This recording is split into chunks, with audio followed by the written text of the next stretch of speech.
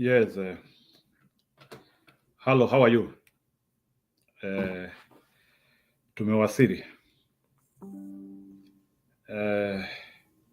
Karibuni sana.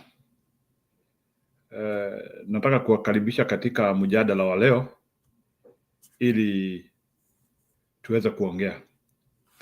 Leo kuna mambo mingi sana tunataka kuongea, na ile mambo ambayo nataka tuongee ni kuhusu yale mambo yameshinda Kenya na ule mjadala tumekuwa nao wa AU. Kama vile mnajua kulikuwa na debate kubwa sana ya AU, na mumesikia vile hao wakereketo wameongea siku ya leo. Kulikuwa na Mohamud wa Djibouti, na karibuni sana wale mnaendelea kuingia kwa kipindi. Yes, Mudhoni, karibu sana. Kulikuwa na Mohamud wa Djibouti, kulikuwa na bwana Raila Odinga wa Kenya, na huyo jamaa mwingine wa kutoka Madagascar ambaye anaitwa Richard, hiyo jina ingine sijapata. Yes, I'm doing well Mudhoni, karibuni sana. Nataka kuanzia na kwanza kuelezea kile nimeona ama wazo langu ni gani kupitia hapo. Beatrice Njeri hatujaona wengine yake. Najua Beatrice, ndio nimekuja hapa kuelezea kile kimetendeka. First of all, Raila Odinga haja perform vizuri. Kwa maoni yangu, hii ni maoni yangu. Kuna wale watu ambao wanatuambia ati lazima tusupport Raila Odinga sababu anatoka Kenya. Mimi nimekuwa nikiangalia hiyo debate, na I will go to the greetings of the ingredient ya ile mambo imetendeka hapo. Na kwa kusema ukweli, until huyo jamaa wa Djibouti ameleta dynamics fulani kwa hiyo debate, ndio pia Raila Odinga alikubali kuongea kidogo. In fact, huyo jamaa wa Djibouti ufasaha wake wa lugha tatu umemsaidia sana. Sababu kwa hiyo maswali yote ine imeulizwa hapo.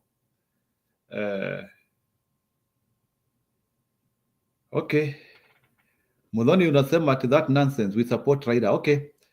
Mimi sijasema ati Raila Odinga asipewe kiti. Mimi sisemi hivyo, lakini kile najaribu kusema ni ya kwamba kwa maoni yangu Raila Odinga alikuwa a bit basic. Ameguzia zile vitu ambazo kiongozi yeyote yule angesema tu. So sikufikiria, sikusikia akiwa na ile new way of doing things. So Mudhoni, hiyo ndio ile shida niko nayo na Raila Odinga kwa wakati huyu. So ukiangalia huyo jamaa wa Djibouti for example, na sijui kama tuko na clips unajua wakati una analyze debate kuna vigezo. First of all, ukiwa unaangalia debate atuangalie story ya masomo ya hawa watu, sababu we presume that wote wameenda shule wamesoma.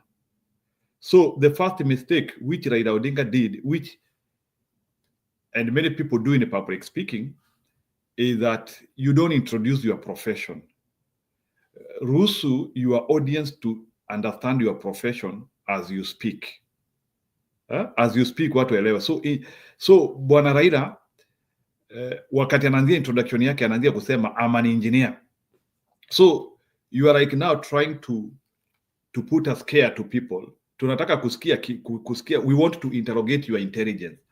So that was a mistake. I wish hiyo story ya Raila Odinga saying he is an engineer, I wish it was said by maybe moderator someone, or maybe aseme hiyo kitu akimalizia. Aseme hiyo kitu akimalizia. So on that he was not able to catch that very well.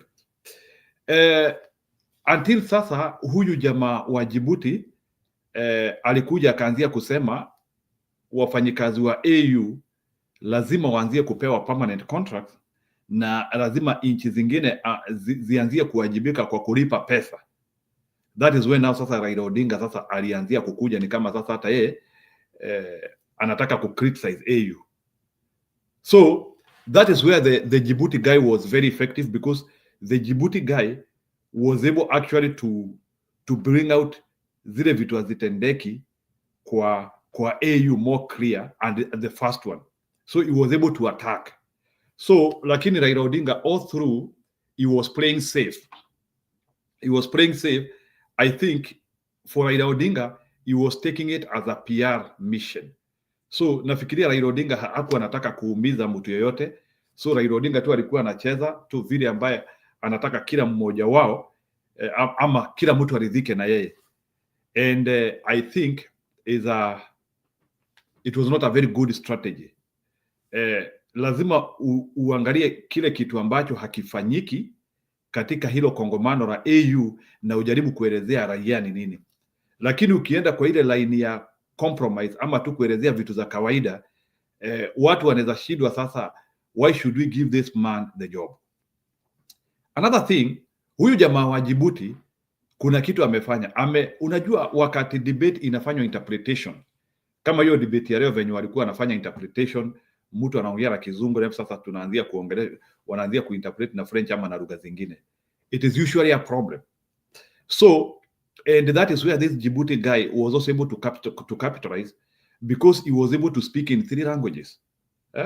Swali la kwanza French, swali la pili English, na unasikia pia kuna pahali alifika akaanzia kuongea mpaka Kiarabu.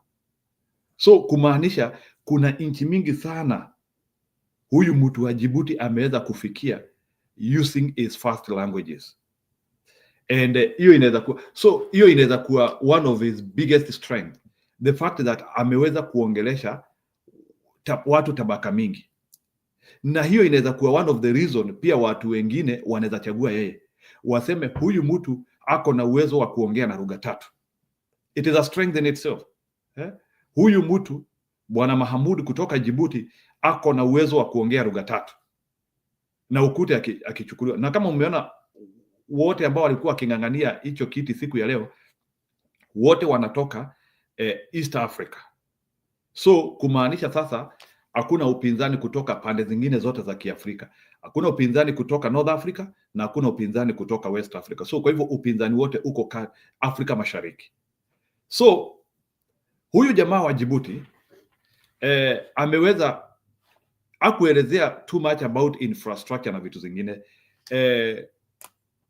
Mohamud ile kitu ameongea sana about zile policies zinapitishwa na vile AU inaweza kufanya kazi vile iko, ama the way AU can be able to work better. Lakini Bwana Raila Odinga alijaribu kuoneshana ufasaha wake ama vile anaelewa zile maproject zinafaa kutengenezwa Afrika. But I think that was a poor strategy from Raila Odinga. Even though that alikuwa anaongea story ya project za maji kama zile zinafaa kutengenezwa ili tupate stima, project kama ya Hinga Dam ile ya huko Congo, tuanzie na akaanzia kuongea story ya the transcontinental roads. I think that one was not a very good episode to discuss there. I think it was supposed to bring out the issues, sababu kuna vitu ambazo zinazuilia Afrika sana, and even as we are speaking about infrastructure which can be logistically easy, alikuwa anafaa kuelezea vile kwanza huo umoja. So he was unable to spend more time on how na vile tunaweza fanya vitu pamoja, diplomacy. So ameshindwa na kuelezea diplomacy, ameshindwa na kuelezea vile vita, baadhi ya zile nchi ambazo kuna mashida, vile zinaweza leta huo uwiano, watu washirikiane pamoja. Na Bwana Raila Odinga ile solution ameelezea hizo nchi zingine zinafaa kufanya, ni solution yake ambayo pia amekuwa akisema Kenya. He was talking about dialogue even there, kama ulisikia. So alikuwa anasema other countries need to have dialogue. So according to Raila Odinga, ni vizuri vyama vya upinzani na zile vyama ambazo ziko kwa power ama zile zinaongoza wakuwe wakishirikiana katika dialogue. So mimi niliona hapo Raila Odinga kidogo ni kama alikuwa anapotosha zile nchi zingine ambazo zimeamua kukua na upinzani ambao uko sawa, sababu yeye alikuwa anasema he will focus dialogue, he will focus on dialogue, meaning that bwana Raila Odinga anataka upinzani uishe katika zile nchi zingine. So na hiyo ni shida sana. So hakuna vile kama Kenya kupitia Raila Odinga tumeamua kumaliza upinzani, tusianzie kuambia nchi zingine wamalize upinzani, sababu upinzani lazima ukuweko. So on that Raila Odinga was not able to come out well. So in terms of diplomacy, Mohamud from Djibouti came out well. He was more strong in terms of wanting to explore new things, wanting to explore new things. So na hiyo ndio tunaitanga dynamics, a dynamic leader. So for me, Mohamud is a bit dynamic. Raila Odinga is more of a status quo leader. I don't deny. Many people could agree with him, who think like they want things to remain the same. If you are for the idea that you want things to remain the same, AU iendelee vile inaendelea, I think Raila Odinga should be the candidate, or Raila Odinga should be the person to take the seat if they don't want anything to happen in AU, because Raila Odinga is playing the PR type tactic. Ile mimi kulingana vile nimeona hapo. So Anne Mwangi anasema Raila tiara broken into pieces. Arudi, yeah, I agree. So he was not able to articulate himself well. Let's discuss this after vote. Okay, I don't deny Bwana Raban Misiani. You don't need to win the debate so that you win the overall vote. And I do not say that Raila Odinga will not win. Lakini ile kitu najaribu kusema hapa ni ya kwamba I was not able to see somebody who can liberate Africa through Raila Odinga. Sijaweza kuona huyo mtu ambaye tumekuwa tukifikiri ama tukiambiwa huyu mtu ndiye tegemeo la Afrika. Sijaweza kumuona pale, sababu he doesn't want to approach uncharted water. Ni kama ako na uoga fulani. Kuna vile tu ni kama tu anataka tu vitu zikuwe tu kwa ukawaida. And in terms of that, bwana Raila Odinga hapo hakucheza vizuri. So maybe naweza jaribu kuona some of the takes. Let me see if I can see some of the AU picks. Because frankly speaking, kuna vitu ambazo hawajaweza kuelezea vizuri. So I want to see if I wish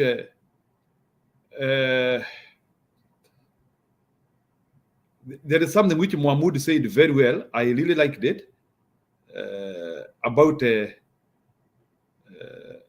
how they will how we want people to start start paying debt. So let me just look for him. I think alikuwa anaitwa Mohamud.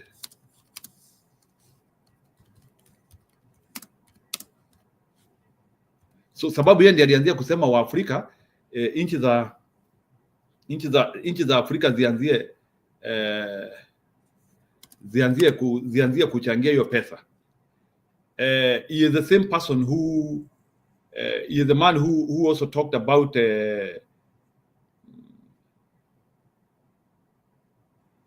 I think so kuna baadhi ya zile vitu ambazo hakuweza kutoka vizuri. So if Mwangi anasema Raila is cast, he cannot win the seat. Nimesikiliza, so Raila Odinga is biggest peak kwa hiyo debate, ama ile kitu nimesikia Raila Odinga amesema sana, it was when he was talking about permanent the Security Council, Africa ipewe viti mbili kwa Security Council. So that was the first one which yeye ndiye alianzia hiyo ya kwanza. Yeye ndiye amesema Africa ipewe viti mbili kwa Security Council. So actually that was his biggest take. For me, hapo ndio niliona aliweza kuattack vizuri when he said that Africa should be Africa with its representation. Na akakompare na Europe, bara Europa. Akasema bara Europa iko na viti tatu kwa Security Council. So he proposed or he was saying Africa should be given 2 seats in Security Council. But the problem again, which Raila Odinga did here, he did not qualify the reason why Africa should get 2 seats. So again, hilo ni jambo ambalo nilikuwa nataka kusikia. Now, in terms of that, he was supposed now to talk about promoting Africa is now becoming more united. Africa is starting to develop. Africa is becoming the new giant. Africa needs now to be part of the global stage. So those were the things that Apple, he was not able to qualify. Mr. Jiro, Mohamud and Raila are very strong. I agree on that, Raban. Let's not try tribalism right on. No. I'm not talking about tribalism. I'm discussing the strengths and the weaknesses. I'm trying to say, uski kama sasa hiyo story ya Security Council, I'm saying Raila Odinga came out very well. Are you not hearing me? But there are some places where Raila Odinga did not come out well, and we have to say them. So now, those are the places where Bwana Misiani, Bwana Mohamud was able to come out well. We have to agree of that. In terms of security in Africa, Mohamud came out well. Raila Odinga was not able to articulate the issue of security. Mohamud was able to, in terms of budgeting, Mohamud came out well, because Mohamud talked about availability of around $400 million money, which is given countries because of adversity, ama ile wakati kuko na mashida. So tuseme kama inchi iko na njaa ama vitu zingine ambazo si mzuri, na akataja inchi yetu Kenya, wakati mwingine tunakuanga na kiangazi. So akasema kuna pool ya $400 million, na kwa hii pool ya $400 million akasema sasa inchi kama ya Somali inapewa $1.5 million. Kenya sijui ilipewa kitu around $1 million. So on that he was saying that from this $400 million, which is supposed to be a shared kitty for the countries, wakati kuna mambo ya kushughulika nayo, alikuwa anasema hii pesa inafaa kuongezewa. And I agreed with him. So he is a guy who was able to bring out the issue of funding deficit, Mohamud. So Bwana Raban, there's nothing like tribalism I'm trying to put here. I have listened to this debate from the start to the end, and I cannot come here to dilapidate Raila Odinga without understanding what I'm saying. Like the issue of member state to pay, it came from Mohamud. Mohamud was able to articulate that issue very well, whereby AU is over relying on international agencies, but rather members have to start now paying. That came from Mohamud. So Raila Odinga did not talk about additional financing for AU. Raila Odinga did not talk about that. And I was so surprised. So I think, according to me, Raila Odinga thinks that AU already has money. AU has money. So he did not talk about that. That's why I'm trying to say Raila Odinga was a safe debater. I think he did not want to look sharp or to look as if he is scathing. And that's why I'm explaining these things here, because I've listened to that debate, and I would not like to come and analyze debate here with hate. Me, I'm giving details of what I have seen there, and I can remember because I have listened to the debate from the start to the end. So, and those are the things. So you see, in terms of experience, Raila Odinga has. No one disputes that. If they are going to look at experience, where have you served, what have you been doing, Raila Odinga has that. But in terms of exploring new territories, Raila Odinga has no capacity. He cannot explore new territories. And it is something which is evident there. Another thing which also has come out from the debate, for the first time, Raila Odinga has also described Mr. William Ruto as the president of Kenya. It is something which you need to listen there. Again, a statement which he was not supposed to alter there. Because now, when he is describing Mr. Ruto as the president of Kenya, and he has never accepted that he lost the election, we don't understand it. Some of us who supported Raila Odinga, he left us opening the server. Kama Bwana Raban, unakumbuka. Sisi, Raila Odinga, alituacha bado tufungue server. We know that kwa William Ruto ni ma-expert amepeana. Raila Odinga has never told us that. Raila Odinga has never told us that he has lost the election. So Shiro Inokra de karibu sana na wale wengine wote Esther Bogwa na Batswe. You see, that's why I'm doing this intellectual analysis here so that people can understand. So leo ndio Raila Odinga ameita William Ruto president. There was a point he was trying to explain that now William Ruto, there is a commission, an agency he is sharing. There is something he is sharing in AU. and he got it from Kagame. So he described Kagame. Now Kagame handed over to Mr. William Ruto, and he described Mr. William Ruto as the president. So, and those are some of the things where I personally disagree with Raila Odinga. Raila Odinga is not candid enough to describe Mr. William Ruto as president in Kenya. But when he is in international stage, he is now trying to do that cloud chasing, that there is a lot of harmony in Kenya. There are so many things which are happening in Kenya. Now, Raila Odinga was also having an opportunity of also helping the African Union to understand the problems which are in Kenya. And I don't know why he did not want to bring that out. In Kenya, there is no democracy as we speak now. So he needs to know that, Raila Odinga needs to know that he is a candidate of a country with no democracy. He is a candidate of a country which is eroding. We are now having abduction and other bad things. And these are some of the things which he was supposed, despite the fact that he is talking with Ruto. When you are talking about problems, he was also supposed to iron out some of the problems which are happening in Kenya and in all democracies in Africa. When we are talking about lack of rule of law, he is supposed to iron out without bias. So that is the reason why somebody like Raila Odinga, even if he gets this position, it's upon them if they want to choose him.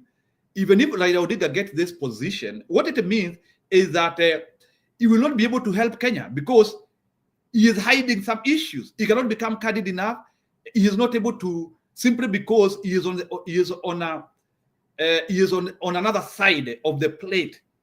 Ataki kutoa hizo story vizuri sababu ako ile pande ingine. In Kenya there is a problem. So don't describe problems in Congo, don't describe problems in Somalia, don't describe problems in West Africa, and then you start presenting Kenya as that godly country which does not need intervention. Again, he failed on that. He was not able to iron out some of the issues which are happening. The other day, Kizza Besigye from Uganda was abducted from Kenya. Kizza Besigye was abducted from Kenya. That is lack of democracy. So there were so many things actually which could have boosted Raila Odinga candidature even to other territories where he is not known. Remember, at the end of the day, there will be a coalition. Countries will start coalescing, and that is why Mohamud was very candid enough to talk in 3 languages, because he was trying to intellectually build a coalition. When he was speaking Arabic, he was trying to tell my Arab brothers, listen, your brothers is here. When he was speaking French, he was trying to tell French-speaking countries, your brother is here. When he is speaking English, he is trying to tell English-speaking countries, I'm here. I understand that Kenyans, we have that disadvantage because we do not speak some of these many languages. But Mohamud was trying to indirectly call for a coalition with Muslim nations. That's what it was. You see, you cannot go in the national stage. Na ndio nataka kuwafunza hapa. Mohamud hawezi enda kwa national stage na or in an international stage na anzie kuambia manchi za Kiislamu na Waarabu nipigieni kura. What he needed to do, and that was a strategic move. Msifikirie ati Mohamud ameongea lugha 3 hapo kama hakuna kitu alikuwa anaongea. It was an intellectual concept of wanting to build a coalition and na kujaribu kuonesha hawa watu I understand you from your language. I understand. I have the same culture with you. It was the biggest spike he did in the debate. It was the biggest spike which Mohamud has done in the debate. Yani kuoneshana huo ufasaha kwamba anaweza ongea lugha 3. It was beautiful. It was wonderful. And I saw it was good, by the way. The fact that he was able to communicate in 3 languages. I understand as Kenyans, we have that deficiency. Hatuwezi ongea na lugha 3. It is not in our making. It is because of who we are. And that is how we are. I don't deny it. But even if you cannot be able to speak in 3 languages, now Raila Odinga was now supposed to capitalize on the dynamics, which he did not show. Like Raila Odinga was supposed, Raila Odinga alikuwa anahitaji kuoneshana how different can things be? Because Africa iko na mashida. Africa needs issues. Africa, we don't need a status quo leader. We need somebody who can be able to chatter and uncharted waters. Not just because unajua, in fact, those stories which Raila Odinga always tells us about AU and what, actually it comes out better. Today he was not able to articulate some of those dreams which he always tells us, and I don't know why. He was not able, for example, to explain how oppression by the West. Can you imagine Raila Odinga in the national stage saying that Africa has been fully liberated? Resident karibu sana. Sijui, I am talking here because I've listened to that debate, one line after the one line. Raila Odinga said that Africa has now been fully liberated. That statement was false. Africa has not been liberated. We are having neo-colonialism. We are having some countries which are in Africa and doing mining, and where Africans are not benefiting. We are having our products are being taken from Africa at cheap prices. We are having so many coups which are being sponsored by the Western countries. What are we talking about? What are we talking about? And Raila Odinga was in the stage saying that Africa has been fully liberated. That statement was not true. Africa has not been liberated.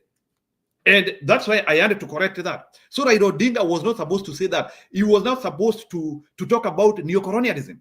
He was supposed to talk, but I know he also want to look amiable even to the Western countries when it comes to that stage. But now, he did not represent African issues. You know, when you are talking about Africa is fully liberated, and Africa is a country full. Africa, we have diseases, we have hunger and other things. How have we been liberated? We have not been liberated. We have not been liberated. There are so many problems. So, in fact, if Raila Odinga is going to get this job, Africa will not get anything. It will be another wasted time. He will be a status quo leader. He will just be there to earn a salary. I did not see uniqueness in him. I did not see somebody who can foster change. Because talking of roads, that is a policy which can be done minus him. So when you are talking of Trans-African Road, when you are talking about Hingerdam, those are things which can be done even without the chairman. Those are projects which is just the policy which we need. We need by now, Africa needs electricity, and in a lot of it. So, and we know by now, Africa needs big roads. So that is a point which has already come to home. And I believe individual countries are building roads. It's only Bwana William Ruto who is not doing it. If you go to places like Burkina Faso, they are busy doing dual carriageways.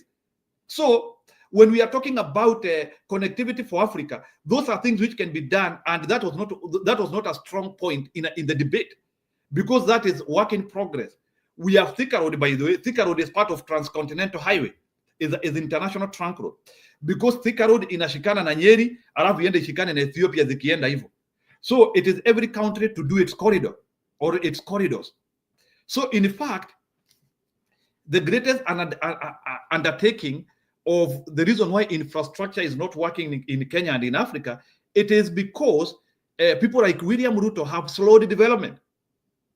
We no longer, because you see, when it comes to financing of African projects, AFD, the banking, the banking which finances projects in Africa, it finances individual countries. So AFD is not financing it with a rollout plan whereby there is a management from the AU. No, AFD is financing it through individual countries. So AFD finances the Ministry of Finance of a certain country. So that's what AFD does. So what does it mean? What it means is that if a country has a bad president, like Kenya, for example, and AFD channels money through the bank, it means there will be no development. And that's the challenge. So what Raila Odinga was supposed to say is that they will champion for good leadership.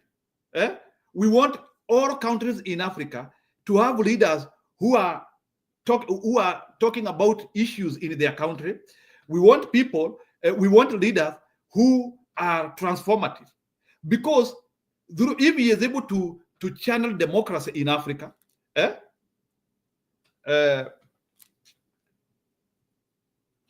so Rachel, with all due respect, Ruto was sworn in and Raila did not concede. Raila was talking about servers. Guys, kuna pahali Raila amesema ameshindwa uchaguzi. He said we respect, but they did not talk about that.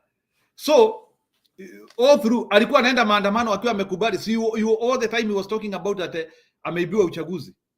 I don't know, Rachel, I don't know why you are not getting this. Raila Odinga did not accept that he was defeated by William Ruto.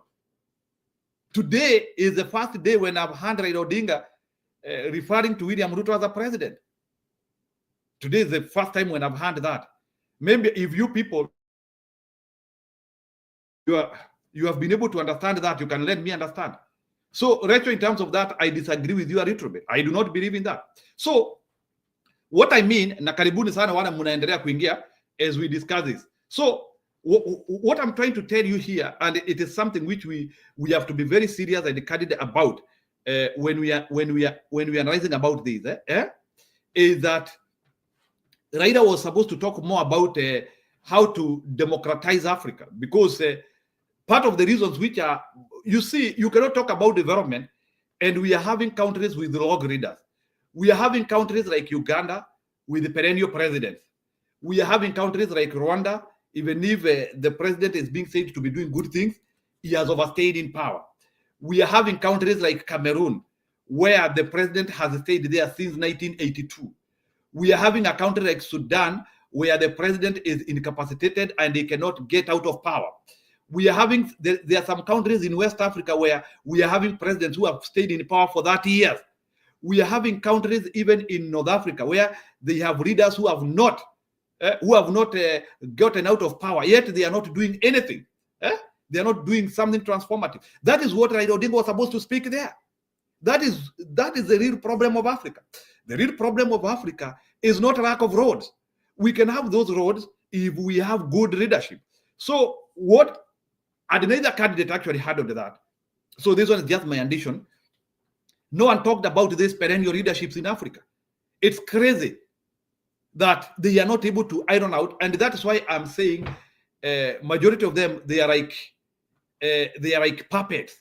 I don't get it. Like, how comes they cannot discuss about puppets who are in Africa? Perennial leadership, somebody being in power for 40 years na hakuna kitu anafanya, and that is the person ambaye anapokea mikopo yote, pesa ya mikopo, like Paul Biya, for example, wa Cameroon. He is over 40 years in power. He is over 40 years in power. So Raban ananiambia kitu, Njiru, Raila has addressed Ruto as president since he started his AU mission. When you started accusing him for betraying the Gen Z, okay, he is free to do that, I have no problem, but he was supposed to concede the election. You don't concede. So, but he started referring Mr. William Ruto because he needed him to scratch on his back. That is the issue. And in the future, he should not say that his election was stolen. Let him now come out clear and he tell us that I lost fair and square. Laban, is there a place where Mr. Raila said that he lost the election? Nyinyi wapendwa, nawauliza, kuna pahali Raila amewahi sema yeye alipoteza uchaguzi? Nawauliza, hakuna pahali mimi nimesikia Raila Odinga mwenyewe akisema nilipoteza uchaguzi. I need him to come out clear out. All the time he has been talking about Sava. That's what it, so only to see him today in the debate, the AU debate, promoting dialogue, the same dialogues which he has used in Kenya to destroy our democracy in Kenya. I think that was a very poor way of selling the concept of dialogue to other countries. Countries have to have oppositions and the people have to talk, knowing their territories. So in terms of promoting dialogues in other countries, that was not a very good point. Let me hear what Dennis Mutuma is saying. Dennis Mutuma is saying, got to know about Njiro through Shiro wa Okran. Mimi ni top fan wa Shiro. Thank you, Dennis. Nashukuru sana. Shaking his head and being in the government is a way of conceding. Okay, forget about that. We want people who speak with clarity. Please. Leadership is clarity. You cannot speak about other things. Leadership is clarity. If you lose an election, come out, accept. But wacha kutupeleka in circus until you start calling somebody a president sababu umepewa mfupa ya kuramba. Or Raban, when did Raila Odinga start calling Ruto president. It is after they indicated that there is something for him. If Ruto did not indicate there is something for him, could he have referred him as a president? We want honest people. We want people. If you lose an election, tell us I have lost an election and you go away. But these ideas whereby you only say that you only refer somebody to president because there is something you are sharing in common is not very good. And that is what I'm saying here, Bwana Raban. The problem which we are having with Mr. Raila Odinga, he only started calling Mr. William Ruto president because alianzia kuona kuna pahali anaenda. Let's assume that hakuna pahali alikuwa anaenda. Si angekuwa ndi sahi anatuchanganya akituambia mnajua vile kulitendeka kwa saba. Si mnajua vile kulitendeka kwa saba. So that is the problem I have. People lose elections and we have to accept that people lose election and people win elections. But part of tranquility, part of the biggest thing which you can do in life is stop confusing people. And that is the problem which I have with Mr. Raila Odinga. He is confusing people. As long as amesikia mtu akimwambia kuna kitu hapa, you now start calling that somebody Mr. President. Even during Uhuru time, immediately after the handshake, he is starting to call Mr. Uhuru President. I don't like that character. Help us to understand who has lost the election. That is how you mobilize democracy. If we have to mobilize democracy. So, but you cannot mobilize democracy when nothing is happening in your life. You are causing havoc. We cannot be on that dimension. Yes, I agree. He started calling Mr. William president because there was a bone to chew, which came from Mr. William Ruto, and Mr. William Ruto committed Kenyan resources. Mr. William Ruto committed our money. Kama mujui, Bwana William Ruto committed our money to go and campaign for Raila Odinga. And that is why now Raila Odinga is able, Raila Odinga is now able to campaign in global stage as a person who is now saying that Mr. William Ruto is a president. All the time he has been telling us that Mr. William Ruto stole the election. He talked about Saba for 1 year. Hadi sahi tujui. Sasa 2027 we are going to have another election. We cannot now continue in the same trajectory of Saba zifunguliwe. So actually Mr. Raila Odinga should now be the champion ya Saba zifunguliwe, ili at least to a champion democracy in Kenya. Kama uchaguzi Kenya imekuwa ikiibiwa, Raila Odinga, you need to be candid enough and you tell Kenyans about that. Don't allow, the only big thing you can do in Kenya, Raila Odinga, help Kenyans to understand their election. Sasa wewe sababu umepewa kitu ya kuchiu, maneno ya uchaguzi Kenya ulimalizana nayo, mtu mwingine akuje, sababu hizo mbaya zitumike aibiwe, then tuende kwa the same circle. Now Bwana Raila Odinga has to tell us how elections are stolen in Kenya. He cannot be idle on that statement simply because he now has a bone to chew with Mr. William Ruto. Even if he is not going to be a candidate in 2027, that issue of stealing of elections in Kenya has not been closed. Tunaanzia kutuma results pale kwa server, saa zingine kwa stream, saa zingine zinanyamaza hivi hatujui kile kinaendelea. Now Mr. Odinga, you have an obligation and an authority as you champion democracy in other countries. It is not about championing democracy through dialogue.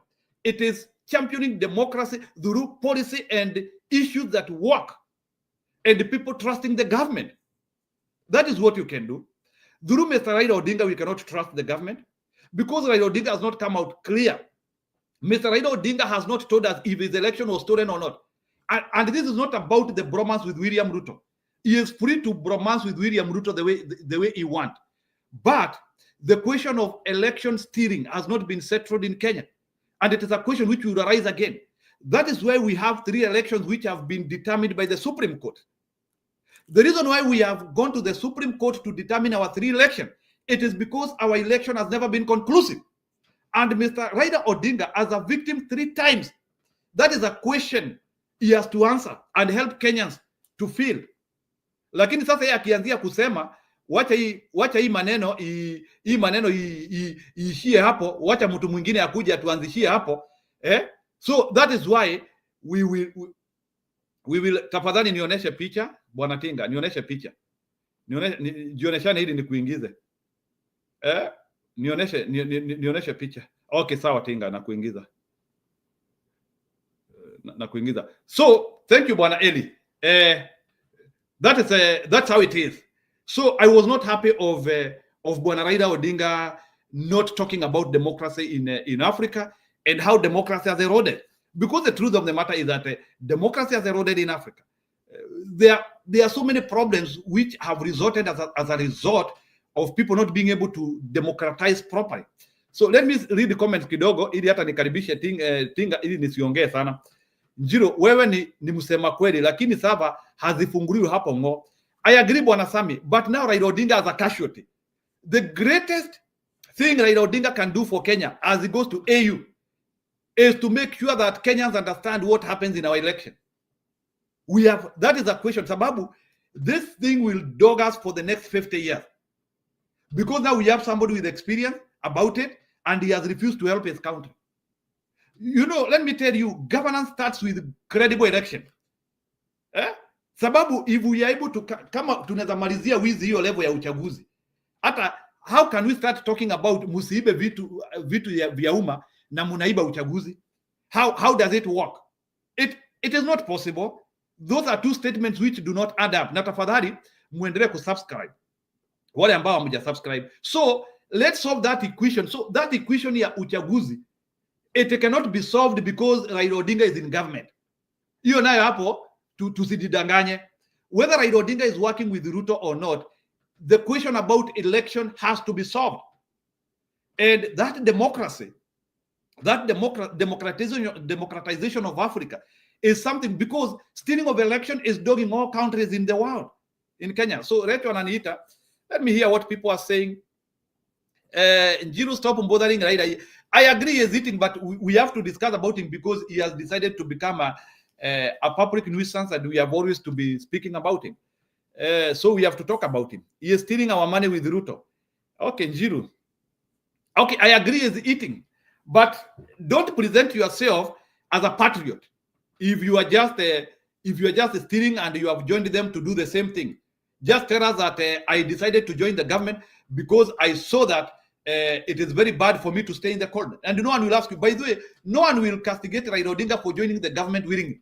The problem which we have with Raila Odinga ni saa zingine yeye anaingianga kwa serikali na akubali yako ndani. It's like you are with water na unasema sina maji. Those are the issues which I have with Raila Odinga. There's no problem of working with whoever you want. But be honest, akuja ambia watu kwa msimu huu mimi niko kwa serikali ndani kabisa. Tinga, go ahead.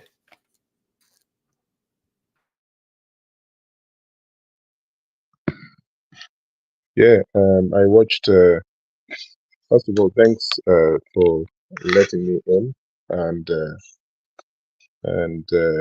allowing us to discuss the events of today. I'm not really keen on whoever becomes the chairperson of the AU because we know the record of this particular organization is never pro the people. This organization has always failed the continent. But because of the events of today, I'm quite shocked the amount of comments that's disparaging actually coming from Kenyans, you know, in opposition to a person they already know and extending it beyond our borders, you know, how much they dislike this person. He can never be right or wrong. When he tries to be wrong, he tries to be right, he's wrong. If he keeps away from events, he's wrong. If he goes to Bondo, he's quiet there, he's wrong. If he's away from Kenya for 2 months, he's wrong. This guy, cut him some slack, you know. So what I saw or I heard from him in the last 2 hours was actually what I did not expect. I think he did very well, presenting himself as a very strong candidate for the leadership of that particular organization. I see people making comments around across social media that he stammers or stutters or whatever they call it. He's struggling with a speech impediment. It's as if we are going to watch someone being elected for being an opera singer or something like that. Sometimes Kenyans really shock me with their comments. Someone's inability to speak, or maybe because of his age or other reasons why he struggles to speak in the same way he used to speak before, does not mean that that person cannot be effective in their work. In fact, I have a friend who has a very senior corporate job, and people who, for example, stutter, they hate their sentences being completed by other people, sitting in the same room with them. This person is struggling to complete a sentence, and then you're trying to finish for him or her. Is the most uncouth thing to do. And we're typing it here. The keyboard warriors are all over the place. Oh, Raila can't speak. Gee, what? Now if you're given even 2 minutes to stand on that podium, would you even talk anything? Some of you are very, let me reserve my comments about that particular issue, because when they're not electing someone in order to go and sing in an opera or a chorister or something like that, or a choir master, conducting a choir and things like that. This is a job which we obviously know is a 4-year tenure that this person must be elected. But I think I was impressed by his grasp about issues. I didn't feel as if he was conning Africans the way his opponents usually say, that he's out there for money and conning and all that. I felt that he spoke a lot about the issue of the youth and the Pan-Africanist agenda.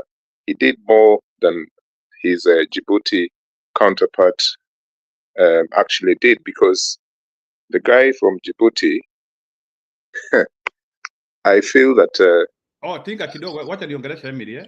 Emily, put your camera on ili uweze kuingia tafadhali. Alafu you can turn it off afterward. Go ahead, Tinga. Yeah, the guy from Djibouti, I felt that because most of the time people talk about is a linguist. I think he speaks about, I think he's a trilingual person, I think. And so people talk about that as compared to Raila, who is an expert in the German language, Swahili, Luo, and English. I actually think that in terms of language, there's no difference between Raila and that person, because Raila also speaks a bit of French, but mostly German. But these things don't really matter when you're becoming the chair of the AU. What's important is he pronounced himself on issues of infrastructure better than the other two candidates, and I was actually shocked that he did so well in terms of the way he was talking about Pan-Africanism, tying it very strongly with economic issues. And when he spoke about China, and he said, why can't Africa do the same within itself? And I think I was impressed by that. I think that was a solid aspect of his speech. And when you look at the guy from Djibouti, who was sounding like, was quite rebellious, actually, very outspoken. And I think he might ruffle some feathers, around the electors, because he sounded like he was going to be very aggressive in reforming the Africa Union, which is actually a good thing to do.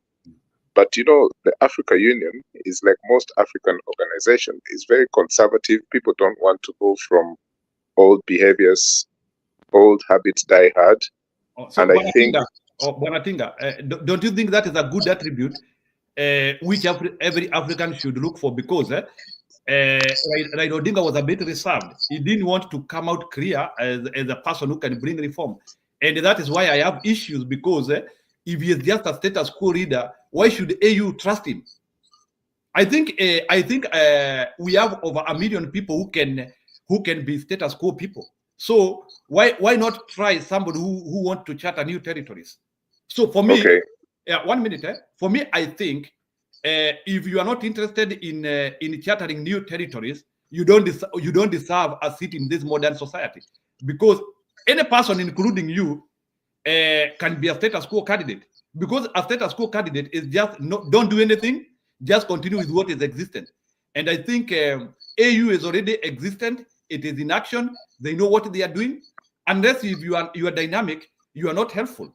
And that is where now Mohamud comes out clearly that he is a guy who can bring a difference. And for me, I would rather think with somebody who can bring a difference.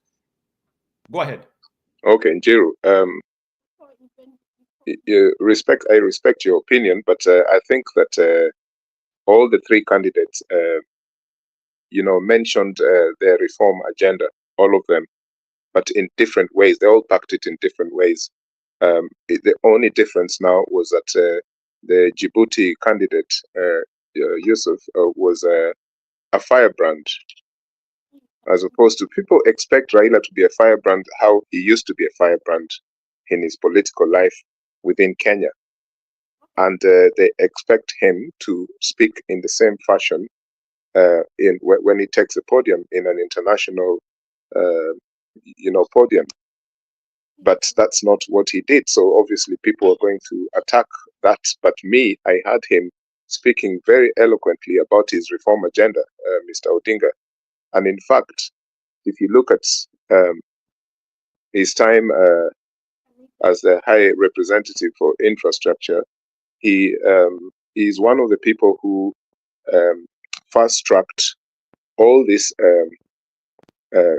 intercity, rail travels that you now see in different parts of Africa. When he was there as an infrastructure person, right?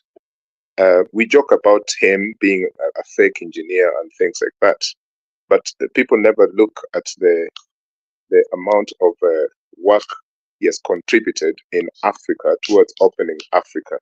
He was working in an organization, like I've said there, which is very conservative, and all those candidates are coming from that conservative background. A conservative mindset does not like change.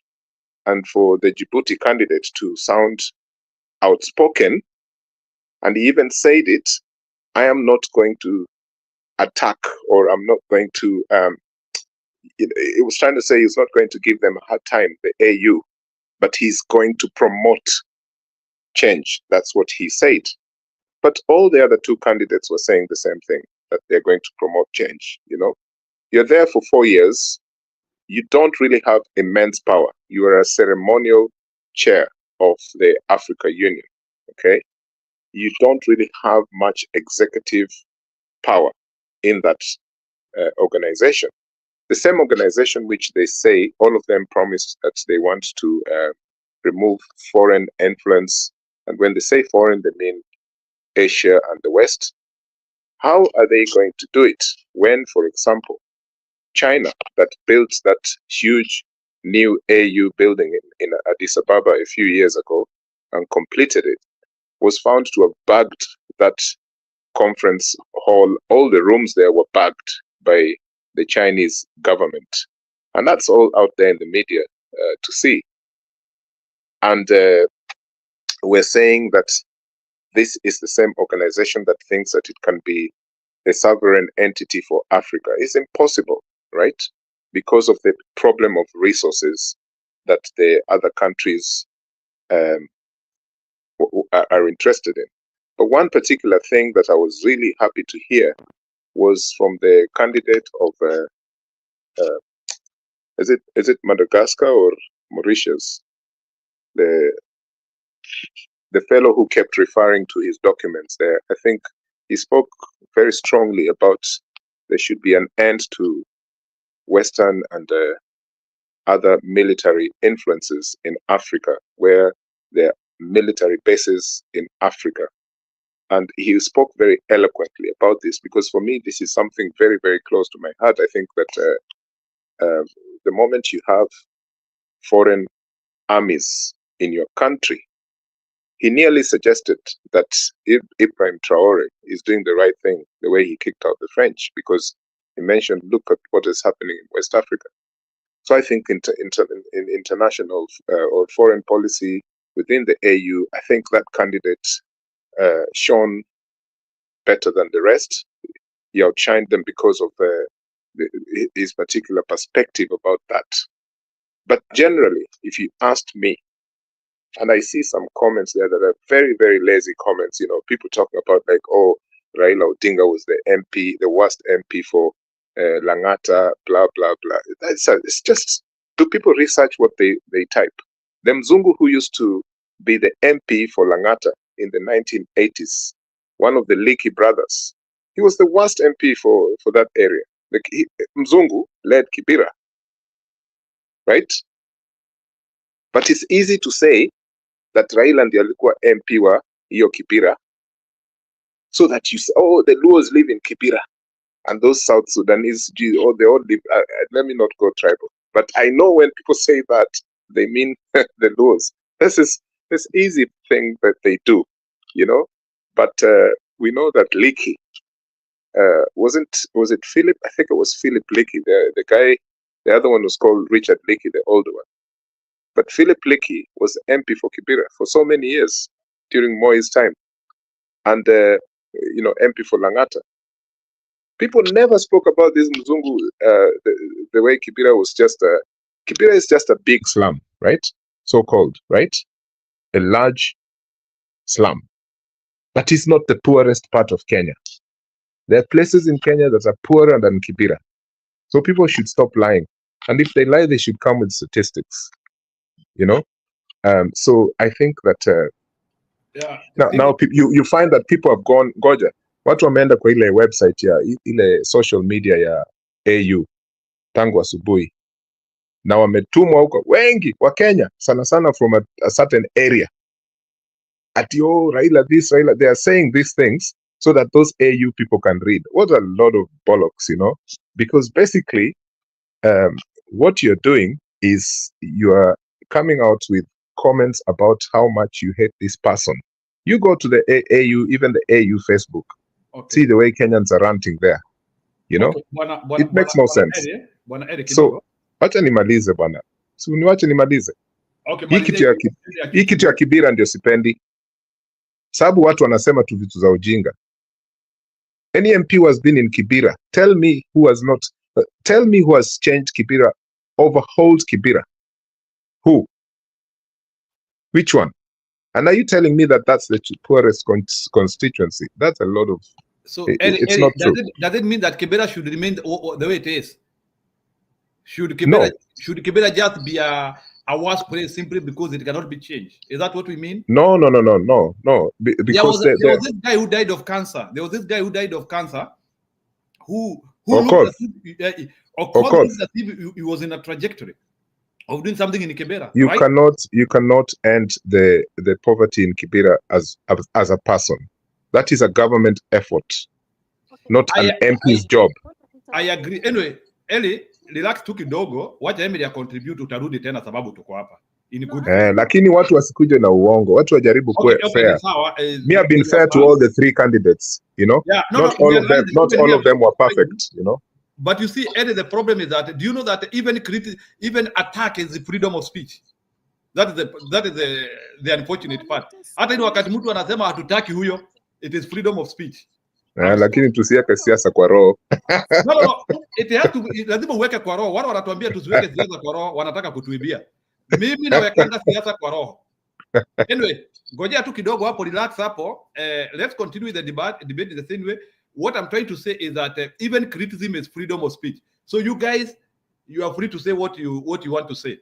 Yeah, wewe kama unasikia utaki Mohamud, weka hapo. Kama utaki Raila, weka hapo. Kama utaki yule jamaa wa Madagascar, weka hapo. You have reason, it is your mind. You are who you are. Emily, go ahead. There's no point right now, because if you're gonna give anybody time. Emily, ni kama unaongelea chini, I don't know.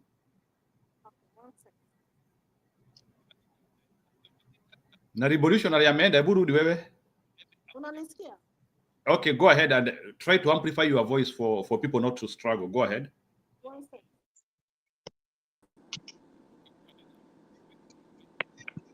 Njiru, can I just say something, please, before she continues? Okay, say something. There is this fellow on the chat there called K, and I think that's KK. If he wants to, attack me, he should come on the platform and attack me here, not chini ya maji huko. Asante.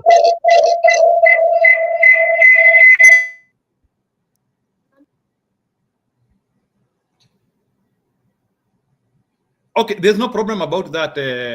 Bwana Eri, usisome comment section sana hapa because watu wengine they want to prevent you from speaking. Don't worry. Just take it as freedom of speech. Freedom of speech, you don't even concentrate. Hata mtu akikwambia wewe ni mjinga, unaachana nayo. I don't know. Hata mimi kuna watu wananiambianga mimi ni mjinga tu na nanyamaza tu. It is freedom of speech. Freedom of speech, I have to allow even somebody kuniita mjinga because I don't know is thinking maybe akili yake inamwambia mimi ni mjinga, but I know mimi si mjinga, so mimi naangalianga tu. So Eddie, sorry, so wacha Rachel ongea alafu tukue na Kenya Revolutionary. Rachel, go ahead, tuko hapa for some time, don't worry, you'll have time. 22 1 second. Uko na okay, go ahead. Yeah, first of all, actually I'm just here to criticize you, Jiro. Okay, I'm ready. Me sinanga shida ya kukua criticized. Go ahead. If someone gonna come here, you shouldn't give them more than 45 seconds of what they're saying, or of 2 full sentences before they are counter checked, and that's a debate. He just went on and on and on and on like a Raila's surrogate. First of all, myself, I've been in Raila's corner because I grew up in Kisumu and I love the Luo community. There might be people out there who are tribal. Guess what? Some of us are not, and I'm a Kikuyu. There are a lot of Kikuyus who voted for Raila. So he just put a tribal card here when we are saying about Raila. For me, Raila is not, I'm not reading the comment section, and that's one thing he's not supposed to do. Because people are gonna say what they're gonna say. You need to just put up your point, you put your point, and whoever, you might be for Raila and give a reason. Okay, I'm not here to moderate, but all what I'm saying, Raila kept telling us throughout his life, politicians are corrupt. He told us Ruto is mwizi. I remember very well, Kanam to Kana, mwizi. Raila fired Ruto, right? Isn't it? Can you check with me? I think there's somewhere I read he fired Ruto. Was he an agriculture minister and Raila was his boss as a prime minister? Is that what it was? Jiro, I'm asking you. Yes. Ruto was agriculture minister 2008 and then akapelekwa higher education. But then Raila has my point is, Raila has no conviction of anything. He has no conviction. When you have a conviction, you're like an activist.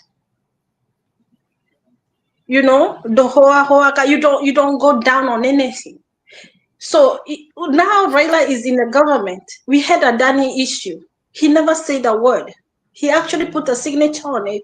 And when things come down, he never said a word. Okay? He watched how Gachagua was kicked out of the government.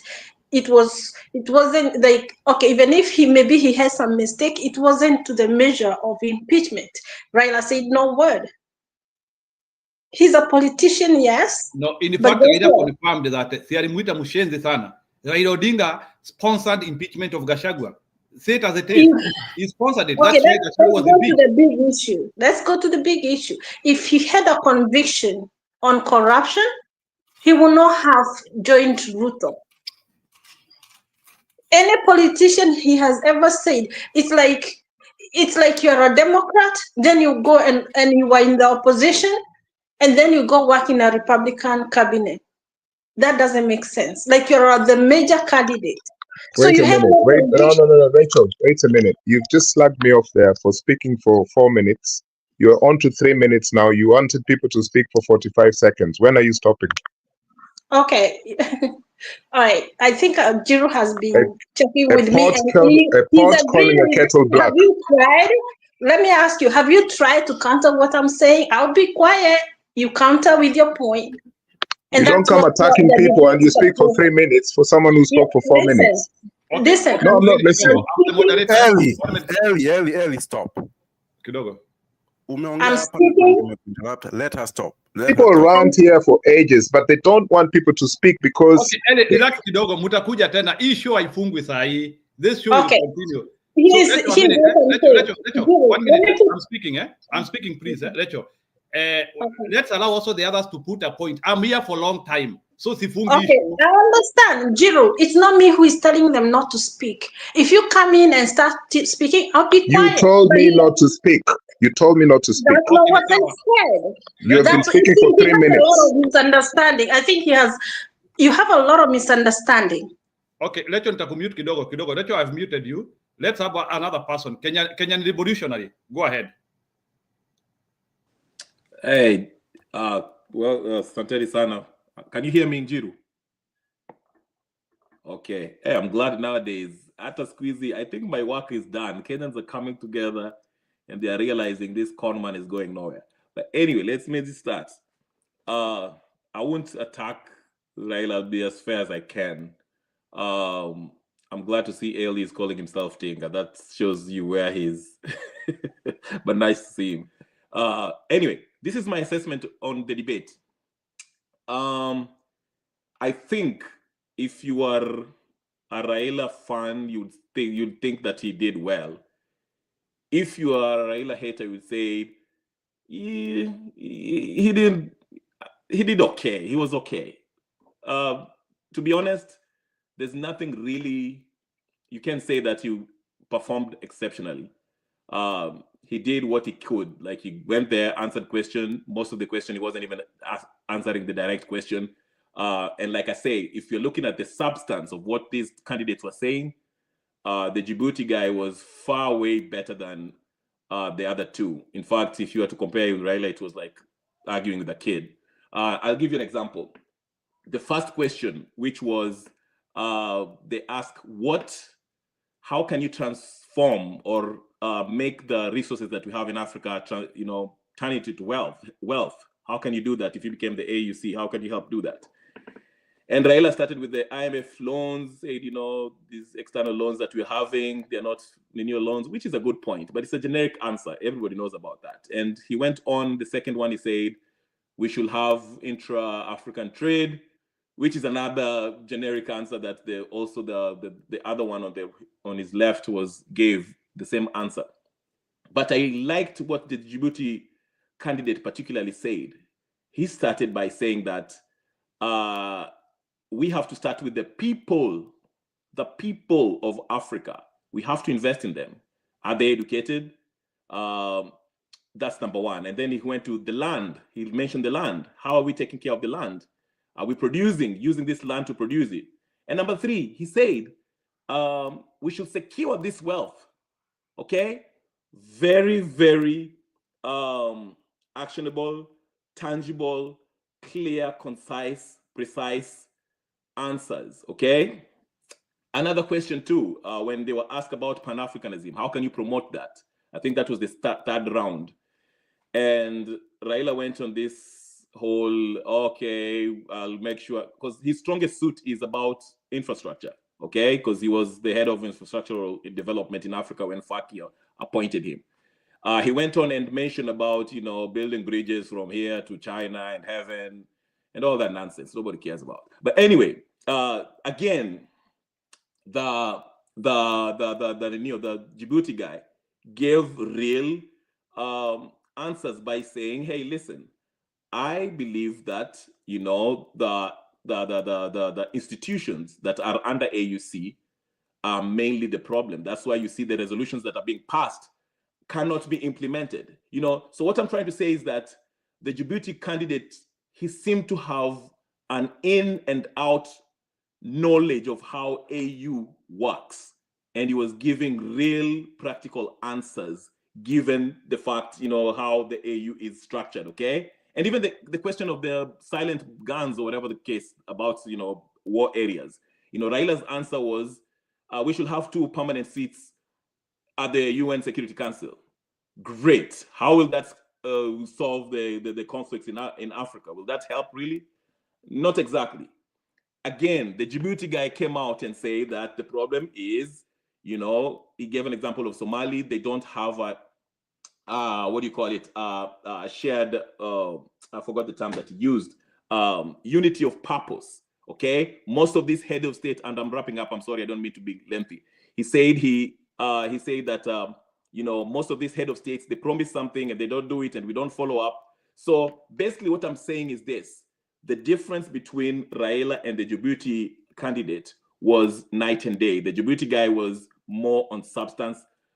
He knew how the system works, and he even finished up by, showing that he can speak in 3 languages that are prominently being spoken in Africa. He started with English, then went to French, then finished his closing remarks in Arabic, showing that, hey, listen, it was, yeah. But as far as Raila's performance, it wasn't a disaster.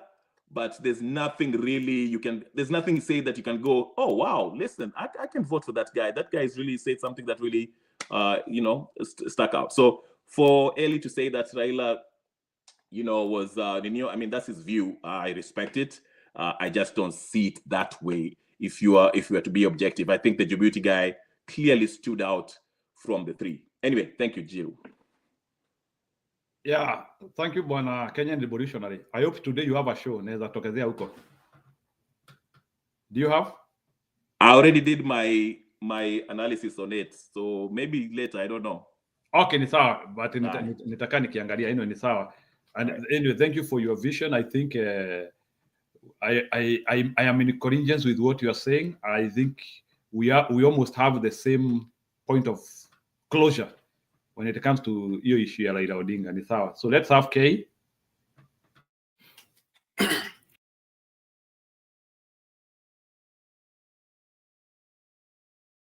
Bwana K, go ahead. Habari zenyu. I think I didn't watch the debate, so I think it'll be unfair for me to comment on it. But one thing I'm here to say, charity begins at home. If you look at our country, it's not in a good state. On the same token, Raila has been part of our politics since all of us were born. So I think for that reason, and not to mention he's a con man, it doesn't you don't have to be a genius to realize this guy is a con man. So I think for that reason itself, Raila is disqualified. Not to mention the guy is a joke. He's 80. What are we doing? We are 80 the guy is 80 years old. 80. Our population, I think the median age, I think, is between 30 and 40. And this guy is 80. He has nothing tangible he has ever done in his life. It's unfortunate, though. I think Djibouti guy goes all the way. Let's go. That's what I have. Yeah, very, very astute, very simple. So, Bwana K, I have to ask you a question, because I know Tinga will be coming back. We know that Raila Odinga has a long career in politics, mostly dating 1992, when I think he first became the MP for Angata, and also being the Prime Minister of Kenya. What strong attributes do you know about him? Like, because for somebody to have had that strong career in politics, have you seen anything from him? Actually, I think people like Raila is a cancer to the society. And I want to make this clear. Mtu kama Raila is a cancer to any society. When you have somebody who his job is a politician. This man has never done anything in his life. Just being a politician is what he's known for. It's a joke. And when you look at his political career, there's no evidence of anything positive ameshaifanya in his career. And this person amekatalia in that space. It's so unfortunate. It's very unfortunate. We have someone like Eddie here come and tell us, oh, Raila is good, Raila did this, amefanya nini. Amefanya nini wapi? Where?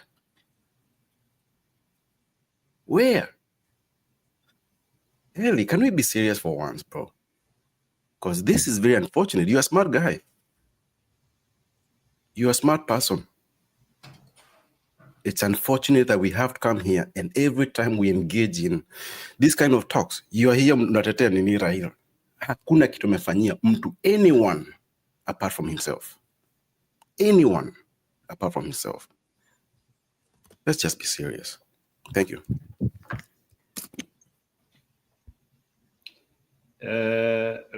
Naona Lecho naona umekuja na gadget mbili. Before Lecho you come, Tinga, right of reply. Go ahead.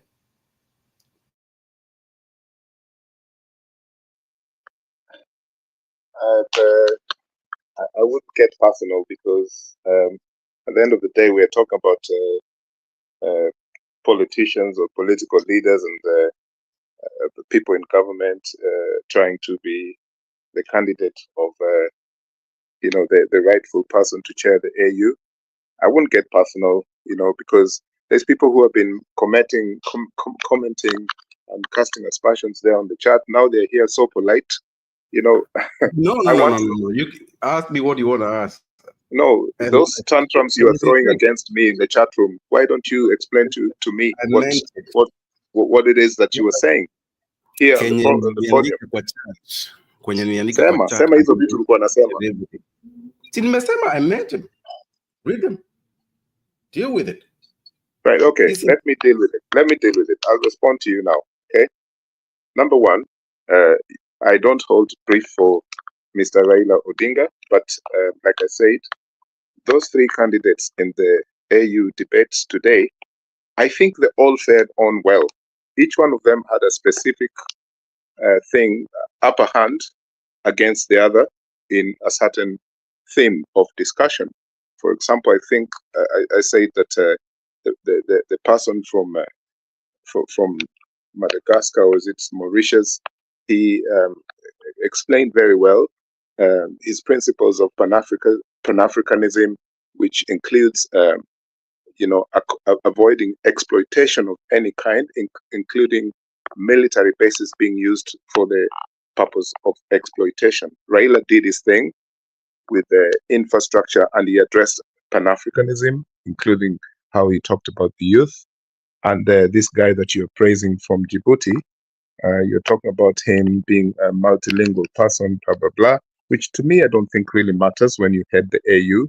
It matters in terms of the geopolitics of Africa, yes, but that's also a colonial, an extension of colonialism. When we start now praising someone because you can speak so many languages. The Chinese speak one language, and look at how much progress they've done in the world and amongst themselves, So in terms of Raila's age and his presentation as a candidate for the AU, we've had world leaders who are quite old, and they've done so well. The likes of Taiwan, most Asian countries have always given long-term leaders who have done very well, in Africa, unfortunately, most leaders who have stayed in power, for example, Museveni and Paul Biya that you said there earlier, Mr. Njiru, are a disaster. But personally, I don't see any disaster that Raila has physically done to Kenya or the region. People are absolutely angry with this man because of some of his decisions that he has made, which of course are practical decisions. Some of them he has done because they're an unpopular decision that he has made, right? I personally don't agree with him whining and dining with William Ruto, because I think of what happened to the young people on 25th of June. So to me, that was a big disaster, right? But I wouldn't go as far as saying that he has done nothing in his entire life. That's a really, really joke of a statement to say that someone who has been one of the principal leaders in changing the space in freedoms and the independence of thinking and anything association and all that in Kenya. For all these years, he has been involved, in participation. So, no, let me finish. Just one second. No, you just said 1 second. No, I just okay, want I'll you leave to it there. say I'll what. leave it there. Okay. No, nakuuliza unasema I said amefanya nothing. You said hajafanya nothing. Can you list the things amefanya, please, for the audience? No, Yeah, no, because please. that's just laziness. I know what he has done, and that's just laziness. I'm not going to sit here listening for you. You're not stupid. If you're telling the audience hajafanya nothing, I said nothing. So wewe unasema amefanya kitu. Can you list anything amefanya? Five things amefanya. So do you want me to actually sit here? I will be here for the whole day. He has done a lot for the country called. He has done a lot for the country called Kenya. A lot of those decisions that were done in the so-called Grand Coalition government between him and Kibaki, in terms of infrastructure, the roadmap for infrastructure in Kenya were drawn by Raila Odinga and Mwai Kibaki. Everyone knows that. Now, if you don't know that, then you have a big problem. Okay, the changes the reforms that came to Kenya, he was involved, and that's a big thing in Kenyan politics. That's why we're able to call Ruto anything we want to call him, because of the contribution of someone like him. He's not perfect. Anyone who thinks this man is perfect, or some people who think he's actually some kind of demigod, they're living in a really crazy world. I am saying that this person has done a lot. He has contributed a lot to the continent. Yeah, he's definitely not some peasant from up the street. He's one of the billionaires in Kenya, and he has also employed a lot of young people in his private sector in investments and all that. He has employed a huge workforce of people. But because he's involved mainly in politics, people don't know that. This guy has been involved in a lot of scholarships of students from all different parts of Kenya, everywhere, under his his tutelage. He's done a lot. Yeah. So the things that he has done wrong are there, and we know. Okay, and we're not happy about that. But you asked me the things that he has done, and I'm telling you, we could sit here the whole day, right? What I wasn't really impressed is that people take his age, for example, but people are not complaining about Kibaki's age. Such an old man, his trousers were coming down in public space. People watching his trousers coming down, they were still happy with him as president. Unzipping his trousers in front of people. Mwai Kibaki. Do you remember all that? So but people are not complaining. So this man, cut him some slack. So I think from where I sit, I should expect when I'm sick to go to a doctor to treat me. Ananiandikia dawa, I go get them. While I appreciate it, that is his job. Kuna, I guess, hapa kwa chat anasema he was the one who kind of alipanga nini Thika Superhighway. That was his job. When you're doing your job, it's not a privilege to anyone. It's your job. Everyone works anywhere. Kwenye unafanya kazi, when you do your work, that's your job. You do not. Hakuna venye tutakuja tunakuambia, oh, you did good. No. That was your job. If that was me at that time, I would have done the same thing. Boss, you just said he hasn't worked. He hasn't done anything. No. So now what you're saying is it's his job.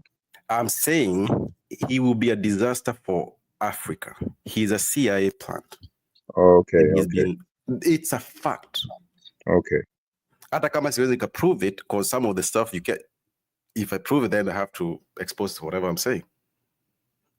And that's dangerous. But this person has been a CIA sleeper cell since.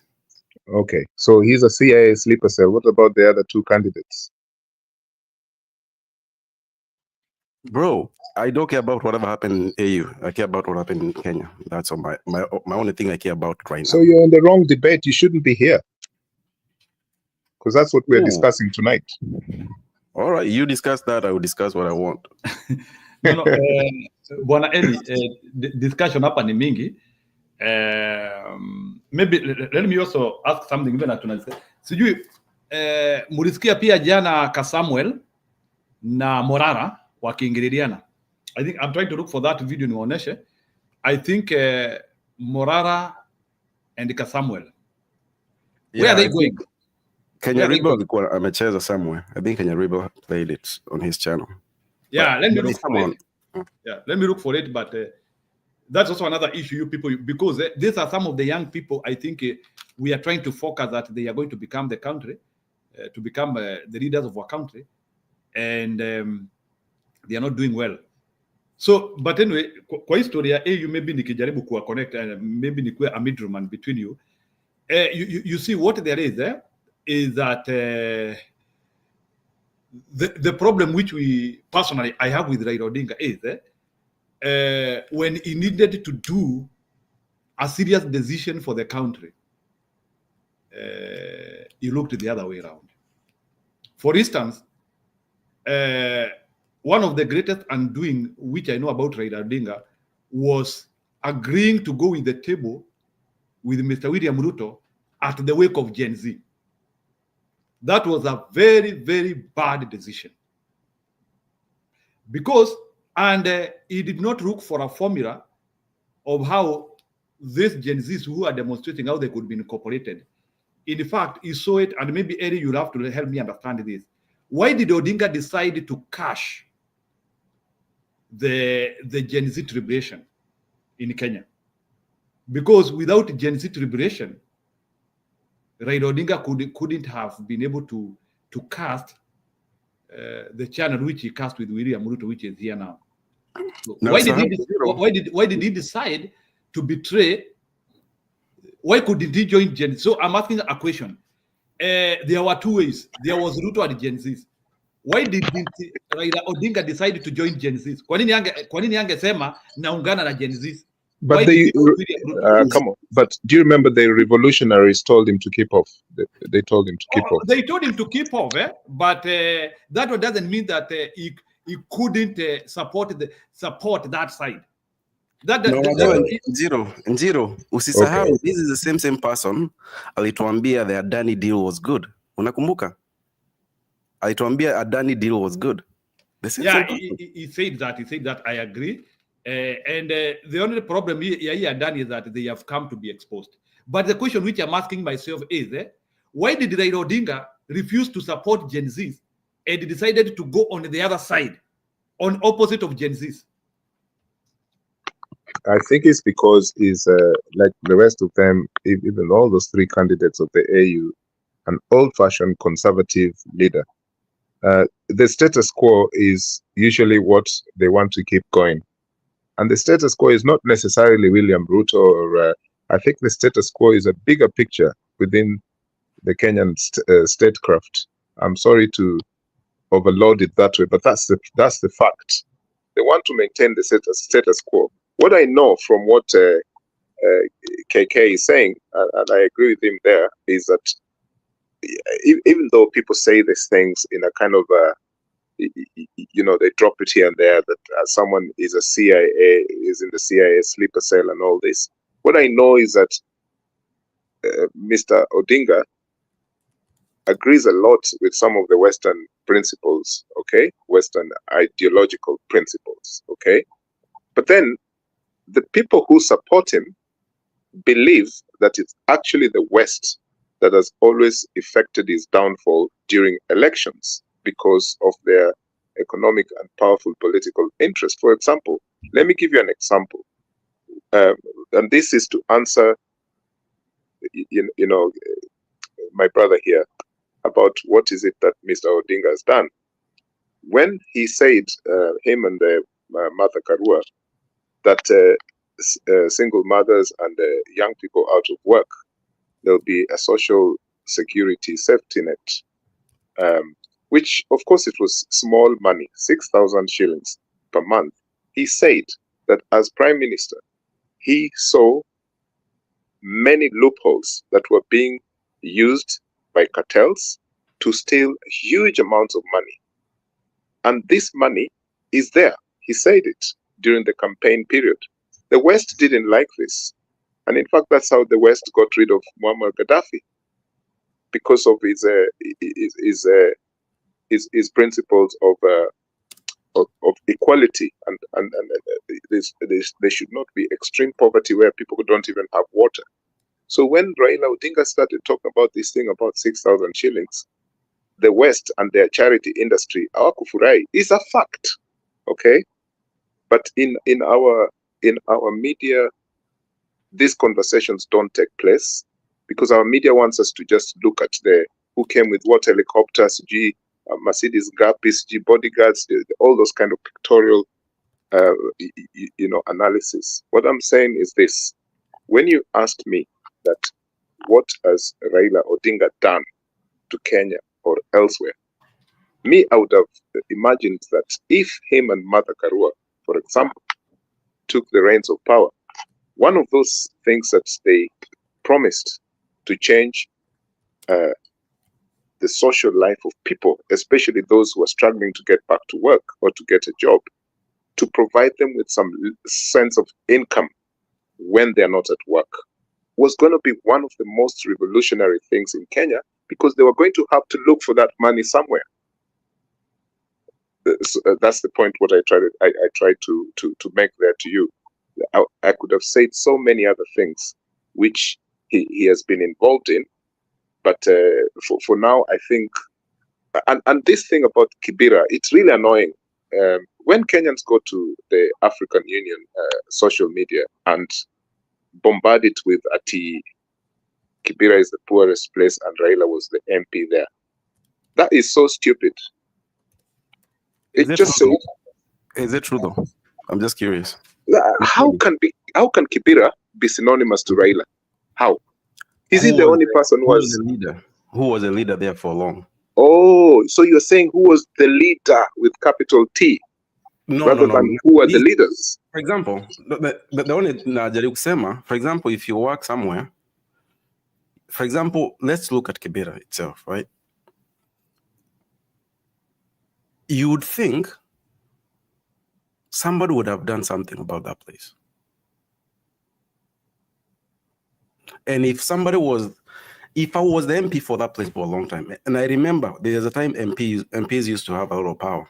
I think in the 90s and 2000, early 2000, they used to have a lot of power. He should have done something. At least try to say alijaribu hii ikafail.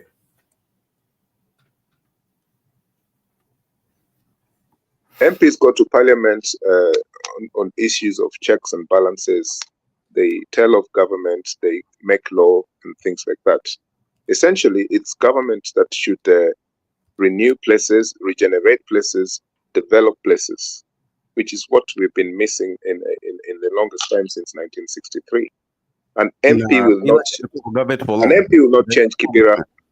No, I agree. But see, Raila amekuwa government for long though. Amekuwa minister, amekuwa hii, right? Yes, that's very true. That's very true. But we can say the same. That's the only point I'm trying to make. Yeah, but we can say the same as about Mr. Liki, Philip Liki, who was the MP of Kibera of Langata, longer than how long the length of time that Raila was the MP. We can have those kind of arguments, and that was Kibera was still a difficult in a difficult state of affairs, you know, in the 1980s, you know.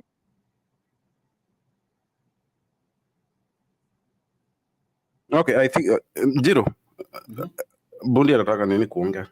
I think sina kitu kingine kuongeza for now. Aya, ni sawa. Bundi, you can say. I think the fact that can you hear me? Yes, I can hear you. Go ahead. Yeah, I think the fact that I may not like Raila right now in politics, I think this channel should be consistent with the truth. What powers did a member of parliament have in the 90s that he could do development, Mr. Njiru? Honestly, how much were they even earning, even if they were to be in the government side, unless they were maybe the Secretary General of Kanu or somewhere where they wielded power?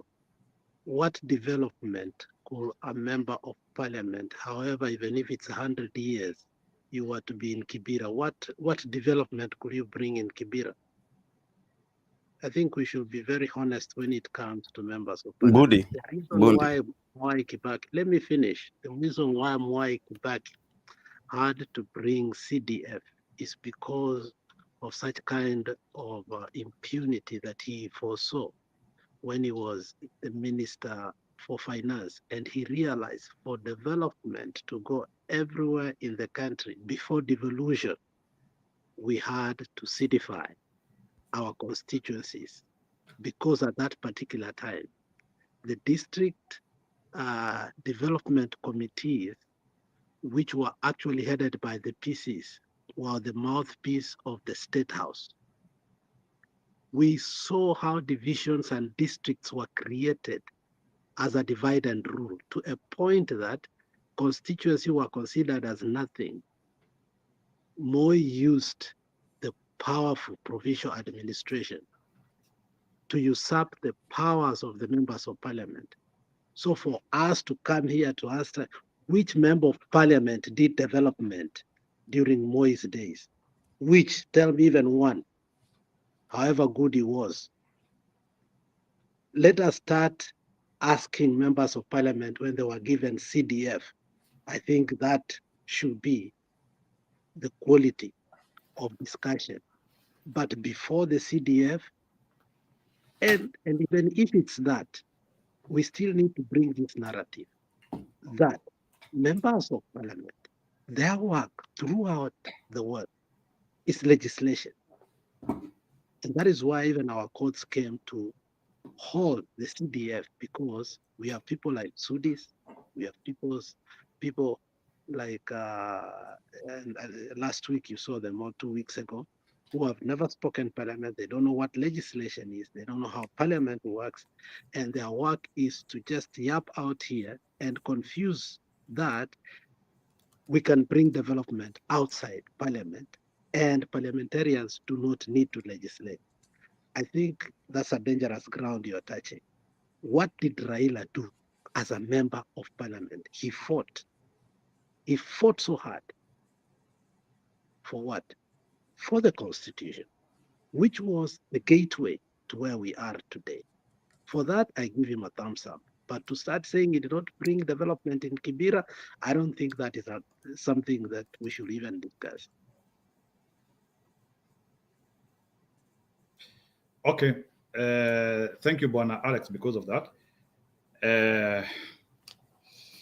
Yeah, you know, everybody has his own opinion. I agree on that. It's a bit difficult for me to guide somebody and tell him that because I don't know in what lens he is looking at. What I know is that development is a very emotive issue for any member of parliament. You'll always be hearing almost everywhere in the country people saying that our MP is not working, our MP is not working. So the issue of development is subjective. It is case by case. For example, there was another person I was telling them that Embu governor is not working. And the same person was telling me that we ujui, huyo mama amefanya kazi kama kitu ingine. So that is why I'm talking about some of these issues are subjective, and maybe it is the majority opinion to win. So if majority of people are saying that Raila Odinga did something, maybe that issue will take lead. but maybe people need to be educated on facts. That one I agree. And our work is to our work is to put task here, to put facts here. It can be more remote, but the question is, in the 90s, when after Section 2A was taken out of our constitution, what would a member of opposition, what kind of development will he bring to a constituency? Let's be honest on that, with facts.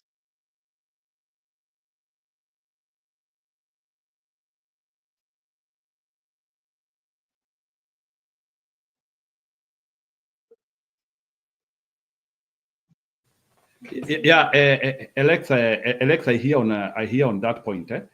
So we will keep on putting that fact. I understand. So let's continue educating people. I agree. So let's educate people. So wake. Alex, so umesema wakati alikuwa MP he couldn't do anything, right? Si huyu jamaa amekuwa minister for the roads.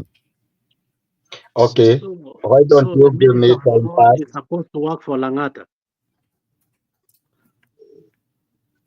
Thank you very much.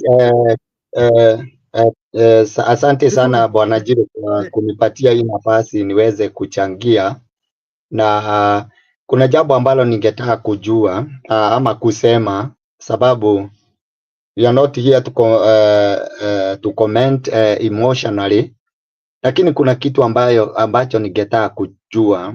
The moment tutajua ya kwamba if it is Raila, unapata ya kwamba Luos are talking or are defending him. If it is Kikuyus, they are defending Uhuru. If it is whoever, they are defending their tribe according. Jiro?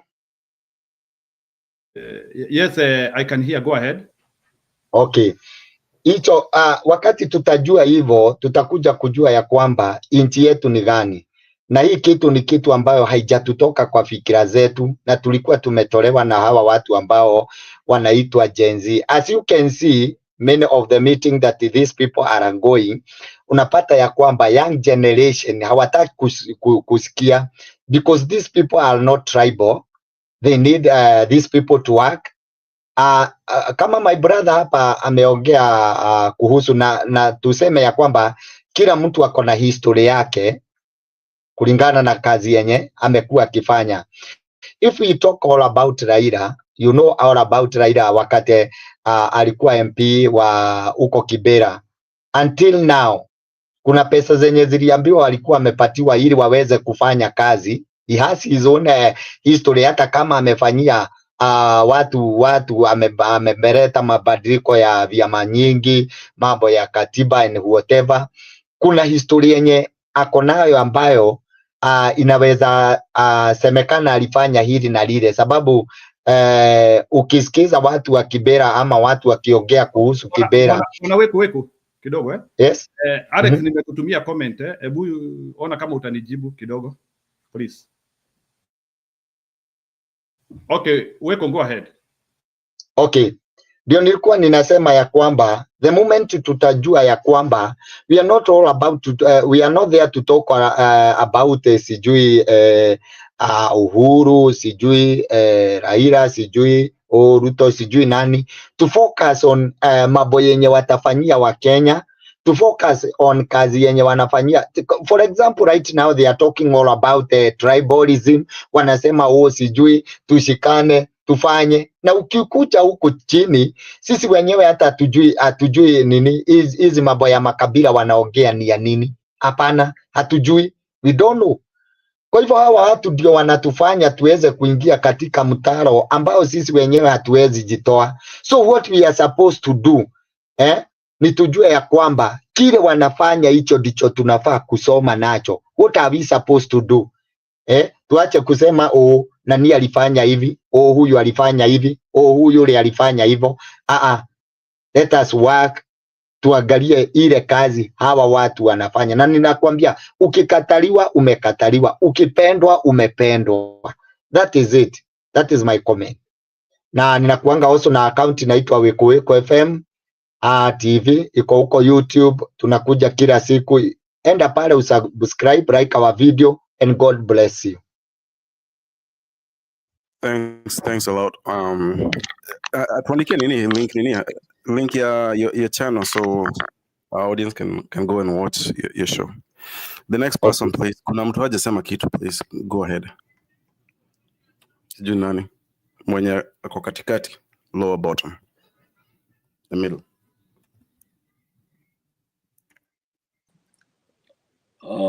Is it? Yeah, me. Yes, you. Yes, you. All right. Again, I just wanted to respond to the comment that was made that speaking in different languages is a form of colonialism. No, it's not. Just because you can speak in Arabic, you can speak in French, German, that's not colonialism. You just have to master another language.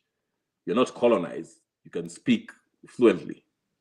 What I see is it's okay to be a Raila apologist. It's okay. But I think it will be helpful to be partial and to be fair when you are giving an analysis. If you're working for Raila, then I can understand why, you are here to have a narrative that Raila is this great person. But facts might be different, okay, if we look at his history. Now, we're not saying that he's the most terrible person in the world or he's an angel. I think there's some things there's a movement that he was involved in that were helpful. Kama ile mambo ya when they were fighting for multi-partyism, that was fine. But we came to discover later that this man, just like any other majority of the politicians in Kenya, is selfish and cares about himself, even though majority of us believe that he was this great guy that will take us to Canaan. Okay? Now, going back to the debate today, again, I say this, and you can go rewatch that debate by yourself and listen to point from every Dineo. You can't come out and say that Raila had an exceptional performance in that debate. If you're looking at substance, again, it was day and night. I know I have a bias against Raila Odinga because I call him a con man. But if you go listen to that debate, he did the bare minimum. And his closing remark was disappointing, to say the least, okay? Now, if you're looking at the history, I know KK was saying Raila hasn't done anything, whatever, and I knew what he meant. I think Raila has done more harm in his later years than good. It has erased everything that he had done that people, praised him for. This whole handshake deals, and he has proven over and over again that he's not standing with the people. And that's why majority of Kenyans are disappointed with him. He is a con man. He is corrupt. He's not a revolutionary. When I hear people say that, oh, he's a social democrat, I don't know what. Raila does not, I don't think he can even spell philosophy, political philosophy. I don't know. I don't even know. I don't think he knows what socialism is or democracy is.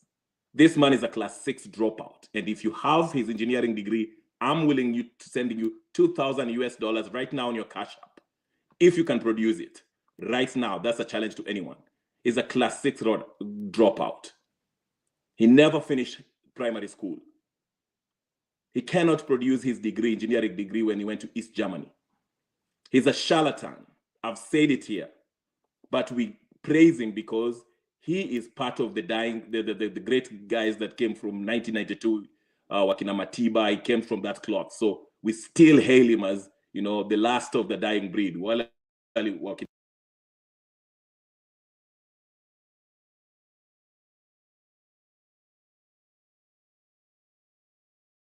Your audio is off. Can you rebel? Can I make a contribution there, please? Ellie, you're next. Can you rebel? Your mic is off. Can you rebel? All right, I'll stop there. Mnaweza kunisikia? Now we can hear you. Yeah. Finish your thought, and Ellie comes next. Okay, like I just said, if you can produce Raila's academic papers, I'm willing to send you $2,000 right now on your Cash App, on whatever this man is a charlatan, and is just as bad as Uhuru Kenyatta and William Samoei Ruto and the rest of this rotten political class, Kalonzo Musyoka and Wamalo and all the rest of them. He's nothing special. So to come here and tell us that Raila Odinga is this great leader, you're just trying to fool yourself, or you have an agenda. Thank you.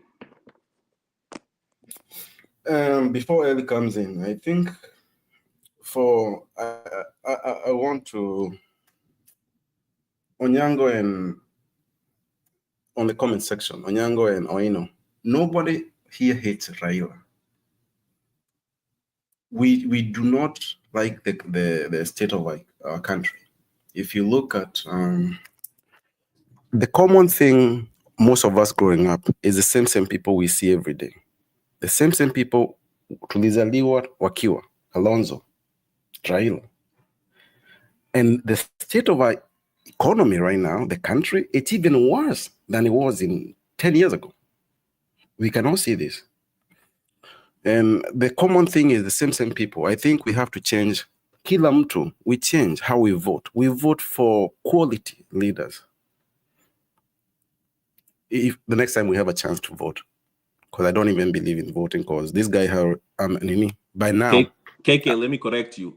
I hate Raila, and I'm admitting it. Now what? All right. Ellie, talk to Kenya Rebel. Kenya Rebel has personal squabbles with Mr. Odinga. Anyway, it's called being principled, not personal. I'm principled. Thank you. Yeah, but like hate is a very strong word. It's a word you don't use easily, hate. I have bottomless contempt for him, if that helps. Maybe contempt is better. I think hate is a very, very strong word. I can't even imagine me using that word on anyone. In fact, the person I could not stand at all.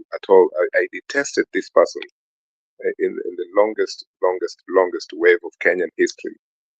Was Mama Ngina Kenyatta, because of her contribution in plundering the wildlife of Kenya. Yani, mpaka there was a time I used to say, maybe 20 years ago, this one should just end up in committee. But then you found out more information about what happened there. It wasn't just her who was in charge of the plundering of the wildlife in Kenya, but the international contributors to that. So there's always things around in the background that we don't fully analyze. But I really, really disliked her. And I don't know how much I changed to the point where I accepted that there was more things than just Mama Ngina Kenyatta being involved in poaching. Anyway, but I wanted to say again about why I think that Raila Odinga and the Djibouti candidate were the most maybe appropriate, candidates for this particular chairmanship or chairperson of the AU. I think that the Raila of Kibaki won. This is when Kibaki was president, the first term, was a different person. I remember when Raila was roads minister, and in fact at the time, first it was G Roads and Housing, and then they gave the housing one to a guy called Soita Shitanda from Western Province. But Raila did some of the most unbelievable things that people were shocked when in 2000s between 2003 and 2005 he ordered the demolition of so many houses that were owned by cartels who had just taken over the waylifts of roads, railways, and things that had been planned to be constructed for years. Some properties that were paid for or were bought by government years back using taxpayers' money, and now had been turned into personal properties of politicians and so on and so forth. In fact, Even Oburu Odinga's property somewhere in Kisumu had to be demolished, you know. So in terms of that, I would say that he's a very practical person in terms of that. If he could do that, and that actually, to me, that was the time when now people started hating, disliking Raila very, very much because of the destroyed properties in Nairobi. And if those properties were not destroyed, by now some of those engineering developments in Nairobi, the roads and all that, you know, would not be there because of his mission to recreate the way he lives and make it possible that roads are constructed, that government land is returned back to government. There was no other politician who had ever attempted to touch properties that were owned by cartels. It was always, you know, the kiosks or kibanda of the vibandas of peasants that was being demolished all the time by the mayors of Nairobi back then. But this man did something that shocked the whole nation, right? And people forget that because it was such a monumental time when, in fact, that's one of the reasons why he disagreed with Kibaki and had to walk out of government in pre-2005 because of that particular issue of way lives that had been built on by, I mean, most people who have built now, even now, as you can see, the destruction of the Nairobi River, people are building on riparian areas of Nairobi. It's come back. But Raila did something that made people stop even thinking about that, you know. But I think we've forgotten about all that. So in those terms, I think he's very practical. In AU, he can make some strong, powerful decisions that may not be very popular, even within the AU. One of the things that I didn't like, I prefer more to talk about the international politics and how Raila has intervened in a good or bad way. But for example, when Kibaki and Raila unleashed that terror on Somalia, personally, I feel that Kenyan soldiers should not have invaded Somalia. And there was Raila praising, you know, the Kenyan intervention in Somalia at that time. It costs Kenyans a lot.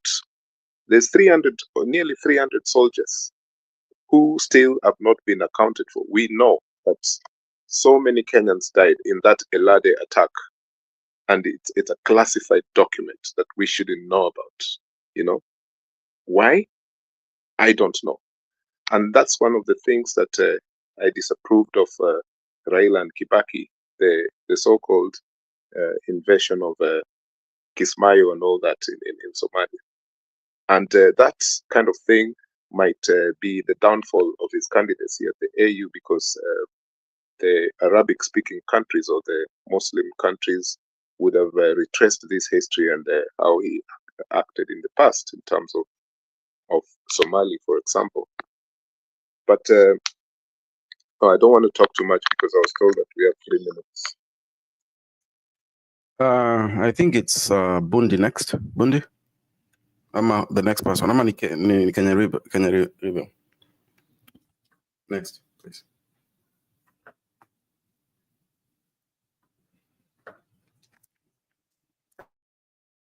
Ellie, who is next? Nini?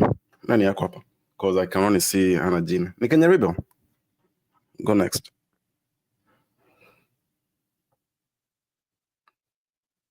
All right, Ellie, go ahead. Hii kitu ya certificate ya CG. Sometimes I really think Kenyans were really mad.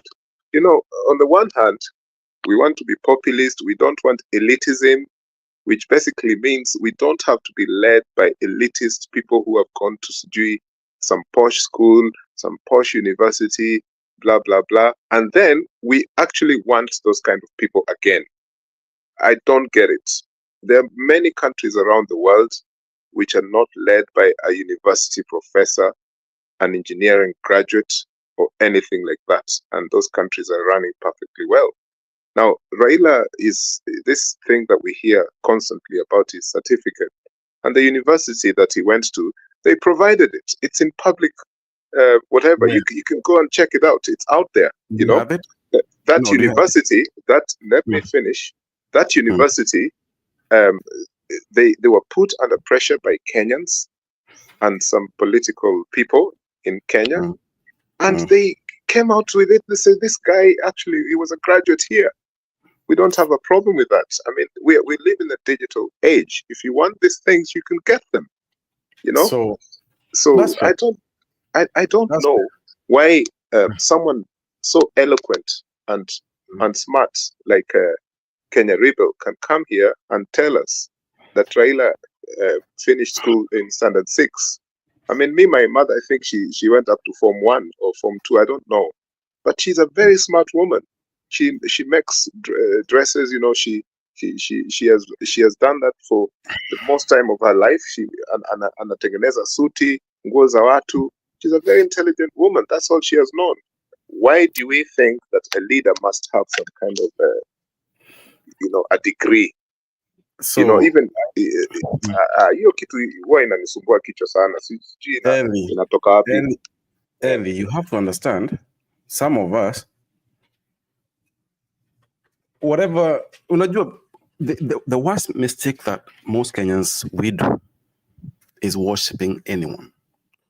Because hata kwenye unafanya kazi, where all of us work, you go there based on merit. And if you don't produce, you get fired.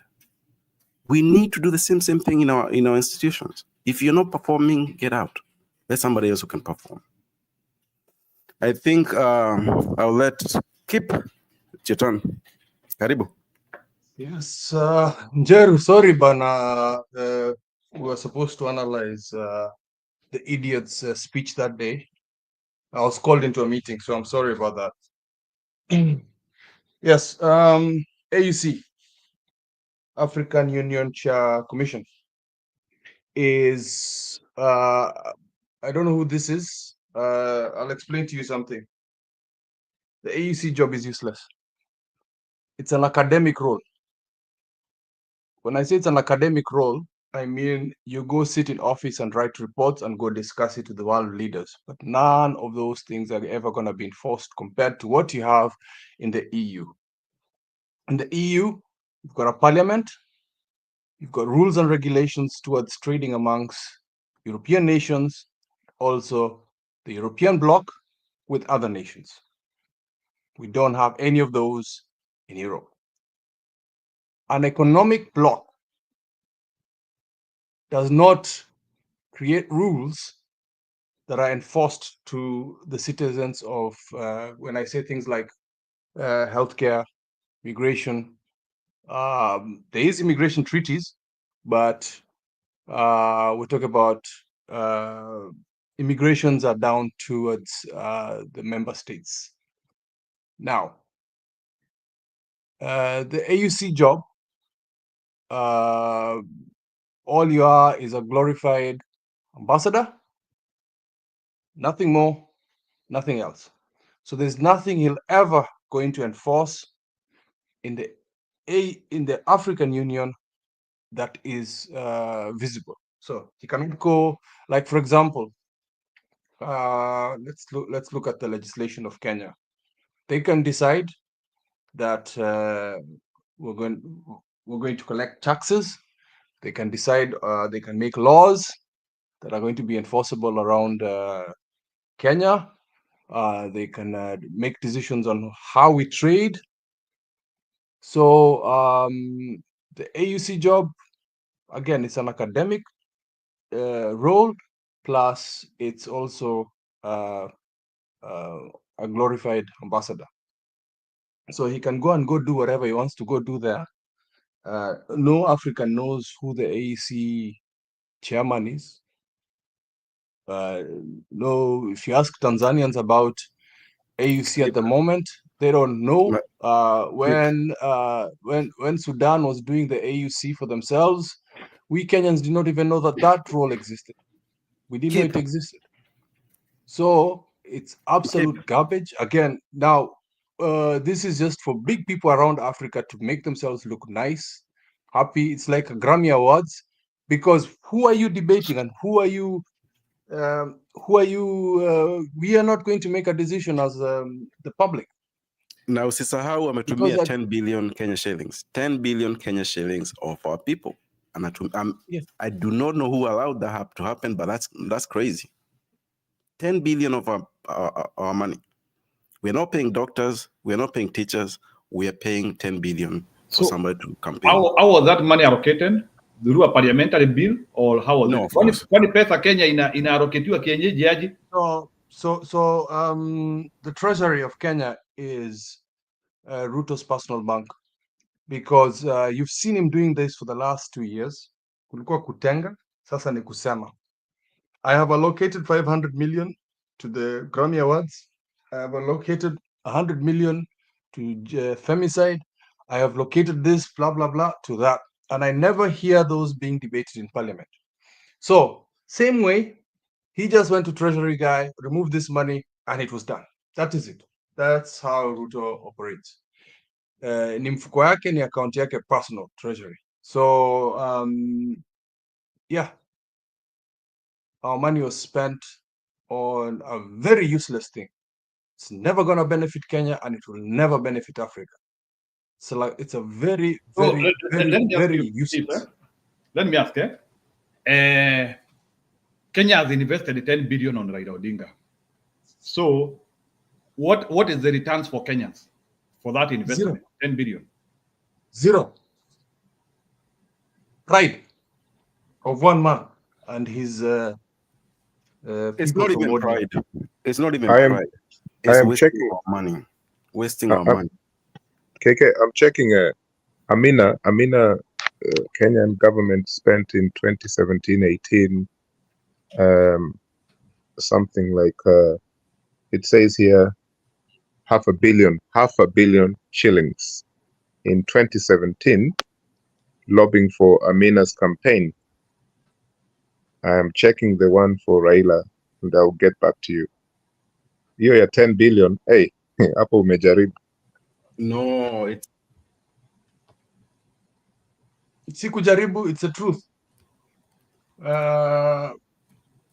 My friend. Juangi, nowadays, rumors are no longer rumors in Kenya. They are facts. Okay. And the question, should we be spending money? Is it a must to spend money for that seat? If you are the competitors ni jamaa kama huyo wa Djibouti, what is the fear for? If I thought they always tell us that Raila Odinga has qualification, why spend money? I thought Raila Odinga was supposed to present himself and he is given the seat. Kwani tunanunua kura 10 billion? Are we buying votes? No. Apparently, he has to go with a convoy of specialists. Yeah, Kina Pauline Joroge and their likes to travel with him. They are being paid a salary. He's going by a jet. Yeah. Actually, what I'll do, Kip, what I'll do is yes. I will ask Elkanah Odembo, who is one of his personal assistants in this campaign, how much, you think he'll tell you because we have a right to know. And you think I will ask him. Sorry? You think he'll tell you the truth? Elkanah is a very open guy. He is very open. He's one of those people who believed that Raila's 2022 campaign and the theory of Babu Owino, that it was a long con, that Uhuru was a long con on Raila. Elkanah himself was in the campaign and he believed the same. So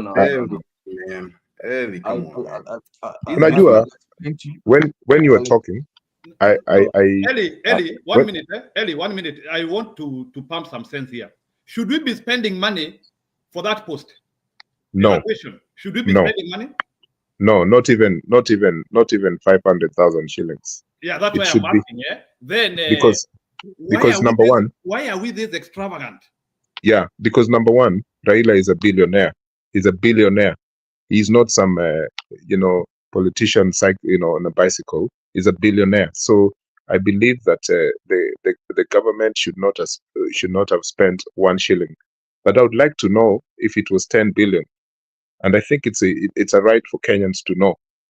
I know that government has been quiet on that thing, whether how much was spent, because I think it was asked in parliament. You see, earlier, 1 minute, you will speak.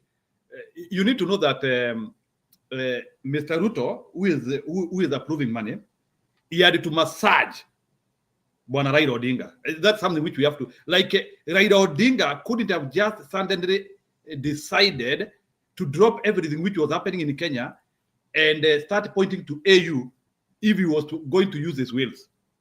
True or false? So there must have been a captured rubricant which was meant to attract him. And I believe, and I could believe that Mr. Raila Odinga was promised by the other guy, Mr. William Ruto, that don't worry, you can abandon everything in Kenya.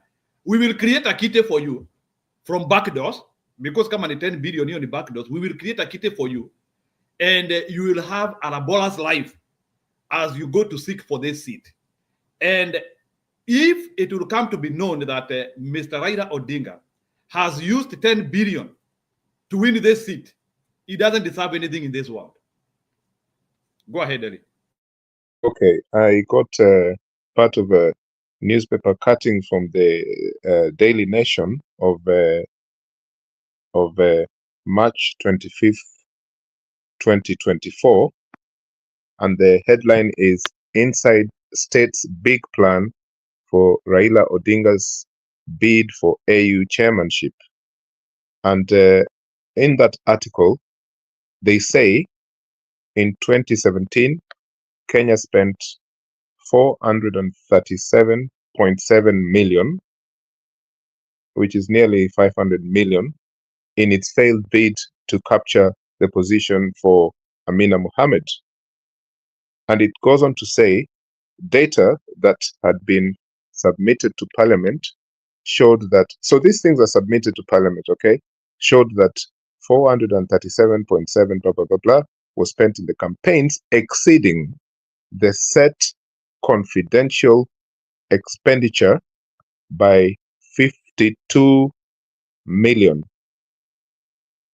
So that's where now corruption sets in, and I applaud what Kip was saying there, because about mfuko ya Ruto na pesa ya Ruto ni ile pesa ya serikali. Because now in this kind of campaign, in this kind of lobbying, there is people there making loads of money because it's confidential expenditure, okay? And you don't ask questions, But, if you look at the figure that has just been spoken of, 10 billion, as compared to this that was spent on Amina, even though it was 2017, which is a couple of years ago, it's still shocking. It's a huge figure, So I don't know if we're speaking the truth or we are making allegations that are unfounded. I don't know. But in Kenya, anything is possible, But I am definitely asking, and it goes on to say here, wait 2 seconds. The decision removed the first major hurdle to the Rao campaign and marked the beginning of Rao campaign proper. The hard work now begins. Now, this is coming from Mr. Elkanah Odembo that I was talking about there, who has been involved in this. So he will know exactly how much has been spent so far by the government on this lobbying for Mr. Odinga. So if this man doesn't give us an answer, fair play, that's fine. But I think 10 billion is really, really crossing the line, because we've seen what this article says about Amina, and they just overshot by 52 million, which is still a lot of money. And what pains me is, if it is true, it's the most, it's a stench that I cannot, it's something I really can't stand, because basically this man is a billionaire. Why would you spend 10 billion to put him in a position that's not even worth 10 billion? As Kip said, it's a ceremonial job. Evi, we agree. So, Okay. like the 10 billion, Can not I a say million. something? Bondi, 1 minute, please. Eli, hiyo pesa tungelipa nini, our teachers, our doctor, our nurses, our police. Yes. Like common basic things. They're not working. Bondi, go ahead. Sorry. I think in any civilized country, you don't allow somebody to use his money and influence to win a seat. Even if Okay. they're billionaires, that's why McCain, Dodge, who was a senator for Connecticut, came together to form a finance campaign too, because the reason for that is basically billionaires can coalesce together and decide, okay, this is how a country should be run. And basically that is what now even we are seeing, even if Njiru will go after me, even some seats can be awarded to billionaires. So the issue of him being a billionaire is neither here or there. However, the question Jiro was asked, should we use money for campaign? Obviously, campaigns are not done, especially in a continental level, they are not done on donkeys. Obviously, there will be finances needed. Okay, there will be finances needed. So we cannot just be extreme because we just want to rubbish somebody. Let us also be conscious of the fact that this is a seat that is supposed to create consciousness and also harmonize the resources of Africa so that we can move together as a continent past where we are. And that's the essence of the original African Union. So, yes, money is needed. But now the question is, the kind of money Kenya is pumping and spending, is it legal first and foremost? It's not legal. Secondly, is there a structure on how campaigns should be done on that seat? There is. As Raila, defied some of those finance campaign rules. Of course, yes. But more than that, the reason why it's not being brought up, the French people, because they know. And if you look at the African unions, the people have been pumping money to make sure that the English-speaking community does not get that. It has been the French. They work so hard because they know they depend entirely on Africa. So if you ask the question of money, it's not only Raila's side, my brother. I felt bad and that we are using all this money, especially when I saw all these head of states coming to State House and how tantalizing it was. And even the former president for Tanzania, Kikwete, is coming. Museveni is coming, Suluhu is coming. All these people are coming just to bid for 1 month. That day alone, if you know how much was spent, because the bill to bring all these people to Kenya was not the bill of those countries. It was Ruto who chipped in. The flights and everything. And was it approved? And the flights and everything. Just asking, That's where we are.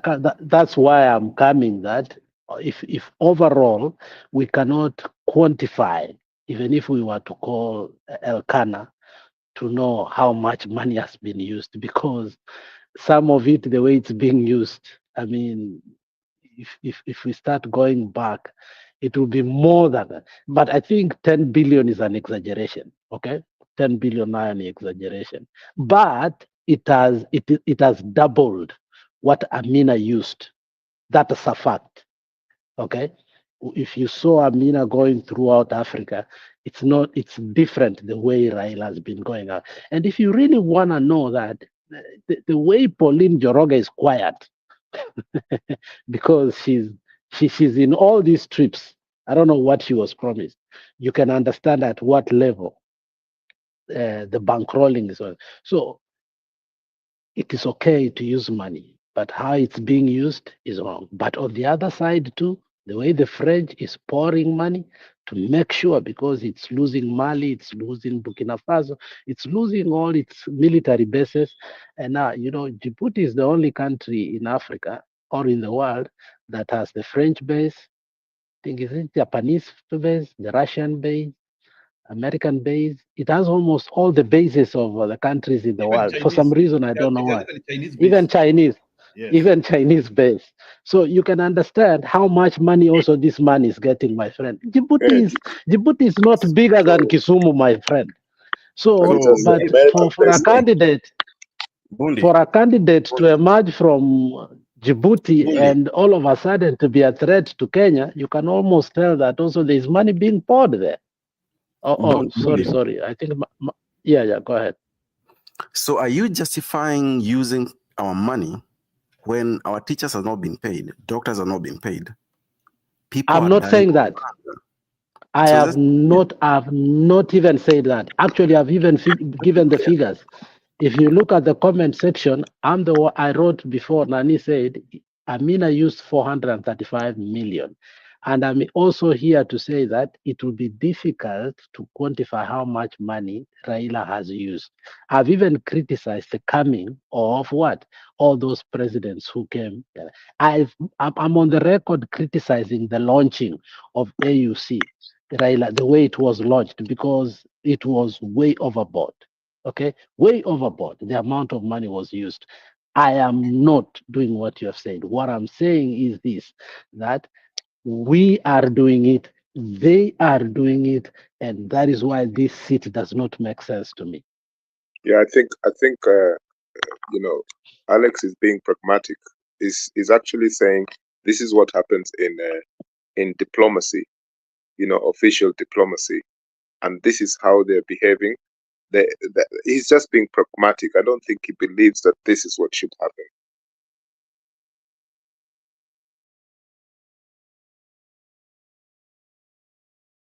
And also, before I forget, I want to make a comment that is not going to go very well with many people. I was shocked that his introduction was better than all of them. I thought I think I had a very low expectation of the man. Even though even though he said some things that I laughed, that I am a husband of one wife that I know, I really laughed on that. But then his introduction, Mgala Muwe, lakini still I don't support his bid. But you see, any debate starts with the introduction. I think the rest failed to capture me. I expected the Djibouti guy with all the experience, and I think the expectations and everything that I've read about him. From the beginning, angemaliza Rao, because I was expecting Rao. Obviously, I know he stammers. Secondly, sometimes he has to think before he talks. But I think he did well. For some reason, from the introduction, he did well. I wish he could not have gone to the AU seat, remained in Kenya, his legacy to continue.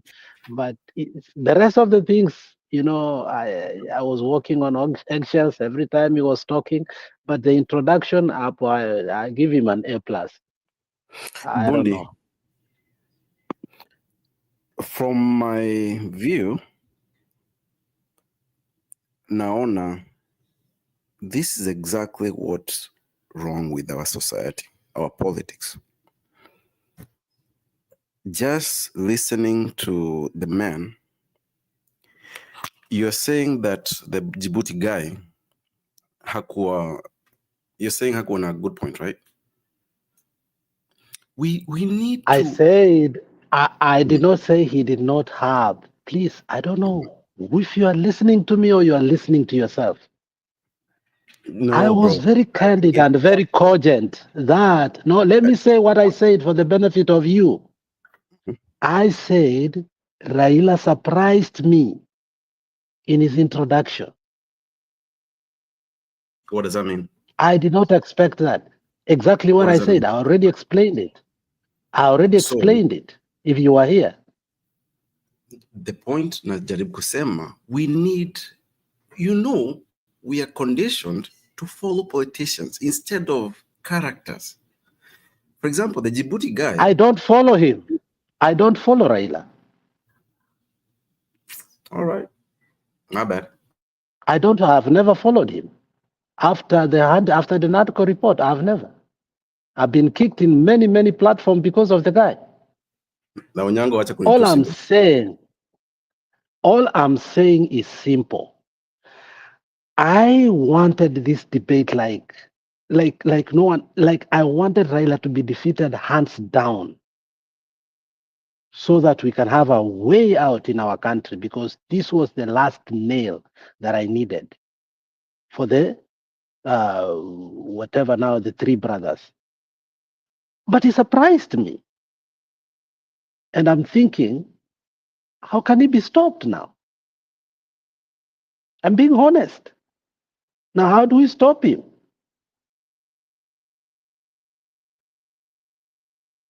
So maybe, Alex, to confirm to that, maybe we can also look at the coalitions which have been done. Based on what is happening, do you think Raila Odinga has attracted enough coalition to make his candidature still good compared to the Djibouti guy? I heard that he had been endorsed by so many countries, but are we sure that those countries which endorsed Mr. Raila Odinga will finally drop their vote on him? So those are the things which we need to audit now. Can I step in on that? After the debate. After the debate, that's what we need to do. Because I remember I told you earlier that I was disappointed too, that now the way he was doing his campaign. Remember the last country that I really took in of what he was doing was the Gambia, and I think we spoke how the Gambia is structured. Senegal, is a bigger country. The Gambia is in the middle of it, and how it controls it, so on and so forth. But how he went there for his bid and is targeting the nations that are francophonic nations to make sure that they vote for him. I think there is no English-speaking country in Africa so far, this far, I know, that has made trenches the way he has made so far, given the fact that I think he has had friendship with Ivory Coast when they had problems with Kwantarama Kwansara, or whatever name that he had, when Bagbo had to Yeah, so he has a good name there. And because of that, I think some French-speaking country around that have good regard of him. Okay? Sasa mgala muwe lakini mpe haki yake. Based on the question you asked me, Njiru, not based on my emotions. And that's a little bit difficult. So, and then you must realize the Kagame factor. Kagame, after he totally overhauled his country from French or Belgium to English, he has had a lot of influence, especially to countries that wants to do the same. Okay? And therefore, he has been appeasing and seducing other countries that this is the way to go. So the influence of Kagame too, and that is why you saw Raila go to, Kigali 3 times before he actually even went to see Yoweri Museveni, because he understood where the hurdles were. So this guy, when maybe was infrastructure guy in the African Union, I think he also mastered the art and science of how to play his politics through there. But I think I underrated him in one way or the other because of the news that we were getting constantly from social media that, the Djibouti guy is good, the Djibouti guy is good, the Djibouti guy is good. And maybe I was confident that Raila is not going to win. But the way he has been handling and coalescing his politics and going around, it seems that he knows how to appeal. And one of the reasons he had to betray Kenyans was to show that he's not going to disrupt the establishment. Okay, once he becomes the AUC chair, he's not going to disrupt the establishment. More especially people like the military coups that have already happened with the French-speaking countries. So he had to show them that let the people speak. Okay, I am not going to go against Ruto, and that is why he had to betray us for Africa. So I think he won some presidency who basically are going to vote, and he lost us. So unfortunately, what matters for him is the vote that he's going to get, which is the presidential votes that he's going to get in the AUC. You know, the influence that those presidents have. So he won the hearts of those people that look, if Raila can do this, that means our presidents here what? Are protected. So he showed Africa that he is able to do that. So, and more especially those who had a problem were the French-speaking countries. So that is how strategic he was. But do I want him to win? No. I don't want him to win.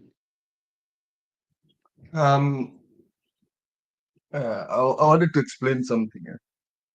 Thanks for that, Alex. I really like it when you put into perspective. There is something that there's a continuous flow of corruption that happens in Kenya, and it's inherited. So what happened with when Moi left?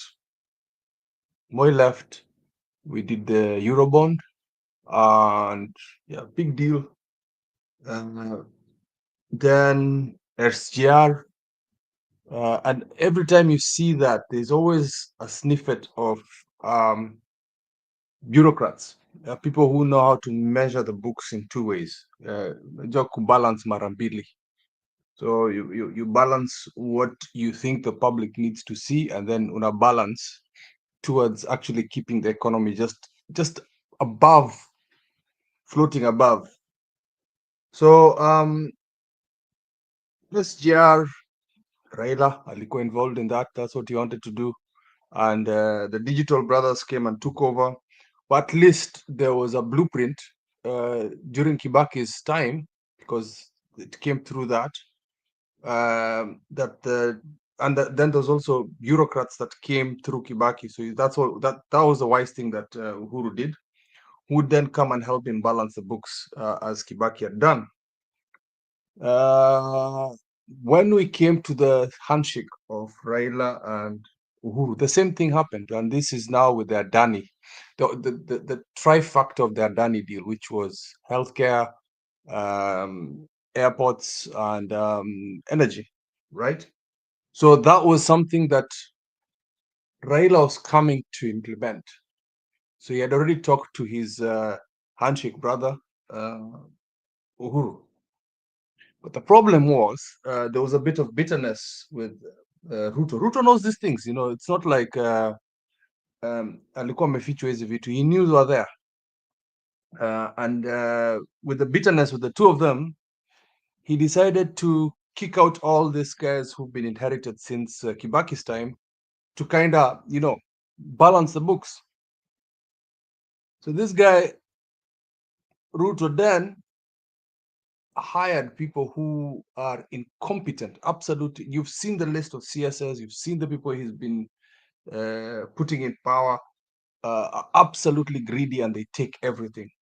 So we're in 2 years of Ruto finishing the little that Uhuru had left him. Uhuru alikuwa amekula mingi sana ya Adani, and it includes also Raila.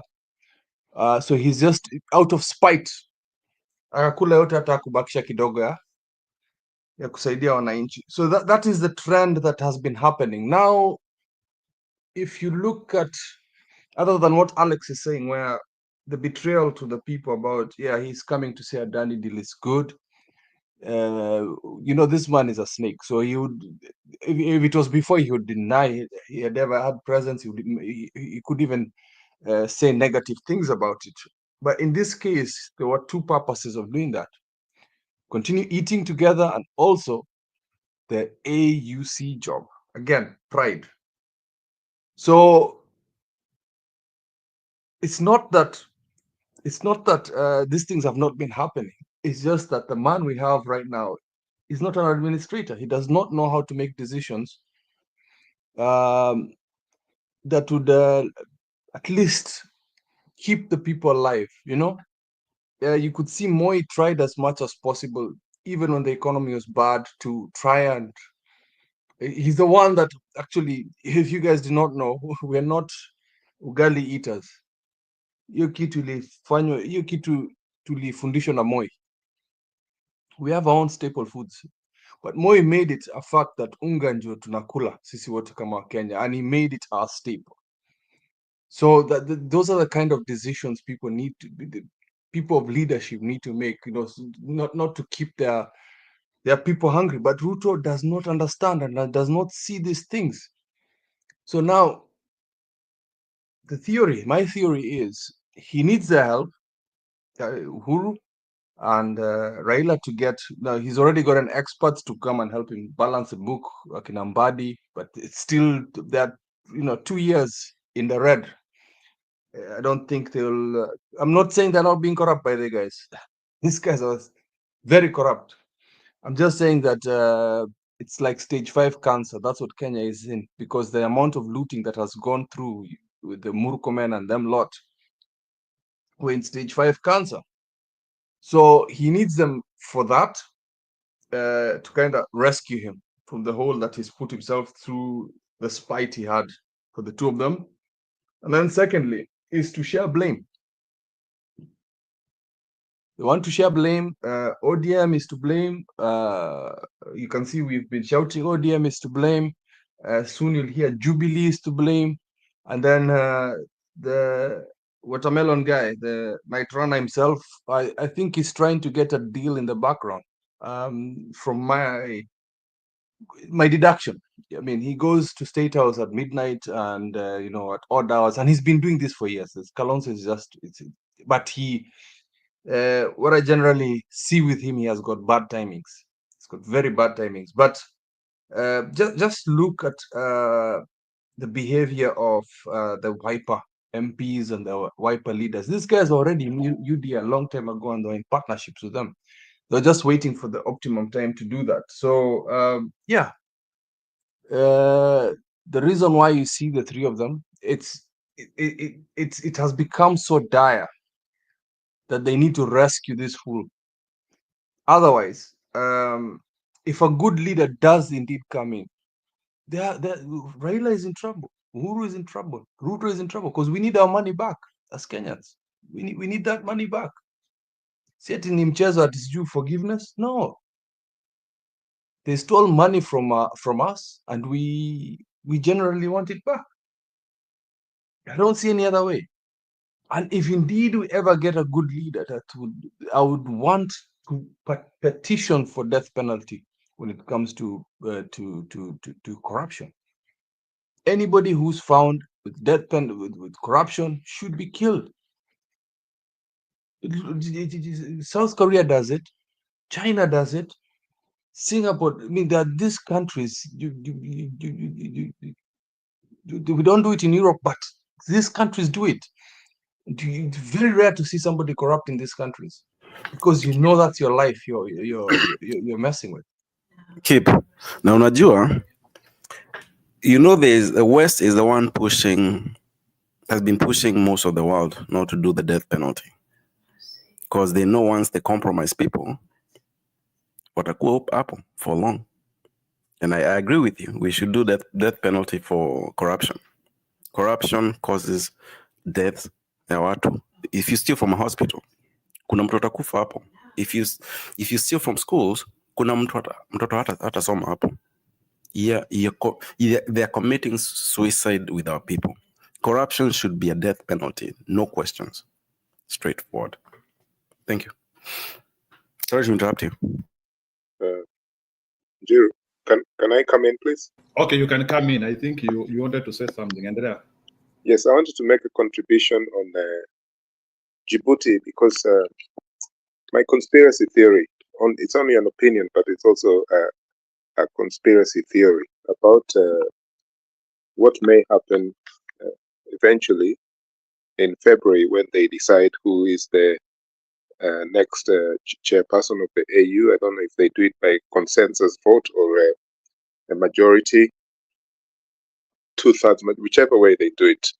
But I think there is a specific powerful Western and Asian influence that might put Djibouti in a very strong position because of Djibouti being a place of strategic interest for the United States, France, and China. From what I've read, is that China has won a contract with Djibouti where they can place up to 10,000 troops. It's a huge military base, and they even promised to pay more in terms of rent of that base than what the Americans or the French are paying. And you know how these countries influence things at the AU. And then we also talk about the sovereignty of the continent and how that doubles up with Pan-Africanism agenda. And then we have a situation like this where everyone is praising the Djibouti candidate as the figure they most extol. Yet the same people are saying they don't want exploitation of Africa. But we know that Djibouti is the one country in Africa that has the most consistent long-term US military base in Africa. In fact, the largest, right? But we seem not to understand why this particular candidate of Djibouti is being pushed at the forefront in comparison to the other candidates. And all the three countries that are involved in Djibouti in a big way have an interest. They are not going to abandon him, obviously, right? And I think that's where his confidence comes from, compared to Kenya, which has, yes, international networks, but not as strong as this small strategic country, Djibouti. It's well placed, just between the Red Sea and all that, and one of the busiest maritime routes in the world. Of course, we've got Mombasa at the coast, but that's nowhere compared to the economic merchandise that goes from China to the rest of the world. So I think that we must look at the economic and military interests of those powerful countries, and that's how this man from Djibouti might clinch the seat and lord it over Africa for the next 4 years.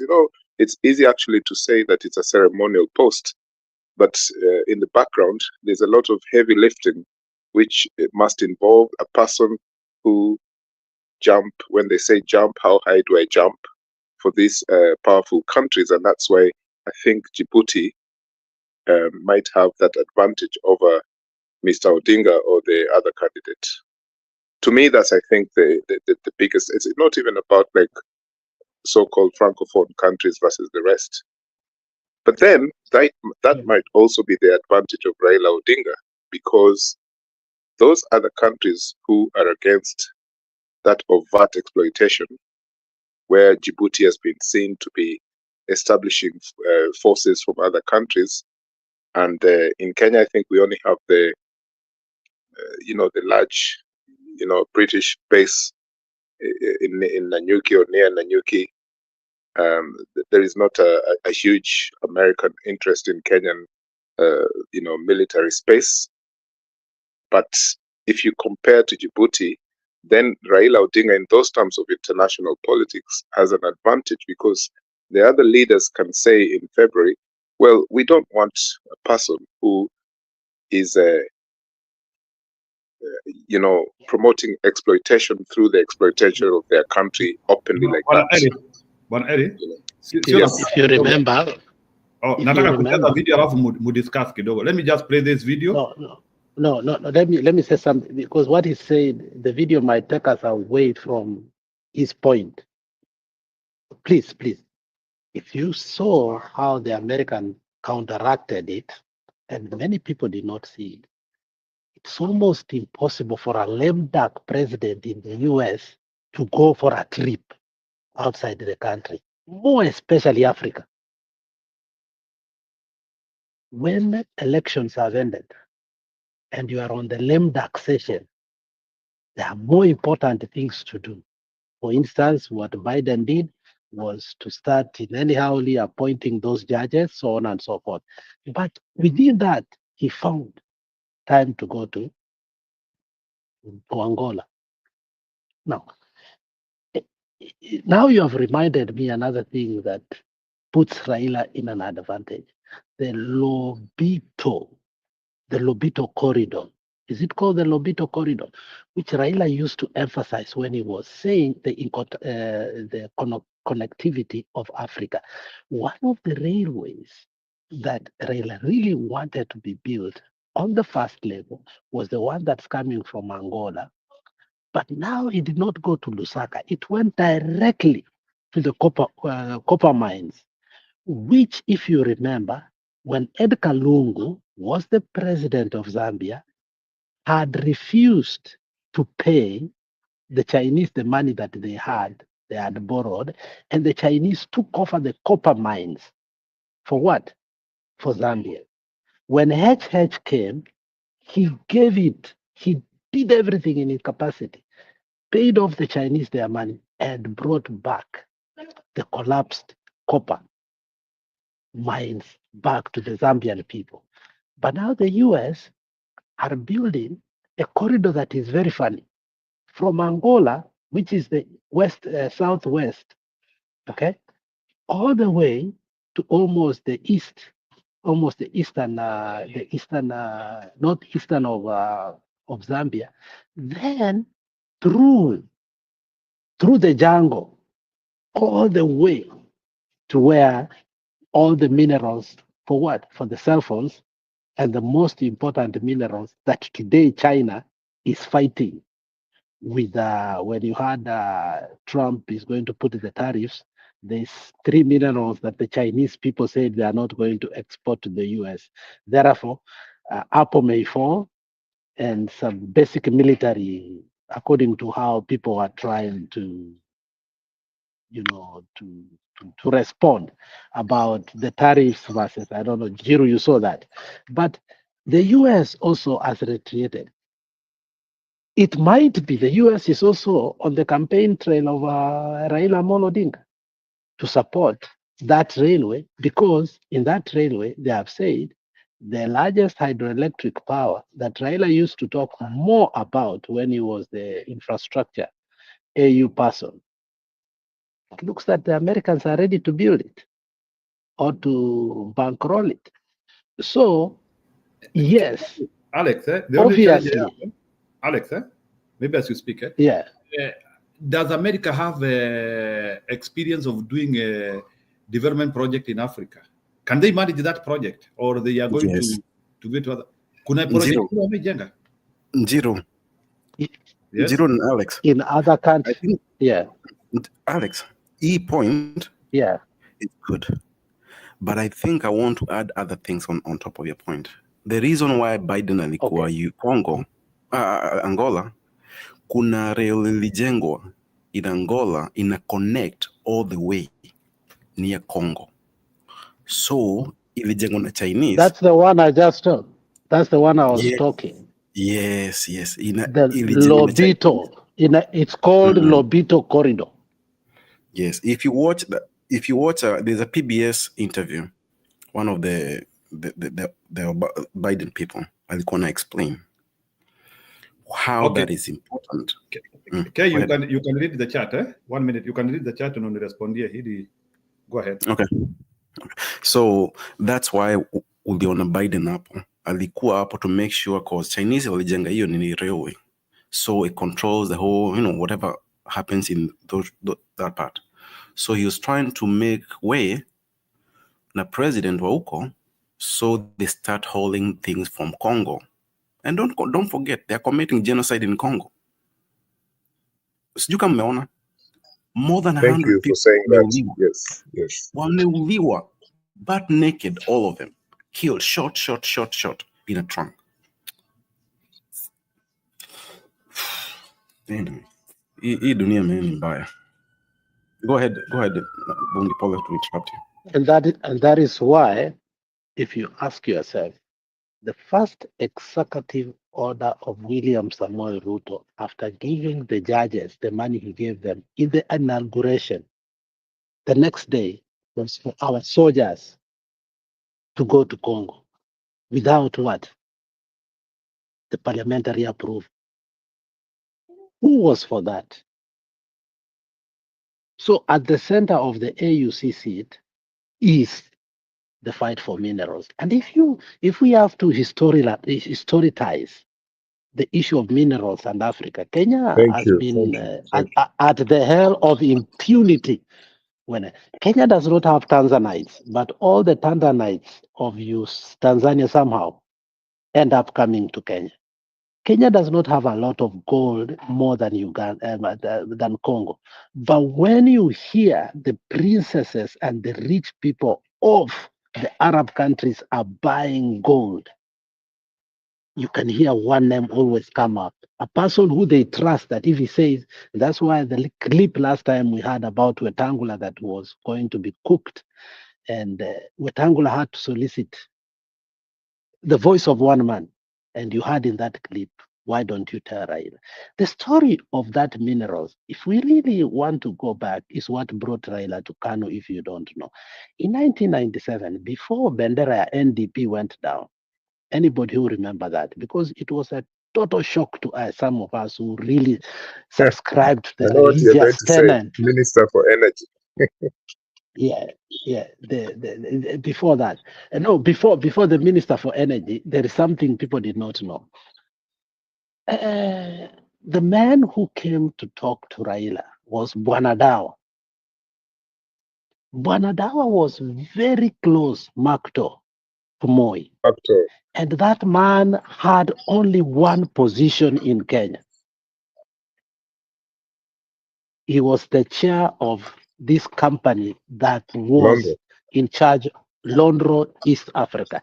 Londro East Africa was larger than the Ministry of Energy, the Ministry of Finance.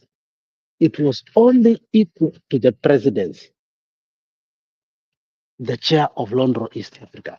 And Londro East Africa, until recently, if you have known the history of Londro East Africa, even the former vice president of Zimbabwe to die, whereby alichomewa kwa nyumba during this time. That president, what happened was, when the diamonds for Zimbabwe were deemed to be black diamonds, they used to be brought by a military chopper to Kenya, only to be taken from Kenya, not anywhere else, to Israel, and then from Israel to where? Now to Europe. Ask yourself, why are the Jewish people are the only one who can certify any mineral to be what? Original. Why? All the minerals must go through where? Tel Aviv. So at the center of the AUC, you see a man who actually convinced Kabila to step down and give him what? The security and everything he needed.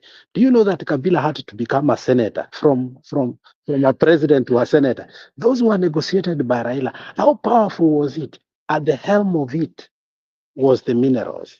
So even us, immediately when Ruto took over, he had to go where? And somebody had made a documentary that was so good. Go look at it.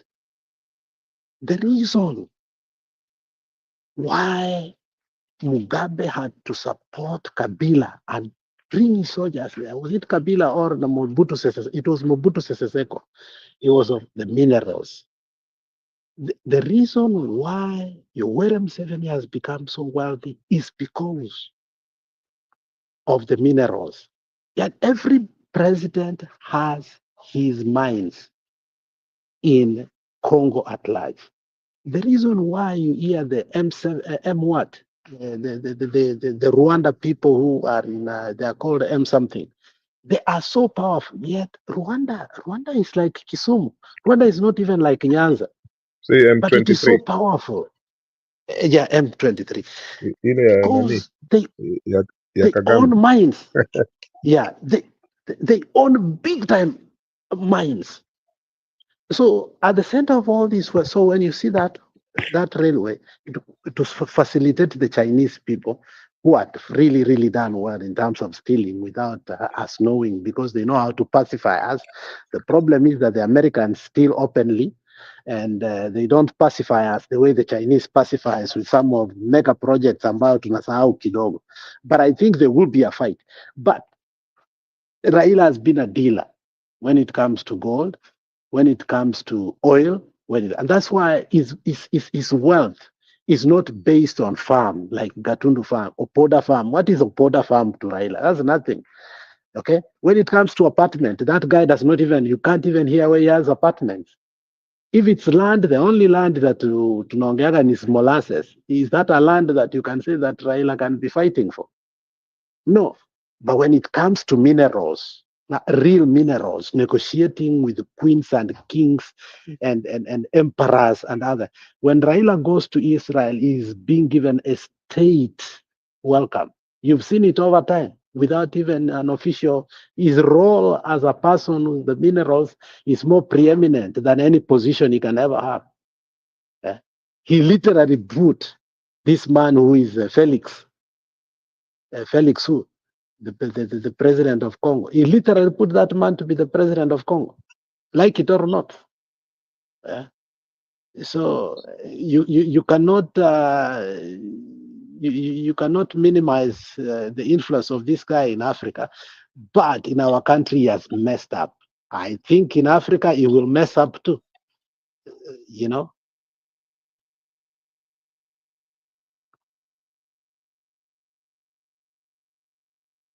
Yes, Ellie, you wanted to add something, please. Go ahead. It's a bit tricky for me to, I prefer to say what I see, and if it's well researched, I can say I can support those claims. I know that the elites in East Africa have a powerful voice when it comes to negotiating about mineral situation in the Congo, but I have no data to say this is how much Mr. Odinga has obtained from the Congo, or this is how he has influenced this or that party. But what I know is that from his role, yes, as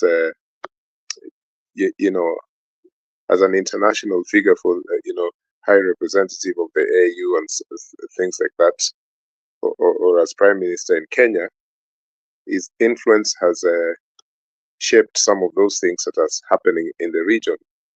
And I would say that whilst Djibouti is being supported, Djibouti is playing balanced diplomacy, which is actually interesting because that's what Kenya is doing now. Because just 2 weeks ago, I think there was that razzmatazz about Kenya now having, we're not going east, we're not going west, we're in the middle. And that's what Djibouti has been doing, and that's how Djibouti brings all those countries that oppose each other in other platforms or other global arenas. But Djibouti manages to work with those countries because it's for its interest, right? A small country.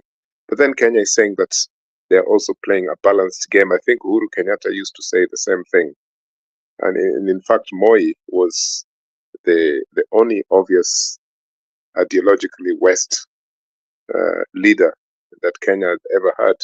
It didn't go so much to the East. But this will influence, for me, what's happening there now. And I was just thinking about, I was trying to listen to those three candidates and see who is a rebel here. Who is the person who does not, want his principles of Pan-Africanism diluted. And I thought it was not. I think Raila is a Pan-Africanist and the Djibouti guy, but the third fellow from Madagascar, I can't remember which country. Is it Madagascar? I think that person, he came out openly to attack any continuation of military bases and any sort of exploitation. He said it very, very openly that he's against that and it should stop. He said that why is it that the conflicts between two countries in Africa, it was Somalia and another country, is being managed by Turkey. Why can't the AU do anything? But the other two candidates, unfortunately, Raila and Yusuf, they avoided that particular debate. Yeah, so that's the comment I just wanted to add there. But I can't say anything about how much Mr. Odinga has benefited from the mess that is the Congo. I think Alex was trying to talk about cobalt and titanium, which is the finished combination is coltan, and that's what has contributed to millions of people in the Congo dying this conflict since 1997. And this is why the mobile phones are cheaper around the world, because the warlords, and there's no proper tax system in that country, the so-called warlords and chieftains from different countries are exploiting this mineral at the cheap and selling it to China. Literally, children are working in those mines. And then you find that that's why everything has moved faster in the digital age because of Congo and the terrible war that is in the Congo. So in a way, I agree with my brother here, Alex, that to be the AU chair, a massive conflict such as is in the Congo all these years, and the appropriation of minerals there at the cheap, there is a correlation there. To be the AU chair, you must understand that conflict. You must show us, are you going to be the one who keeps supporting the West and China from, are you going to continue supporting them to steal from that country? Or are you going to go the opposite way? These are, those guys were, those two ladies who were asking questions, posing questions to those candidates. Honestly, it was long-winded, and almost like they gave them an opportunity not to say things that we should hear, and that's the problem with diplomacy, because in diplomacy you just have to talk about your interests, and you're not going to say, you're not going to be strong-worded because you can shoot yourself on the foot. This is the problem, with diplomacy. And in fact, I was really, really shocked that Raila himself managed not to to make provocative statements, because I think when he's not reading from the script, he's probably bound to say some things he may not want to say, but he kind of managed to contain himself, and that's, to me, that worked against what I believe in, because I think he should have just said it the same way, for example, the Djibouti guy said those things. But the Djibouti fellow, he contradicted himself, because Djibouti is known to be the hub for Western powers and China. So he just contradicted himself completely. He's not the one to talk about Pan-Africanism. No way.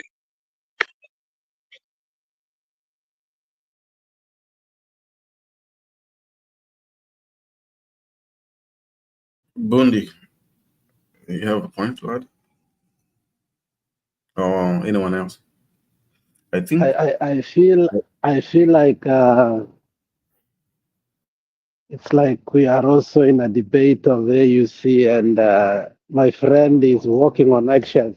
He's not able to say exactly what he needs to say. He's not being a Pan-Africanist. He's also contradicting himself. So I guess I guess Why do you feel that? Why do you feel like that? when you're saying Raila should not have, first of all, you say this is what happens in diplomacy, and then you come and say he should not have been diplomatic. He should have just spoken from his head. And But you know, remember, he's running for within the script. Okay, so the ultimate goal, you know, this is how it is, and I'll tell you openly, Eli, I love politics, and if I want to be a member of parliament, okay, for instance, today, if I wanted really to run a seat, I'll give you an example. I was thinking yesterday, if I wanted to run a seat here where I live here in Minnesota today, it would be so easy for me because I will use the weakness of the existing person. For instance, I will bring all the photos of my sister Hulda Momanyi, who went to Kenya to celebrate her win. I will say she wore a Kenyan dress. I say she never celebrated here. And actually, I'll move from the Democratic Party. I'll become a what? A Republican. And because ultimately, what I want to do is to win. It's not to pacify the people. When I go there to spend my time, my energy, and everything, it's no longer about the people. I will use you or use anything to become what I've already decided I'm going to be. So I think Raila is okay. He doesn't have to play the politics the way we want it. Since he went to that seat and there's a script that is being played in order to win, I think now he has to subscribe to that. After all, he had already what? He had already decided. So if the script says this is how he ought to talk, this is how he ought to represent himself, I think for me, that is what he ought to do. Amaniago. well, thank you. Well, thank you, guys. Me, it's approaching 10 p.m. here, so I need to go to sleep. If anyone can just do me a favor and ask Njiru if he could archive this YouTube so that I can forward it to Mr. Elkano Dembo tonight or tomorrow, and you know, so that we get some feedback from him. I think I don't know how Budi runs the thing, but I think how Jiro does. But I think you can just go on YouTube after the feed is over. You should be able to see the whole. And KK, you have my number anyway. I have your mobile. Yes. Text me. Wewe ukumbuki wewe tulipiga kura London ama umesahau? Unajua ni confused bro. Wewe ni wewe bwana. Si tulipiga kura London ama hukuja 2022 August? No. I think you're confusing me, bro. But this is good. It's good to engage. It's okay. It's okay. It's good to engage. Bundi, by the way, is it true that lady, the Kenyan who was voted in Minnesota, is a Ruto person? Bundi? Oh, no. That's not true. No, that's not true. Those are propaganda. The lady has worked hard. When I came in this country years ago, the whole family was facing deportation. And I remember the family coming to our house, and the father told us that we as Kenyans should just go, take placards, and just demonstrate to show solidarity with the family, because after all, they had been given 1 week to self-deport themselves, or otherwise the kids were to be confiscated, and then, them to be taken to the immigration jail, so on and so forth. So we went, we demonstrated, and they were given a reprieve of 3 years. And then from there, the grace of God worked, and they did what? So I've seen the family struggle from bootstrap. This is a family believes in hard work, in prayer, in God, and in service. And when she started working hard at a very young age. At a very young age, I remember we used to go after church to eat. She used to be a waitress in a restaurant, in a buffet. Oh, you met her already? That Met her already? yeah, we grew up together. Wow, that's impressive. We grew up together. This is a girl that we grew up together. She's younger than me, 3 years. So and she has always loved service. We saw her even when she was earning pennies sent to Kenya, relatives, so on and so forth. So when she decided to vie for the highest seat for the international community for all the kisses, it's called Manyagetinga, we were shocked. But then it was presided by a guy called Chui, who endorsed her. And she won, and she shocked the world because that's a very strong organization, Manyagetinga, for all the kisses who are in diaspora. She was the leader there for years. Even she made a mark. After that, she tried to become a senator, state senate in Minnesota. She failed. Then, because she was not given the democratic endorsement, so we had to go back, and ask ourselves, how can we win this seat? So we studied Ian Omar, how she won the seat, and other Somalis, what they did and what we Kenyans have not done. Then we told her to scale down to the state representative, and then we all registered in one place, and our campaign was low key, low key. No money was used. No money was used. So she's not a Ruto lady, and I'm saying it for the record. She had never met Ruto before, but had she met the Kisi leaders? Yes, she has met Simbarati, she has met all these other leaders who come here more often than not. She has met Ongwae, she has met most of the Kisi leaders because she was the chair of what? Of Mwanyagetinga. That's how people like Osoro came to know her. When you saw them coming to the airport to greet her, they've known her because she was a leader of Mwanyagetinga.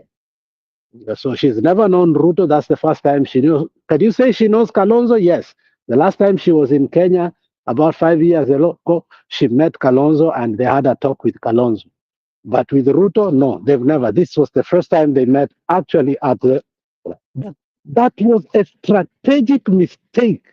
If I was a Republican, that was the end of her. And I'm still waiting to see what will happen. Elections are not 4 years for representatives, like members of parliament, like in Kenya and other countries. In the US, they are 2 years, and 2 years is like 2 days. And Yes, then the other problem when elections are done, they are funded by lobbyists.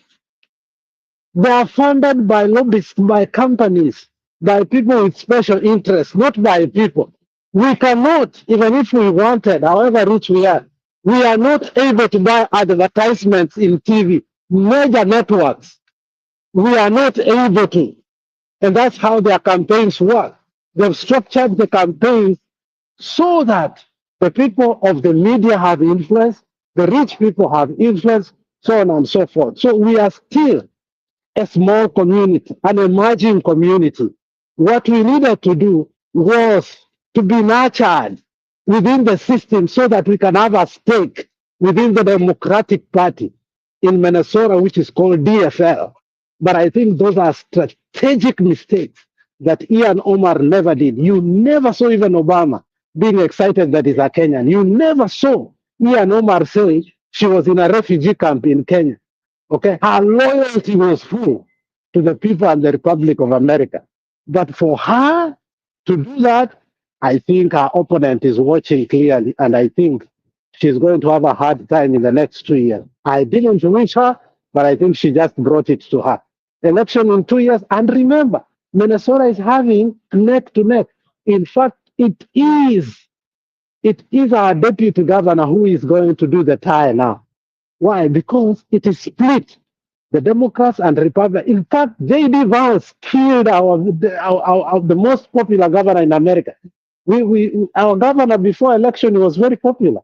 After election, he was the deputy for Kamala Harris. He's become very unpopular. And Very why? unpopular. And why, Bundi? And why? Because, like, for example, nasikianga anapatia wanini kids food, like basic stuff, that common sense stuff. Why is he popular after joining the Kamala ticket? I don't. The story of J.D. Vance is one of the most American stories.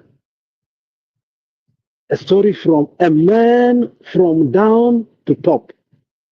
If it is not for one or two reasons that we cling into parties, if you listen to the story of anybody who has an ear to listen to the story of J.D. Vance, of how he was raised by the grandmother, mother was in substance abuse, and so on. And kuna watu wanasema sio ni fake. Wanasema mamake alikuwa drug dealer or a drug addict. Yeah, that's what I'm saying. That's what I'm saying. That's what actually is what people relate to. Yeah, that's what. How many drug addicts do you have in this country? So many. And then not only from there, when he went and served in Iraq, he didn't know what he was supposed to do. Then he came to here. The turnaround of this young boy was when he met a man called Peter Thaniel. Go read about Peter Thaniel and J.D. Vance. The only man that J.D. Vance cannot say, he cannot say, he can never say no to. And if you saw how this man took J.D. Vance and mentored him, a man who hated Trump and took him to Malago, and then from there things changed, and how the trajectory changed and how transformed the J.D. Vance. J.D. Vance is being prepared to be the president in the future. He is not just a deputy president. He is just looking at a long haul. It's good. Let me show you something. Nataka kuonesha watu, in case kuna mtu anataka kujua story ya huyo jamaa. Hiyo story yote unaongea iko kwa hiyo memoir. That is his memoir. Hiyo kuna kitabu ameandika inaitwa Hillbilly Elegy. That's a book by J.D. Vance and it is explaining all those issues we are talking about. Njiro, the next topic, let's continue with the Kenyan politics, man. Hii siasa za huko zitufanya tuanze nini kufight. Yeah, ni sawa. So nataka kuaplaya video kidogo ya IBC. So just give me a minute. There are also some news about IBC. So just bwana Alex, just a little bit. Ni kama nimesikia story ya IBC kuna kitu. Na meanwhile pia I also nimejaribu kutafuta hiyo clip ya Samuel na Morara. I have not been able to see it, but somebody can just comment about it. And Boundaries Commission, IEBC, have been thrown into disarray after the High Court nullified the law establishing IEBC's selection panel. This comes at a time when the country is in a heated debate of a delay in the reconstitution of IEBC commissioners that has seen the government, through the spokesperson, recently call for an intra-party dialogue. And as NTV's Masharia Mbogwa now reports, the nullification takes the entire process back to the drawing board. Even though the 8-member IEBC selection panel was yet to start the process owing to 2 court cases pending at the Court of Appeal and the High Court, in a ruling Friday, Justice Lawrence Mugambi nullified the IEBC Act No. 1 of 2023, terming it unconstitutional as it was passed without considering views presented by the public and various stakeholders. The judge noted that on January 19th, 2023, the bill was withdrawn by the chairman of the Senate Legal Affairs and Human Rights Committee on the floor of the House without the consent of the members, and the Senate proceeded to deliberate on the bill in its original form, not considering the amendment report that was informed by the public participation exercise carried out, adding that the logical inference from the conduct of the Senate is that the public participation it conducted was meaningless and majorly cosmetic. The IEBC has been at a standstill following the resignation of 4 commissioners in 2022 and the end of tenure of 3 others in 2023. In a presser with the media, government spokesman Isaac Mwaura called on Azimio coalition to withdraw a court injunction that he said was blocking the formation of the IEBC selection panel to allow the government proceed with the reconstitution process. However, Wiper leader Kalonzo Musyoka, for his part, claims that the ruling Kenya Kwanza government was using the National Labour's Party, Augustus Kialo, to frustrate the process through a case he filed in the Court of Appeal. Busia Senator Okiya Omtata challenged the Senate's handling of the amendments after the committee chairman withdrew the report without a debate. This Honorable House Parliament argued the selection panel's strict timelines necessitated bypassing any delays, and public participation doesn't necessarily mandate adopting all proposals. The clerk of Senate defended the withdrawal, citing compliance with standing orders even as the Attorney General sought dismissal of the case, arguing that the Constitution allows bills concerning counties to originate in either parliamentary house. Today's nullification by the High Court leaves the entire process of IEBC selection at limbo. However, a media brief from Parliament says the judgment has no effect on the composition of the selection panel for the recruitment of the chairperson and commissioners of the IEBC. Macharia Mbogwa, NTV. Warning.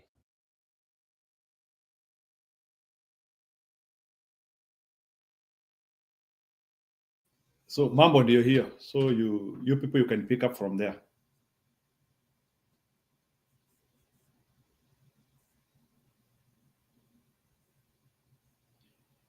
I think tumekuwa na hii conversation somewhere else, and I think we called out, we said Ruto is in the middle of rigging the next election. When people engage in terms, tutachagua nani, sijui watu wanapinga nini Ruto. Unless this person tumtoe by force, this person is rigging the next election. I think that's all I have. Bundi? Oh. You know, for me, I've always said that this is Ruto's commission, not tied, not even called electoral. The name election should not even feature there because there will be no election. There have never been an election since 2002 when we went and elected Kibaki, and you saw how Kenyans voted, because the mood of the country was that we needed change. Moi had to go, his time was up. And I think one of the reasons I parted ways with Raila in the NADCO report is when the NADCO report came, at the top of the agenda or the narrative that it had was the IEBC, and therefore affecting the Chere reform. We did not even talk about the Chere reform. And then we added 2 commissioners to say it's 9. And then we started talking about the seats of the opposition leaders, so on and so forth, without looking at electoral justice. And subsidies that had been taken out by the man at that particular time, because in shule na hospitali ndio zilikuwa na shida. And we said that we are going to be managed pole until these people are going to implement how they have agreed on the next course. And I think I might sometimes be extreme, but I don't think my position is extreme when I say that when they sat down, the next IEBC is to make sure the 1 man, 1 shilling can never be revived again in a country called Kenya. Secondly, they were going to create a new electoral commission because they want to do away with the boundaries that were going to come back, so that you find a big chunk of the mountain was going to get a couple of constituencies because many factors allowed it legally. Therefore, to stash that, they had to completely do away with the current IBC and bring the Ruto's IBC, which will not even consider that. So whatever that they're coming up with, I think it's just a commission to rubber stamp somebody or to announce somebody. It's a commission to announce who is going to be deemed that he won an election that never happened. But if truly we will take the word election into consideration, I think then we have to go back and ask ourselves why IBC has failed several times.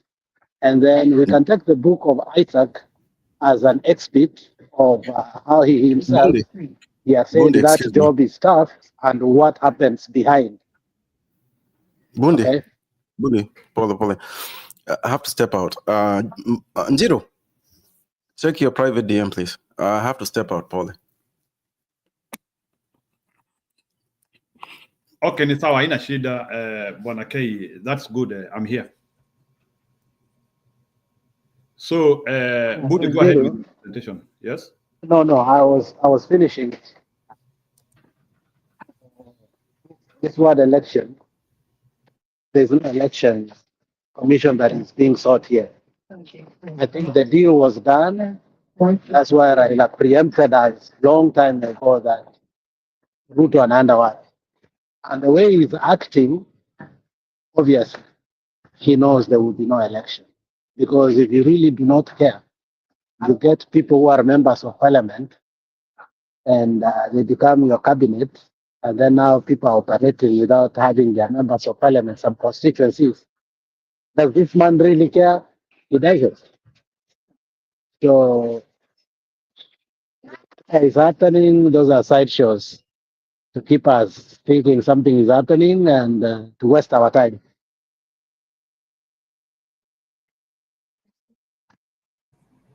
Yes, Budi, I agree. So I think the Supreme Court and all the other courts in Kenya, they also want to put us in circus so that we can be seeing there is something which is happening and literally nothing much is happening. So now the question comes, or the question besets us. What do Kenyans do? Because Kenyans expect an election, whether free or unfair. Kenyans expect an election which is moderated in a concept that makes sense. So, Bwana elects, or it's good. So, what should regular Kenyans do after they have been put? You can hear even the news is saying IBC is in a state of limbo. So, what should Kenyans do? So, should Kenyans allow the court to mismanage active processes which are a part of democratization? Because I thought part of an electoral process is part of what we call democracy. As Kenya veered off the road of democracy, and we are talking about other things. I don't get it. So it's good. Can you help me understand? I mean, you see, one thing that Ruto understands is politicizing everything brings political fatigue. And it thrives better in political fatigue. And I think this is one of the areas that people are so fatigued, if you see it. I mean, lately, if you look at the Kenyans, they are sick and tired of being sick and tired. If it were not for TikTok and social media, I don't think many Kenyans would be knowing what is happening in Kenya. I don't know if you know that. Like, Kenyans are so resilient, they can make all those memes from, that's why Ruto was so pissed off to find a lot of memes set up.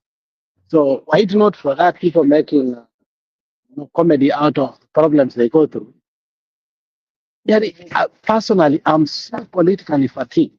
I don't know where I get the energy sometimes to even come here to talk.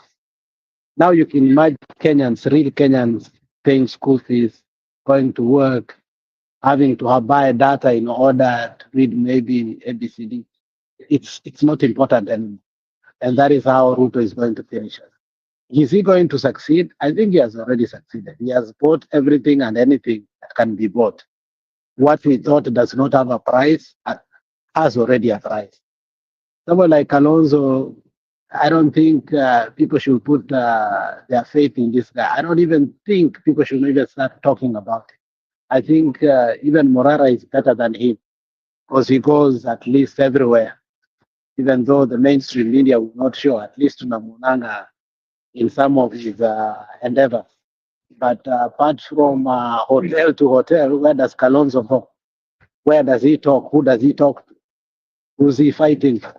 So it's more than evident that I think come 2027, yes, we expect an election. But if people understand that it's not going to be an election, a lot of people are going to stay, more than the amount of people who stayed out last time, which was a huge chunk of number. A lot of people did not go to vote. So I see the same scenario, especially the young people have no reason to go vote again. Why? Because the way the establishment is acting, and you see disappointment after disappointment. People like the GNCs, you saw they fought. Now they see all of a sudden a handshake, the brother. Now the other one, whether it's true or not about Uhuru Kenyatta, but it has an impact overall to the people.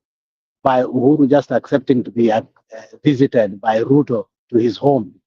I mean, I don't think young people who went to the streets to say Ruto must go are happy about it. I think that was so indicative of them. That was so punitive to their aspirations. So unless something happens, which usually does, but right now the moods of the country, as I see, I think people have given up on the ballot box. The only thing Kenyans are united to do is to remove Ruto by force. When that usually comes up, I think I see people being mobilized and stimulated to act on it. But when it comes to the ballot, I don't think people are ready for the ballot. I think they are ready for the bullet. Yeah. Alex, that's always the question which I've always been asking myself, because it looks like Ruto wants to disparage the electoral process as much as possible so that we don't have a way in which we can go to an election. And I think it's a deliberate way of causing confusion so that we give up. For me, I think you want us to give up and we stop about even talking about our country any longer.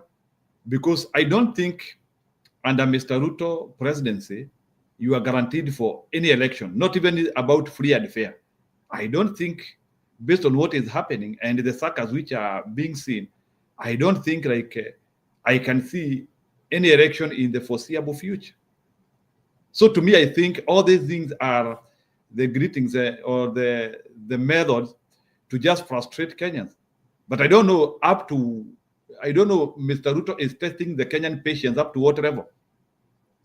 I don't know if there is somebody who has told Mr. William Ruto State House is unreachable, or maybe people cannot cause that liberion which can reach him, that Kenyans will always make noise and they leave things at the table and nothing much will happen.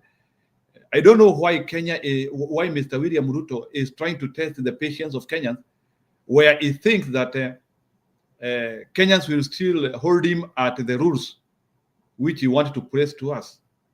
So, Bwana, it's good. Do you think Mr. William Ruto is trying to despise, and maybe he doesn't know who Kenyans are and he thinks like Kenyans cannot show him the wrath, or he is just doing that because what's wrong with him? He doesn't know that Kenyans can retaliate against him, or he thinks he can buy some of them. What makes him to have this moral authority and the courage to think that he can subvert the will of the people and there is no repercussion to him? What gives him this courage? And he does it one time, another time, on so many things. Where does he get this confidence to attack Kenyans and he thinks nothing can be done to him? Is it an innate thing in him, ama ni kitu ambayo inatendeka, ama yeye tu anakuanga hivyo? He doesn't fear, he doesn't care. But really, mtu ambaye ashtuki.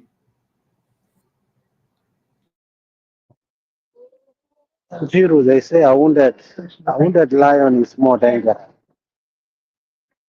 I think for me, Ruto has always been a bad boy, but I think he became badder with the cases in the head.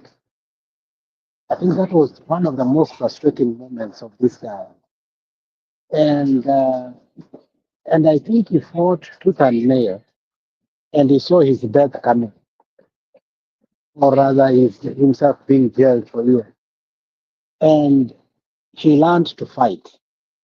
And once he fought, and it became evident to him that you can fight anything and you can win. And I think his personality changed. He's a person who can do anything and everything in his capacity to get what he wants. And I think throughout his deputy presidency, that is what he did. And throughout his presidency, that is what he did. You look at Moi, even however dictatorial he was, during the time of the finance bill, he used, not to upset mwananchi so bad, just to make sure that Kibaki akibeba ile sanduku akikuja July, people are expecting the worst and the best.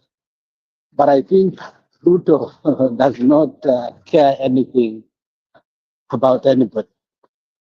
He brings some of the most ridiculous bills ever brought.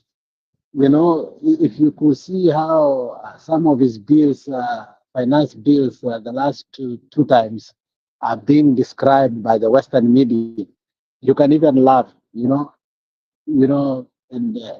I've said it before in a different way, that my grandfather used to say, not in a wrong way, but that is how he used to interpret, that there are some people, you give them a cow to milk, they milk until usaa inatoka, which is the white thing, thinking it's milk.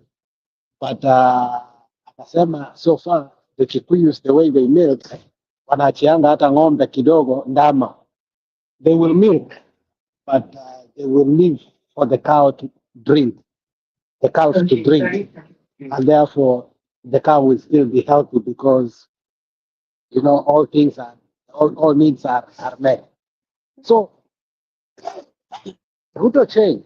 So all these things that we keep on wondering and agitating for, he's tone deaf. I think it was Latif who told him that he's tone deaf. And I think that is the right word. Whatever you say, the guy will never listen. And if you want to know that he will never listen, he will even lie in parliament that the deals for Adani and even people clap, whereas those deals are not even gone. In fact, they even, according to sources, actually this is the time they actually even signed more deals. So I don't know if it's true or not, but time will tell if the Adani is well. But as for Ruto, he never gives up.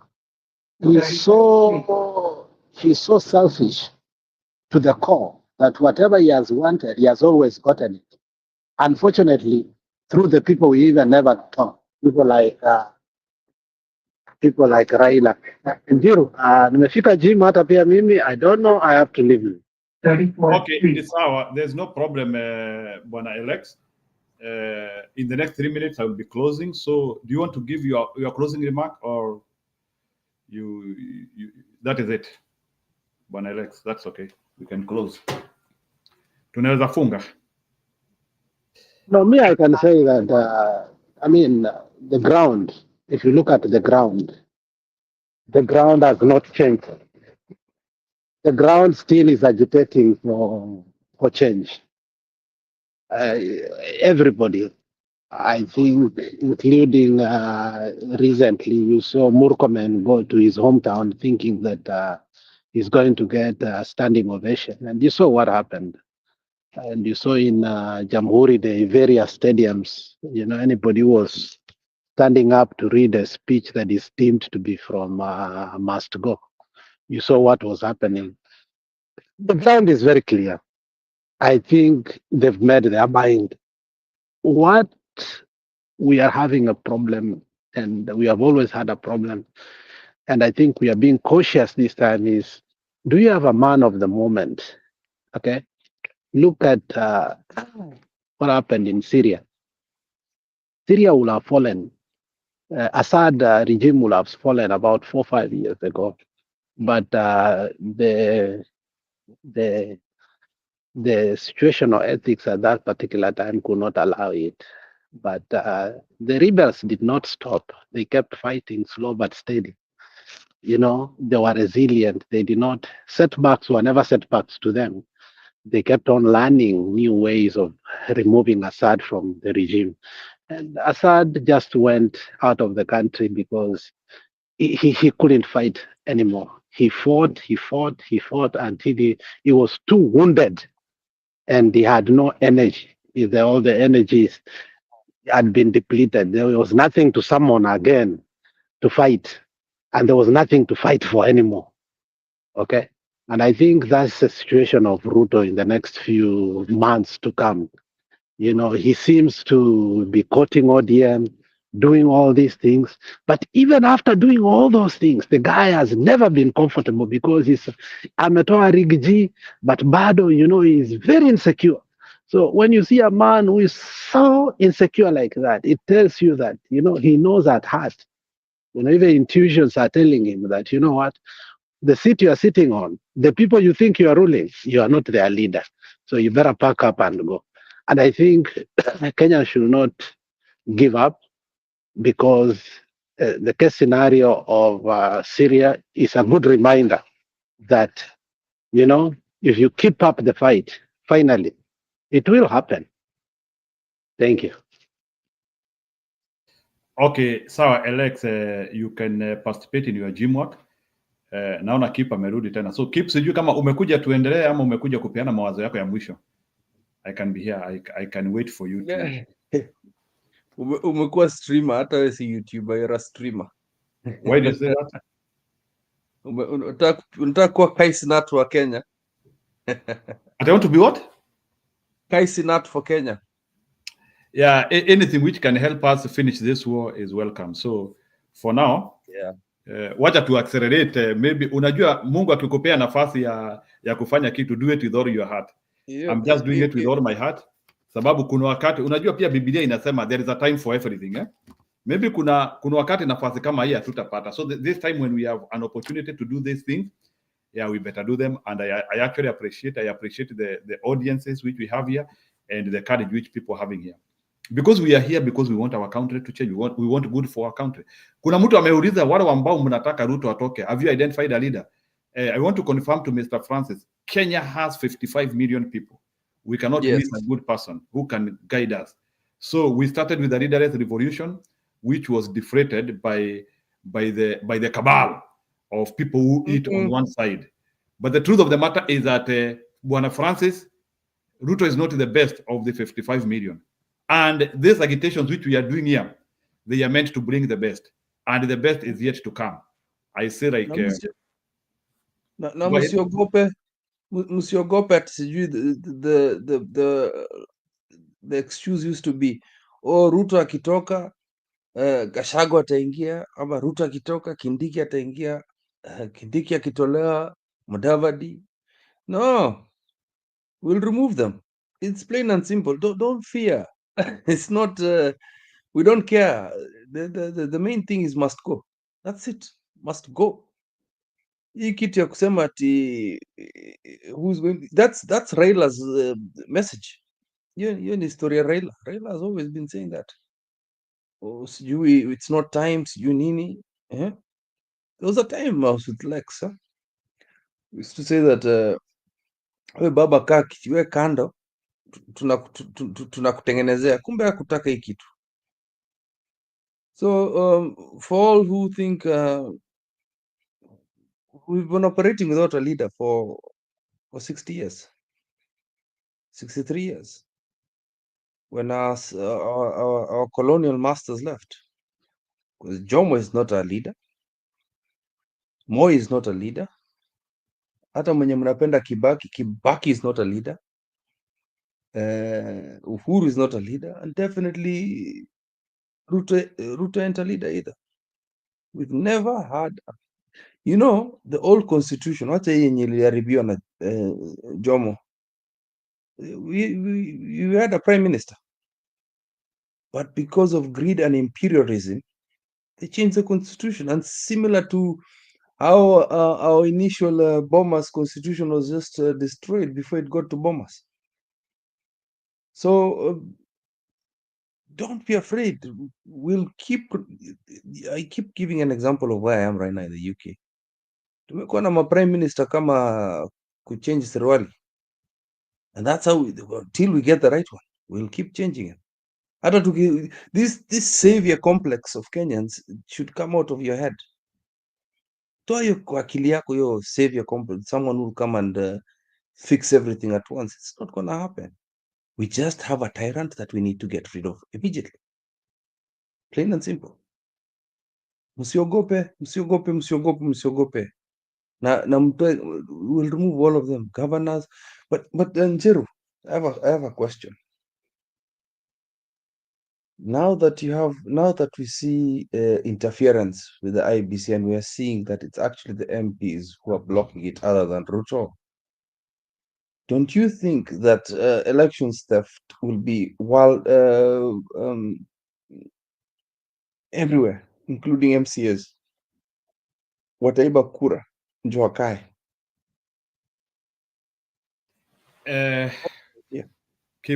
I want to respond. Dili Nyoro will steal for himself. Kimani Chungu will steal for himself. So that's what I'm worried about. Yeah, I want to respond to you about that. Yes. For your information, Mr. William Ruto is an expert of stealing votes. So he has capacity to instill a system which will rig everybody who he wants. That capacity he has. So, but must it be that way? No. So what we need to do is very simple. There must be an alternate way where we have to checkmate Bwana Ruto. Because previous people have, remember, even the election of Uhuru, it was the machinery behind it. You remember the genesis of where Ruto Coronic started during the nomination of 2017. That is where he mastered the art of election stealing, if that is there. So what we have to do is this, the people's movement.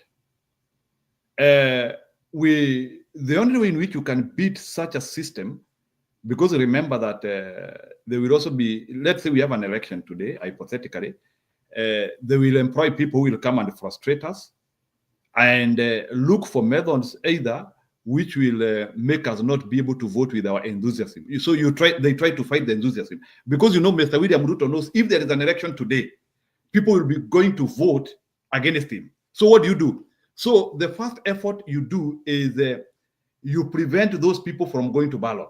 So the next election, voting will not be easy. So voting, you make sure that voting is not accessible. It's no longer. Si ati ile story ya sijui nini watu kubebwa namba. Sasa hiyo story ni hata unaweza taka hata kubeba watu uwatoe karibu na polling station. You are carrying them away from their polling station. So those are the gymnastics which you will see them happening. So this is what happens. Let's assume hypothetically now, because they will instill an election. So remember that even Mr. William Ruto has identified the people who might not want them to fall for the continuity of his regime.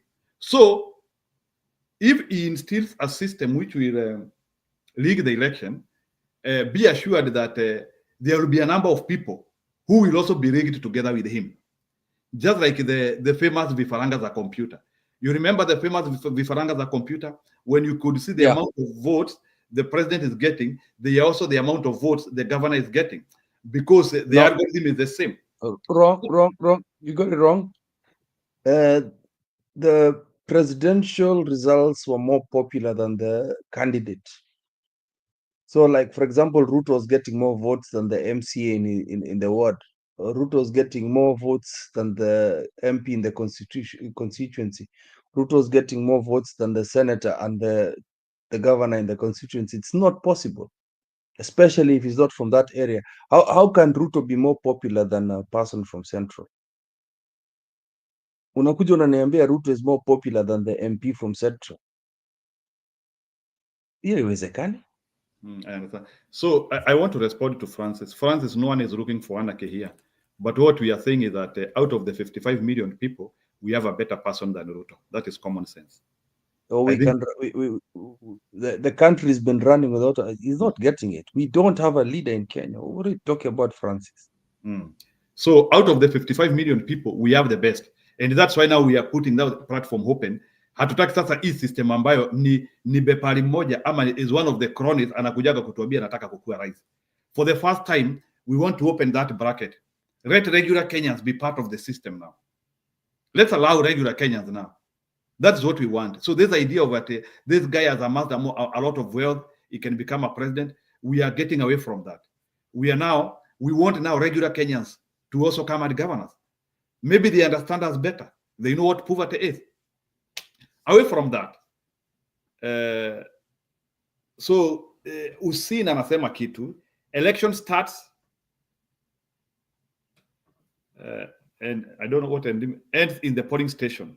Hapo ndio tutakomoa na simu zetu tuna post kwa mitandao. So yeah, that's why I'm now saying we now need a more agitated people. We make sure that wale watu ambao watakuwa kwa hizo polling station, kama sio zile ambazo nasikia zinajengwa za kando, sababu nasikia there is a possibility that we could go to different polling stations. Let me assume that we will protest until we vote in our usual places, kwa primary school, because that's where we are used to. Mimi naendanga kwa ile shule iko hapo karibu na kwetu, napiga kura hapo. That is the system we know. Hakuna mtu ametuambia tutaenda kwa banking house. On a mobile, si kitu ya Kalonzo na NADCO report wamesema kwamba kutakuanga na mobile No. We will. So as the civilian court, we will not accept that, whereby we are allowed to be voting anywhere. If there is any change, it has to be said by us. Ni sisi tutasema tumechoka na kupigia kura kwa mashule zetu. Now let's look for hizi mashule zetu zingine ni ziko na waya, vumbi inaingianga sana, upepo inaingianga sana, watu wakiwa kule ndani they are not comfortable. Tunahitaji pahali hata kuna fan. Hizi mashule zetu hazina fan. So Wakenya waanzie kusema sasa we need comfort where we are voting. But I don't think Wakenya wamefika in the level of saying they need comfort where they are voting, and they even don't have comfort in governance. So we cannot move out of primary schools for now, because primary schools are efficient and they are big and they are accessible. And you can easily, kama mimi sasa nikiambiwa enda upige kura kwa Kadambaisoni primary school, I know where Kadambaisoni is. Lakini ukiniambia kura ni private, how will I know that place? So it is a way of confusion, ili hata nikisikia hiyo pahali tunapigia kura pahali fulani siendi. So this is what will happen, and bwana keep, sisi kama raia lazima tujiongeleshe sasa. We have to reach a level whereby we have to get more involved with the election without having to be paid. At KEEP, you can mobilize yourself together with your little resources, and you become part of this evolution of a society which want good governance for your country. So what do we do by that? What do I mean? Ati leo ni siku ya kura, kama vile Hussein anasema, the whole day I will spend it near the polling station. Hata kama wanatuwekeanga hiyo rule sijui ati you cannot get karibu na polling, you have to stay 400 meters away from the polling station. Ama inakuanga mita ngapi? That rule has to be removed. Polling station is a public utility. There is no way in which mutatuambia ati people cannot access polling station. Ati people have to say ati only few people can be able to access the polling station. Mi bwana keep hiyo kitu sijai kubaliana nayo, whereby ati wanatuambia ati these people will cause confusion. Why are you fearing citizens? Why can't citizens be there and they see how their votes are getting in? Why do they always tell us that you have to? I don't know if the West they have or highly democratized countries they have those rules, and you have to be 200 meters away from the polling station. So those are some of the rules which have to be repealed immediately, or hacked immediately, because we don't need them, because we are an evolving society which has to concentrate with what makes sense for the public. And we cannot be fearing public. There is no in which tutakuwa tukisema Mkenya ni mtu wa fujo, because all the time when unasikia hawa watu wakisema ya kwamba lazima ukae mita 200 from the polling station, already these people have branded you as a violent person. It is impossible for you to stay close to votes without causing violence. That's what they are saying. Nandi najiuliza, is it impossible for them to keep security hata tukiwa hapo karibu na hizo ballot? You see, these are the things which you have to have. So nakipu nikuulize, kwani Mkenya ni so patronizing, akikaribia karibu na vitu lazima avuruge? Keep, what do you think about that? Do you support that rule at ukae mita 200 from the polling station? Tuibe vizuri. lazima tuibe vizuri. Because I don't even think I still don't agree with protecting our votes. Because the more digital we become, the more easy to steal. Of Turudi course, vile tulikuanga zamani.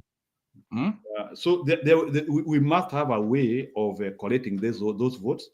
So ile kitu tutafanya ni kura inahesabiwa moja moja, the way we count them, and we make sure that hakukuwa na ballot stuffing, sababu pia wanaweza sikia tuko hivyo, alafu sasa zile ballot box tunaletoa pale zishajazwa ama zikuje zibadilishane. So we make sure that we are much more involved. So Cameras. We will need a coalition of activists now, coalition of involvement, people who are serious want to be involved. So that is what we will need. So we will need watu wanajitolea kusema sasa, this is our country. Just like the same way we are spending time in maandamano, we can also avail our time to have a credible election, tukijua ya kwamba tukikuwa na credible election, we have actually benefited ourselves from kwenda maandamano. In fact, Bwana Kip, if we really did the right thing during election, we can save a lot of life during maandamano. Because once the election system is good, the other things are easy. You will get a good president because let me tell you, people have never conspired to vote for a wrong person. The problem which we always have, kuna uwezekano hata kina Ole Kietu alishinda. I'm just saying it. Kuna uwezekano ni vile kura yao iliibiwa. We don't know because we do not get involved. So what I'm trying to say is that let's for the first time get involved with the election, and whoever wins, we say it is the choice of the people because we got involved. That's what I mean. And keep now, that is the awareness which we have now to tell Kenyans. Hata kama huyo mtu hana pesa, huyo mtu haja kumobilize so that you can go and defend his votes. If you believe that person is a good person, you can defend his votes from where you came from your locality. That is how we have to, that is the level which we have to reach as Kenyans. And that is part of patriotism. All those precincts which we have in Kenya, all those places where we go, and it is part of the things which civilized countries do. Hata Marekani, they had to do a lot of work like that, whereby you have to seriously, because winning the election, you win election by first of all protecting. So the first step of winning an election is to guard. It's like in football, Bwana Kip. Unajua, I like football. Ndio najaribu kuambia hapa. The first step of winning in football is defending not to be scored. Inakuanga hivyo. So you could be striking, lakini every time you are striking, your opponent wanachukua mpira wanafunga bao. So your efficiency in scoring is empowered by your efficiency to defend. So hata sisi lazima tufike level whereby we have to understand what is getting in the ballot and we defend that. Now we now go to phase 2, bring the votes. Let's now mobilize people to come and vote. Now that is now phase 2. So before we mobilize, we have to think of how can we have a coalition of Kenyans. Wale Wakenya wanalia saa hii. Even all those people akina Gaidho and all the rest, all those Wakenya wanaongea sana, including us. We get that coalition which will be part of the global, part of the Kenyan mobilization to defend our vote. Then as we are doing that, we are now mobilizing vote. So inakuwa ni vitu mbili, and that's how we will easily win this election. And by 8:01 a.m., Mr. Ruto tunamwambia Ruere, Ruere, Ruere, Ruere, Ruere. Yes? Mi naenda sasa. You can make your conclusion. Yeah. So for me, I think as Kenyans,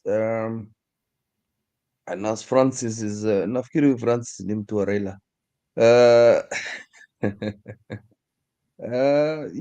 You can baki nyuma, sisi tunaendelea mbele na maendeleo, na tunataka kurudi nyumbani kwa nchi yenye itasaidia wananchi wenzao. Yeah. And as Kenyans, we need to be united together against corruption. Corruption is a very big disease in Kenya. Ni ugonjwa mbaya sana kwa sababu we are all involved. God gives us the leaders that we deserve.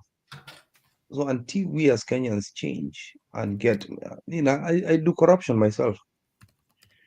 when I say I do corruption, it's unajua saa ile umeshikwa na polisi,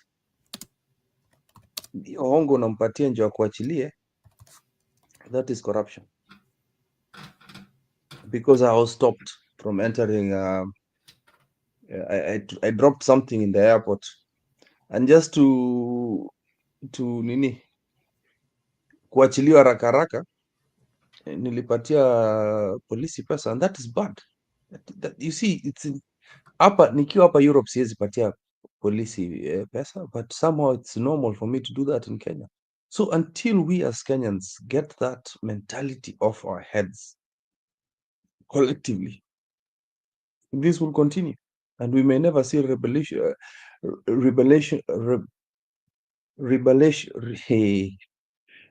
rebellion of our country in our lifetime.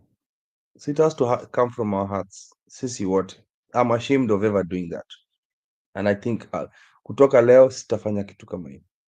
Thank you, Njeru. Thank you very much, Tim. We have, and Bwana Kip and all the panelists who have been here today, we have really pushed the dialogue from what Mr. Raila Odinga and Mr. Mohamud and the other guy from Madagascar were doing. Then we circled back to what is happening in Kenya, especially because of IBC and bad governance. I think for now we have much. Just a moment, I put power. Yeah. So I think for now we have much agreed that the more we come here, the more we keep on making our country better. So I really appreciate you people for being part of our audience. Kama vile mnasikianga kila saa nikikuja hapa Bwana Kip na wengine wenu, na Bwana Kip nitafutie yule jamaa uliniambia Lawi, I'm ready to discuss with him here. Kama unampata tafadhali ongea naye, mwambie nitakuemail. Yeah. So just email me his number or anything. The way it can be gotten, it will be good. I have his email. I have his phone number. Unajua unasawingi namba zangu. I've texted you so many times, ni kama unaniignore. No, sahi wetu ni weke kwa hiyo nini, one of my ile simu ilikuwa na nini, it crashed beyond repair, so I have to reassemble numbers again. But ni sawa. Okay, si ile namba yako niko nayo. Yeah. Imeandikwa Njeru the Great. Okay. Ni sawa, ina shida. I appreciate that. Is that your number? Okay, don't worry. When niandikia email, but ndio. Umeniandikia kwa chat Sio ni namba yako. Hiyo sio hiyo ilienda. Wacha nikuandikie ile sasa. So nimekuwa nikitumia nani? Sasa wewe umekuwa namba ndio hiyo, weka chini niandikie message. So nitakutext tu sahi. Bring me Lawi, bring me all the other people who can come. We are happy to Lawi, you just have to give him airtime. Okay, there's no problem about that. We can speak about it. I'll send you his number now. Unamwekea tu airtime and he'll come very fast. He likes going to do political things. He likes it. So I hope bado ameshikilia ile msimamo yetu. Strong sana, very strong. Unajua saa zingine watu wanabadilika, na unajua sijamsikia for long, ama hata kwa Facebook sijamuona. You people, by the way, in Facebook you can also follow me as Njiro Mwaura huko. Kama ukitafuta tu Njiro Mwaura utanipata Facebook huko. I am also very political in those places. Na kaanga na everything. Mimi ile vitu natupanga most of the time in my Facebook ni siasa peke yake.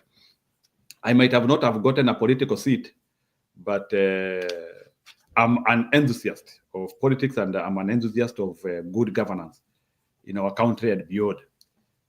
Mimi ni wale watu ambao wanataka kuona vitu zikifanywa vizuri. Mimi ni yule mtu ambaye ananga rafiki as long as that friend is doing the wrong thing. That is one of my weakness, Bwana Kip. It's so unfortunate that I have lost so many friends after they start doing the wrong thing. My weakness is that I'm unable to have friendship with you once you start doing the wrong thing. So the same measure I'm doing to Bwana William Ruto, to Bwana Raila Odinga, to Bwana Uhuru is the same measure I also do to my friends. Anyway, it's quite a cruel thing. It's not. If you douse yourself in filth, you're a pig. Yeah, so that's not my problem, that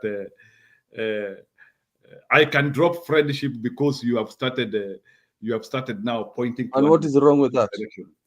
Yeah, it's a strong attribute, I agree. So so saa zingine ukinikuta ni kama, anyway, that is me. So I only want friendship which is workable.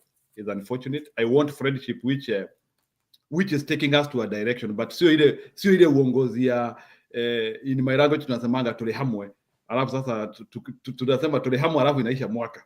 So bwana Kip, vipi kuwafurahisha ni ile unakuta yani mumeongea tu na mtu anasema tuko pamoja Kip, I don't know kama hata even in kale jina lani mko na hiyo story ya unakutana na mtu sasa hiyo mnasema hakuna shida, tuko pamoja, hata nilikuwa nafikiria maneno yako nikakuona. Kip, are you of that rhetoric? Hata nilikuwa nimekufikiria saa hii. Thank God I can maski yako ilikuwa inaungua. Your ears were burning. But in fact, hata nilikuwa nimeuliza Njiro story yako. Nilikuwa nimeuliza Njiro story yako. We have that. Unakuanga wapi? We have that. Unakuanga wapi? So you're good, Alafu sasa ikifikia wamama sasa, ikifikia wamama, it now becomes even more problematic. Oh girl, wow, you look amazing. Umenona? Na sasa hiyo badala ya mtu akwambia unakaa chura, anakuambia hey, you look amazing man. Hey, you look amazing. Unakula nini? What are you eating? And this person has not appreciated. Umekonda labda anaanza kukulisha.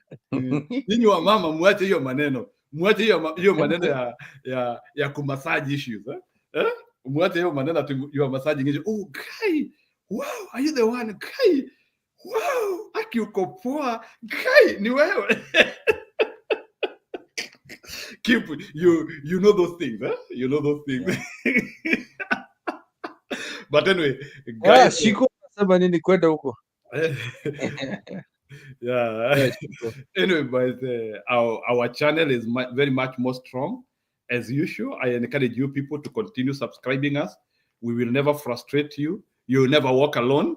Nichukue hiyo ya Liverpool, nichukue hiyo ya Liverpool. Hutawahi tembea peke yako. You will be part of us, and us we will be part of you. Once we push, unless you're with must go.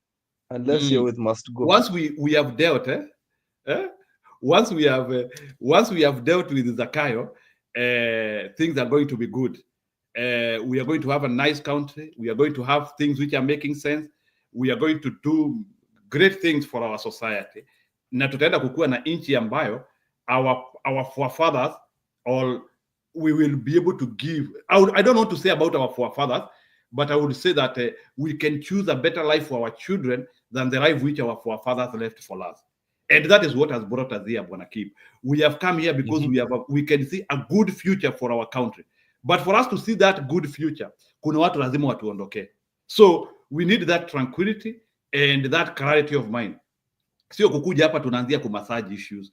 We have to speak truth and truth to power. We have even to speak truth even to people who are close to us. And we feel that if we speak truth to these people could start disassociating themselves from us. We cannot be people who only speak truth so that we can get relevance with any person. We will never change our trajectory. As far as we are concerned here, our channel has declared its orientation simply because in Kenya we don't have right wing or left wing.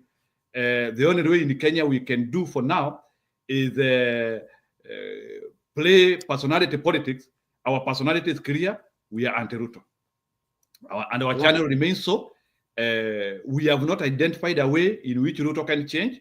We have not identified a way in which Kenya can change under his governance, including even kutengeneza that concussion government with many of his people. We have not seen him. We have not seen himself guiding himself in a way in which he wants to build a government which is shaping people. Just one day ago, he already said that 41 million Kenyans are. Maybe Keep, you did not comment about. You have to comment about this. because ulikataa kukuja hapa to analyze Madaraka, but umekuja ku apologize. Before you apologize, are you aware Mr. Ruto said that Kenyan government has employed 41 million Kenyans?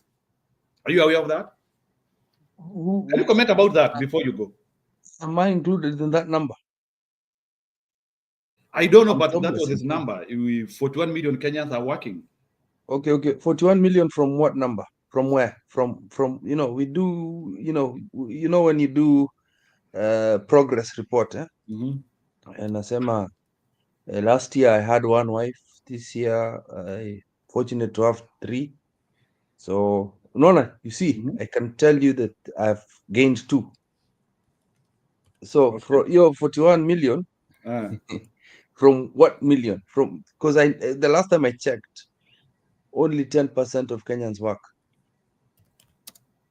So what is 10% of 55 million? That's 5.5. 5.5 million. 4.5 million, yeah, mathematician. So 4.5 million minus 41 million? Minus 41 million, that's around 36 point something. So that is so 36. What is the rise there? It's almost 80%. 80%. Yeah, so that's why we were even saying the other time that we extremely fact-checked William Ruto. No, it's just no. You see, for me, it's not even fact-checking. It's it is when you're doing a speech, because I listen to the way you analyze the speech, how you usually do and how US usually do. They show what was last year compared to this year. But you see, Bwana William Hustler Ruto, Fund, and the burden to tell us that. 1 minute, I keep it. 1 minute. Hustler Fund was debunked. And even say that kuna kitu alisema Hustler Fund is bringing another program. I'm just forgetting. Kuna program alisema sijui alisema sasa watu Hustler Fund kuna program nyingine inakuja sasa ikuwe mapacha na Hustler Fund. There's another program. You people tafadhali nitaipieni jina, kuna kitu alisema about Hustler Fund, sasa sijui kuna program nyingine inakuja. You see, like during Kibaki time, also jamhuri ya mwisho ya Kibaki, he talked about access to financing, where he said that 1 million Kenyans, he improved it from 1 million to 20 million. Now he was giving the problem which we have with Bwana Ruto is that he is not able to do things which we call back-to-back comparison. So he was supposed to tell us because he is barely 2 years in power. So he was supposed to tell us wakati aliingia, because I could not get those numbers. And this is the problem when it comes to people, when we take numbers as not numbers to confirm anything. Because when you just come at bloodish a number and say that during our administration, that was the statement used, during our administration, 840,000 jobs have been created. That is a statement he just threw there outside to the people. Then again, he said, there was something he called Ajira and something. He said, Ajira initiative has employed 20 million Kenyans. Again. Then from there is another program, he said. 20 million Kenyans. Wait. Yes, there is a program he called Ajira. I'm looking for a, I had done the summary is here. Ngoja kidogo nikuambie. Inaitwa, he said, the program is called, and thank you sana Bwana Bowen kwa kufika hapa. Endelea kudefend. So, Ajira and Jitume alisema 20 million. Then there is another program alisema iko na 80,000. Then there is another program alisema imeemploy 20 million Kenyans. Then content creators wote ndiye amewasaidia. So all content creators who have gotten jobs in Kenya, the Kenyan government has made sure that they are good and they are okay. Can you comment about that? No. That was a projection that he said that. No, you said it. You forget how you actually analyzed it last time. It was quite good. He did not project. He talked about 20 million. Yeah, he did not say that we are focusing. He never used the word focus. He said that the government was going to help facilitate content creation, and you said, how does the government come and do something? I was talking about where you talked about content creators. I am not talking about their content creators. Yeah. So for the content creators, that one he actually took a victory lap. For the content creators, he took a victory lap. You remember that? But I remember there are some other places where he said that they are facilitating. I have no problem with that. You know, facilitation is not measurable. That anyone can say that. You understand that? Keep right? Yeah, like for example, if you tell me you will facilitate me, we cannot measure that. That is why hata Julia amefika. That is why, like, I cannot accuse you if you don't facilitate me. Why? Because the word facilitation means it's not a must we achieve. So unaona kama sasa keep ukisema, you know, we have to teach people here, or maybe people to learn from us. Asante sana Gashoki. When you tell somebody I will facilitate you, it's not a commitment. There is a difference between we are facilitating and the Kenyan government is committing to do this. Two different statements. Hata sahi keep nikisema I will facilitate you kukupeleka ngambo. I'm just giving a statement. Kenya is facilitating people to go to. So that is a mere statement. It might or not. So you cannot be put to question. And when you hear the government talking about such a statement and in huge numbers, they are fearing accountability. And that's why sometimes I get scary when I feel scared when I hear such things. Anyway, maybe unaweza sema wazo lako la mwisho niacho na Julia hapa tukimenyana, because now Julia has come. You people, you can join the show tuendelee kuzungumza kidogo. Congratulations, Julia. I hear your daughter is doing very well. Congratulations. Oh, haha, mlikuwa mnanisengenya. Nani alikusengenya? Ulisema hapa kwa Njeru show. I heard it and I was like, well done. You raised a wonderful girl. That's good. Yeah. Keep, we are also waiting for you kukuja kutubreakia news. Hata ukipeleka kijana jandoni, ile jandoni yenyu ya kule mashambani utuambie bana. Yeah, si unajua ile after kijana wako ameenda kwa jandoni. We don't talk about those things. No, I'm not talking about them, but nakwambia come and tell us. I'm not talking about them, but I'm just telling you, without investigating you, we also feel happy. Unaona sasa Julia sasa kuna uwezekano sasa people could attend a very serious wedding huko. Unajua, it's not all the time to be talking about his history ya Ruto. Even as we have some social life. Yeah.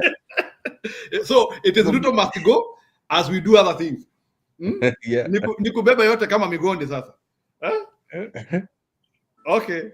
Keep before we end, you nasikia unaenda leo kumefanya. What has happened? Can you update me everything that has happened today? So Conman alifanya speech yake ya AUC. Honestly, mwenye alimprep alifanya kazi mzuri sana. He sounded very articulate. Yes, he was. I heard him, he was articulate. Yeah, it was good. It was good compared to Kasonko's Jamhuri Day speech. He's that's why I think that's why we gravitated towards him. When before we realized he was a con man, his articulation in the world out there, he looked good. Like tapata hiyo kitu. But unfortunately, somebody else came here and actually said something very serious about Djibouti. The Djibouti candidate has favor with most of Asia and America because of its proximity to Europe, and there are a lot of military bases are there. So kawaida tu, involvement with outside forces will pay these stupid African heads of states kumchafulia. So that was the thing I'm happy about. But it also means that it's bad for Africa because it means that kutakuwa na interfere. But anyway, who cares? The AUC job is garbage. Alafu ulisikia akisema keep ati anasema ati they are hoping that one day they will have a united Africa. So I kept asking myself, sasa vile wanatusumbua in these small countries, unaweza ka imagine ati tuko nao ati those guys, unajua all of them when they spoke they were maintaining status quo. Hakuna mtu mwenye alikuwa na revolutionary idea. Sikusikia anything. That's what yenye no the Madagascar guy answered a tough question, which was why we are allowing military shit to happen. Why can't we solve our own problems as African? But Raila and the other guy, the Djibouti guy, they were so diplomatic because they were just status quo, hataki kukosana na watu. yeah, wataki kuharibu, lakini Madagascar was very revolutionary. Like no, that's a Pan-Africanist the way aliongea kwa poa, lakini wajinga wao wengine wawili the what do you call it, the two horses that are ahead walikuwa jinga. So my question is, why are they me vile nimechoka na Ruto, can I stand a unified Africa with those thugs leading us? I can't. Julia, Ngoja Njeru, there's no day we can have a united Africa. Well, the borders that have been created for us were brought by the West. Until we learn how to live how we were before, meaning that our kuna borders, tuache ujinga, we can rule ourselves in our small villages. My grandfather used to say, my Kenya was from here to there, and he used to point to it, and that is it. Hakukuwa na kitu kama president. All you knew was your village leader, and that's enough. All this, if we can learn to go back the way we were, yeah, that would be good. That's so now if we can't, it's not only Kenya. We have this problem of large tribes, Kalenjin, Kikuyus, Luos, and Luyas, oppressing the smaller tribes. Nigeria used to do that. So like now, if we have a united Africa, trust me, the Nigerian state, South Africa, and Egypt, these big countries will be the ones who will always have presidency, and they will oppress us, obviously. That's where the president of Africa would be coming from. So we're not ready. Tuache hiyo mchezo na tuache ujinga until we have what do you call it? Good elections in Africa, locally, from Kenya to Uganda to Rwanda to South Sudan, until all these countries all have proper elections where we have leaders who have been elected by the people who are righteous enough to have that discussion. Then we'll be ready. But not now. Now we're not ready. We have to clean up our own homes first before we can discuss about unity. Sorry. It's all garbage. Wacha niongezee Julia, then uchukulia kabisa. I know you have tried to imagine if Africa was united and Kasongo was the unified president. Ukaanzia kidogo Julia, ukaanzia kuona kungekuwa na maandamano Abidjan, kungekuwa na maandamano Wagadugu, kungekuwa na maandamano Pretoria, kungekuwa na maandamano pale Uganda, Jinja. I know that's how you try to predict. Alafu nimeimagine Museveni akiwa cabinet secretary somewhere. Alafu nimeona tu au majabazi wote wakiwa kwa cabinet. Ai hapana, hatuwezi make. Afadhali we deal with Kasongo first. Let's deal with our problems first before we can think of unified Africa. And then keep just to bring it in that we comment about it. Maybe Julia just hold 1 minute. Watch and we read the keep sababu because keep wanted to go. Na Douglas Kibogong anauliza hii story. You have heard about the feud of Morara and Kasamwel. Wakuwa pale kwa Citizen where Kasamwel began by attacking Morara and then Morara naye akarudisha. So how do you take of that? Sijui kama ulisikia hiyo. Maybe you can. Kaspool said something very stupid because Morara had a manifesto about environment, and the guy is starting his own party, yeah. And Kaspool akasema, what you're saying is in every primary school textbook. so demeaning, eh? So the thing was, Kaspool cannot defend his move to ODM.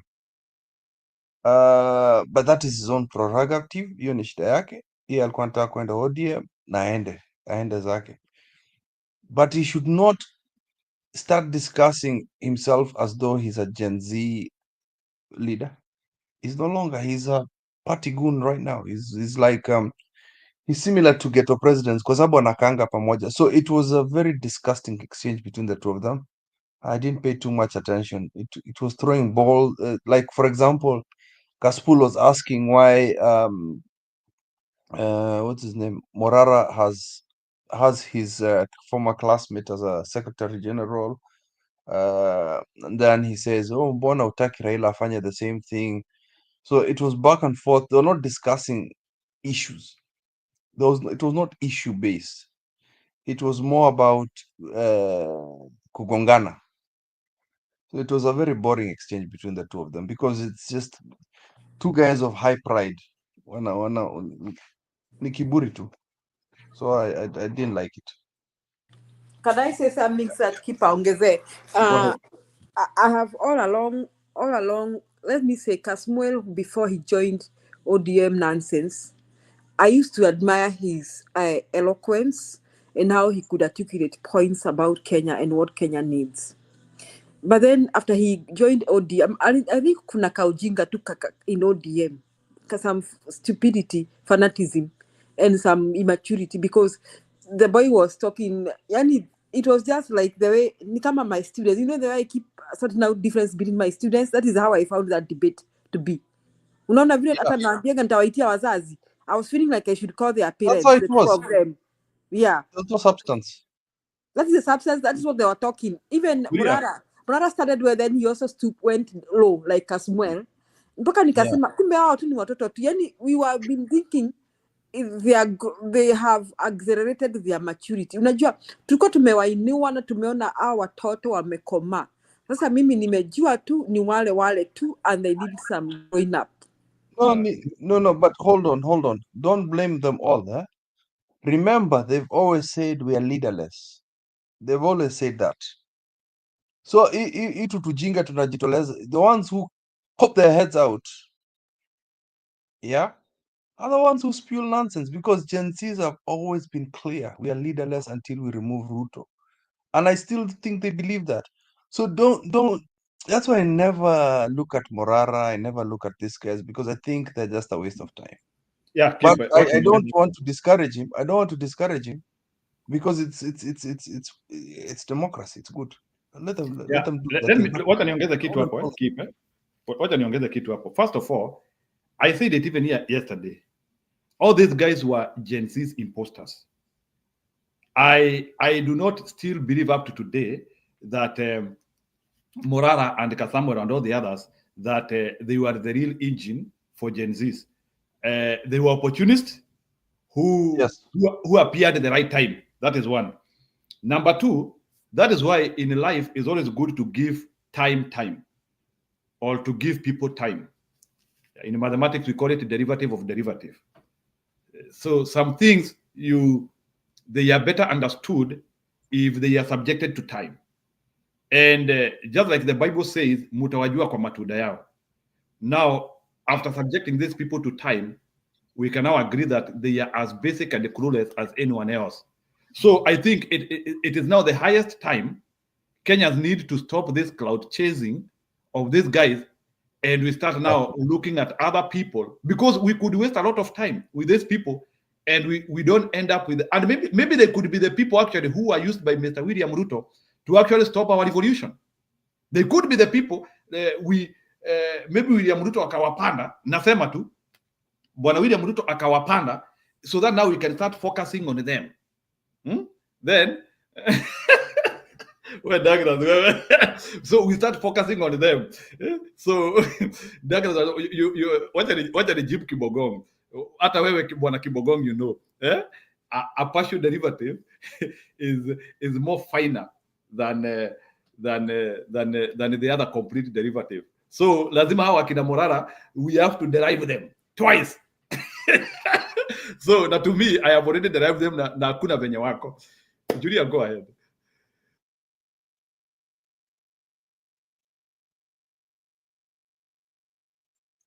Disappeared. Okay, keep. And so mimi nimeona it was a good thing walitwa kwa hiyo kitu, because now we know like unaona tuko I think Kenyans we also rush too much, me included. I was really admiring those young people, and even Kasamwel, I really kapenda tu vile kanaongea, kakona guts, you know, kana enda citizen, kana it's just like that other kasichana, sijui kanaitwa Wanjiro. There's a kasichana that went to the press recently. Kalikuwa kanaitwa Wanjiro. Kalikuwa kwa, yani she Wanjiro twice. She articulates her stuff so nice, you know. She's young, but she's very articulate. So these Gen Zs, even they were speaking in the space, they speak so good. Unaona, hao ni wachanga lakini wako na akili. But I think sometimes it is good also for us to get when we get on our emotional side, I think we show our bad side, and now No, Julia, hold on, Julia, what you're getting wrong is the fact that there are some rotten eggs within the basket. That's okay, it. let And me we've finish. identified You them. didn't allow me to finish what I was saying. I'm saying Yeah. that sometimes when we have, let's put it this way, we are faced with a challenging situation or something we need to argue out, our real character comes out. So unaona Kasmuel venye ameongea, yani first Kasmuel, so what he was speaking now, alitoka tu a real ODM sycophant, but then the debate degenerated to something so childish. Mpaka hata huyu mtu alikuwa na interview, ilikuwa interview ya Citizen. I think he must have been embarrassed about it. I mean, he shouldn't even have called those two boys there. It was an embarrassment. I think it's good that he called them, because now I think going forward we'll not hear people saying Morara for presidency. Tutajua tu watoto bado ni watoto, wacha wakomae kwanza. That's my take. Wacha mimi nitoroke, uendelee na show. We'll talk later. I just need to run. Thank you very much, Julia and Njeru. All right. Aya, ni sawa bwana Kipe, wacha tuongeongea hapa na Julia kidogo. As I try to engage her a little bit. Anyway, karibuni. I'm still here, by the way, for the next like 1 hour. Whoever wants to join the channel, you are free to do it at your own will. So Julia, I can maybe sijui kama other than that mambo ya IBC imepiga kizungumkuti. So ile inasemekana ni ya kwamba kuna sijui kulikuwa na commission ama kulikuwa na watu walikuwa wameteuliwa ati ni kama sasa wao ndio wangetutengenezea IBC. So kuna vile koti imekatana na wao leo. So that is also one thing, although I know you some kangaroo court there, some kangaroo committee, some corrupt ya kina Raila na kina Kalonzo. Si Kalonzo, Raila Odinga, ODM na Ruto. Sasa kulikuwa na hiyo committee, sasa ni kama imekataliwa. So now I think we are in square zero. So I don't know now what will happen. So I think we are being put in a situation whereby we cannot hold an election. Pengine niseme tu kama Mswahili, mwenye macho aambiwe tazama. So when I use my naked eyes, when I use my small intellectual reasoning, I feel like we are being guided onto a territory whereby we will not have 2027. And even if we have 2027, we have a very weird and shambolic 2027. Do you think that, Julia? Yes, of course. But I'm also thinking, if that committee was Ruto's and Raila's, the High Court, they got the Court of Appeal, and the Court of Appeal will throw out the High Court decision. That is what will happen. Now, wakitaka waende Supreme Court, and you know what Madam Hotia will do. If kama hiyo ka committee ilikuwa ya Raila Odinga na Ruto, bado itaendelea tu na kazi yake. That is what they do. So, whether the High Court do that thing out, I seriously think that it will come back. Yeah, because I think Oh, sorry, maybe I think it is one of the way maybe to try to show Kenyans that maybe they are looking through issues. Okay, that is one. I don't want to dive you to that because I know today it has happened. Also today, Bwana Raila Odinga, in an international stage, he recognized Mr. William Ruto as the president. Can you comment about that? He talked about how since ameenda kwa hiyo serikali ya bread based, he has always been doing that. Jirua, were you surprised? No, I was just saying that was the first place ambayo mimi nilisikia akimulify in a national stage. Oh no, in an international stage as President William Ruto. You see, according to me, I wanted the servers to still be open. No, ama walifungua server wakiwa wawili. Kwa servers tulitoka kitambo. Julia, are you sure? Mimi bado niko kwa server. Tulitoka kwa server na nani? Na tukaingia kwa bread based government. Anyway, ladies and gentlemen, I don't know what I'm going to do. I'm one of those people who believe that in Kenya we need to know how our election happens. So history ya sava sasa si tumeiacha ikiwa ama or sava is a theory. Is a theory. Mimi don't sasa hata siamini Raila alishinda. Na mimi nimebadilika. Julia, are you sure? Huh? Because kama mwenye kura ameinua mikono, why should I keep thinking he won? No, I moved on. No, tulishaambua server zilikuwa and they had data. Si Raila alitusomea mpaka ile kura alipata. Hakushinda. Si sasa amejoin hiyo bread based gava. Alikuwa nasomea, alikuwa na to enjoy. No bwana, mimi bwana, I remember he said he got, I think alisema alipata, they said Ruto got 5.1. Do you remember?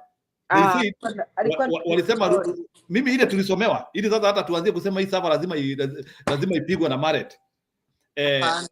Ruto got 5 million and Raila got 8.1. Raila alishinda na milioni 3. Alikuwa na to enjoy, so wewe endelea kuenjoyia. Mimi Kasongo won.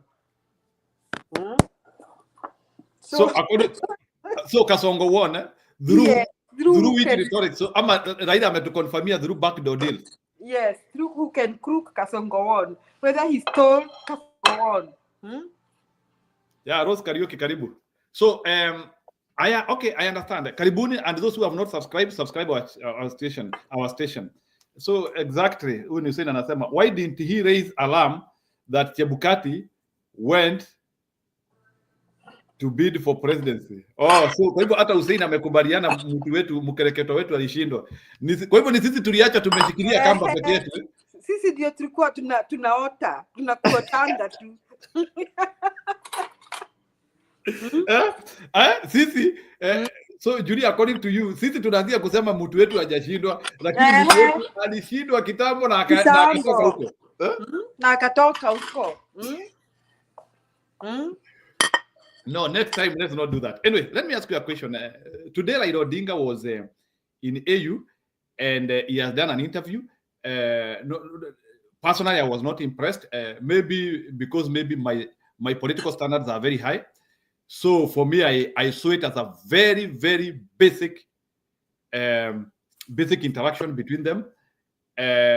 So Raila was a bit articulate on issues of infrastructure. But one of the things which I didn't understand why although the Djibouti guy was a bit dynamic, but one thing which I didn't understand, no one tried to bring that issue about, is the issues of perennial presidency. So Julia, can you comment about that? They didn't talk about how we are, because part of democratizing Africa is having presidential terms which people honor them. I didn't hear them talking about we need to look to situations whereby, like in a place like Uganda, we have somebody who has ruled for 36 years and is still continuing. A place like in Cameroon, where we have somebody like Paul Biya from 1982 and some other. So why is the AU not able to democratize such countries? Because I don't think there is any sane country which should be subjected to one-man rule for 40 years. Why is it that they're not carried enough to iron out such one of the greatest problems? Because for me, Julia, I think the greatest problem in Africa is not financing, because we have money. The greatest problem in Africa is this confusion of governance. I thought because when it comes to projects, every country does its own project. Sababu kuna AFD pale ambayo iko na pesa. So AFD inapea Kenya pesa nyi muunde project then. So it's on individual terms. So development in Africa is on individual terms. Kila country does its own project. Then we interconnect. Unafikisha kwa border, yule mwingine anachukua. So but why did they not talk about democracy in Africa, which is the key thing? The answer is obvious, Njiru. Eh? Kwa sababu those mapresident kama akina Museveni wenye wamezeeka zeekeka, sijui kama kuna msemo zeeka zeekeka, au maguka na manyanya, in fact maguka, they are the ones who are to vote for these candidates. How do they again go and criticize them when they are the ones? Ebu imagine wakianza kusema ati Museveni amezeeka sana, amefanya that some, you think he'll vote for them? So nobody was going to open their mouths to say that. You see? So nobody was treading on that dangerous grounds, okay? Na hata yule wanasema ni wa Madagascar kama ni wa wapi huyo mwenye alikuwa hajulikani sana, alikuwa wapi huyo? Njiru, huyo mzee mwingine ni wa wapi? Kulikuwa na Djibouti na Madagascar. But wa Djibouti wa Madagascar ni kama the cameras were not on him very much. It's like people are not concentrating with him. I don't know. Yeah, and he even said that despite social media reports, there are 3 candidates, not 2. That is what he said.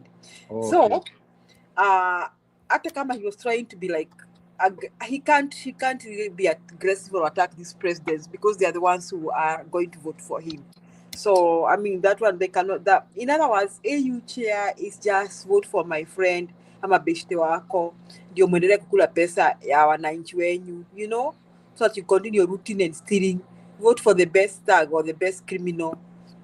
Even ndio wako. Sasa they can't oppose each other. That is the point I'm trying. Okay, so Julia, let me ask a question now. Based on what you see and with the capacity of Mohamud, by the way, he impressed me. Although kuna watu wanasema ati speaking many languages, he was able to speak 3 international languages. So I think if I was asked, Mohamud was able to reach a bigger crowd. So do you think between Raila Odinga and Mohamud, who do you think has built a bigger coalition which can bring this thing home to I think Raila Odinga has built a bigger coalition because Ruto has been walking around buying those presidents. Wow. Kumbe hata mainchi zinanunuliangwa. Wamechetewa. So you mean our money is being taken to Gambia? Yes. It's being taken to Cameroon? Wamechetewa kweli. Unajua kuna wenye wamesota. Na si tuko na loan. Kwa nini hiyo pesa isipelekwa kwa loan? Which loan? Ruto will leave us with all those loans. We might have to sell his property to pay the loans. So, and then my question is, why should the Kenyan government highly invest on this position? And I don't think Raila has a capacity even to work on that seat. Is it worth to invest in that chair for 5 years for Raila Odinga? Because I don't think the first intention was to get Raila out of politics, and Zakayo was hoping that. Unaona, Zakayo, I don't think okay right now.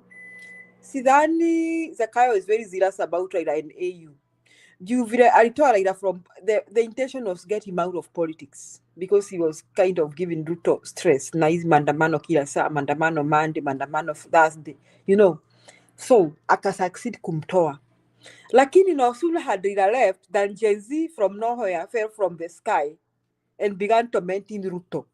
Unaona, so than God dropped. No sooner had Raila left than God dropped other tormentors in the name of Gen Z. Now, and you know what Gen Z created has not gone down. It's just rising and rising. Yani, kama si, sasa unaona like the things that happened in Nyandarua. Things that are happening sijui Embu, sijui wapi. It is no longer even a Gen Z issue. It's like Gen Z walimwaga roho. According to Ruto can call it a rebellious spirit. Even in fact he called it that the other day. Aliita hivyo ati kuna roho mchafu mwenye anafanya Wakenya wapinge kila kitu. So Ruto was trying to solve his problems by sending Raila to AU. So he had to go around buying those presidents, bribing them, paying Raila, financing Raila campaigns and all that. Lakini sasa, even if Raila goes to AU, his problems have not ended. his problems are just increasing in Kenya. So sijui, that is why Ruto had to spend so much money on Raila Odinga. But I understand that siku hizi pesa ya ndege imekosa. Ulisikia hizo fununu kwamba pesa ya mafuta ya ndege ya Raila kurandaranda inakosa. Ama what did I hear the other day? You know in Kenya, you know very well, Julia, they have stolen all the money. So in any case, Bwana William Ruto alikuwa amesema they were supposed to cut spending. And kuna mtu amekuja hapa with an allegation, I don't know how true it is, but amesema Raila ametumia 10 billion kutafuta hiyo kiti, pesa ya serikali. It is possible, or even more than that. So, can you imagine your kitty are benefits worth 10 billion for that? They are not benefits. The benefit was to get right out of politics. So we can spend any amount of money as long as Raila ametoka Kenya. Indio. That is poor thinking. So, basi si atafuta ile pesa atatoa Gen Z Kenya. Nayo. Gen Z sasa inamsumbua. Gen Z are where? In the air. Who is Gen Z, by the way?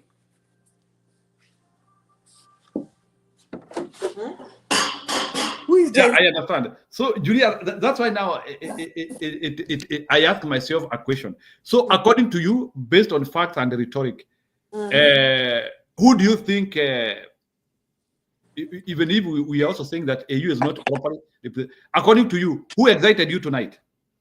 Nobody. You hata huyo wa Djibouti niliona hata in Maziwalala.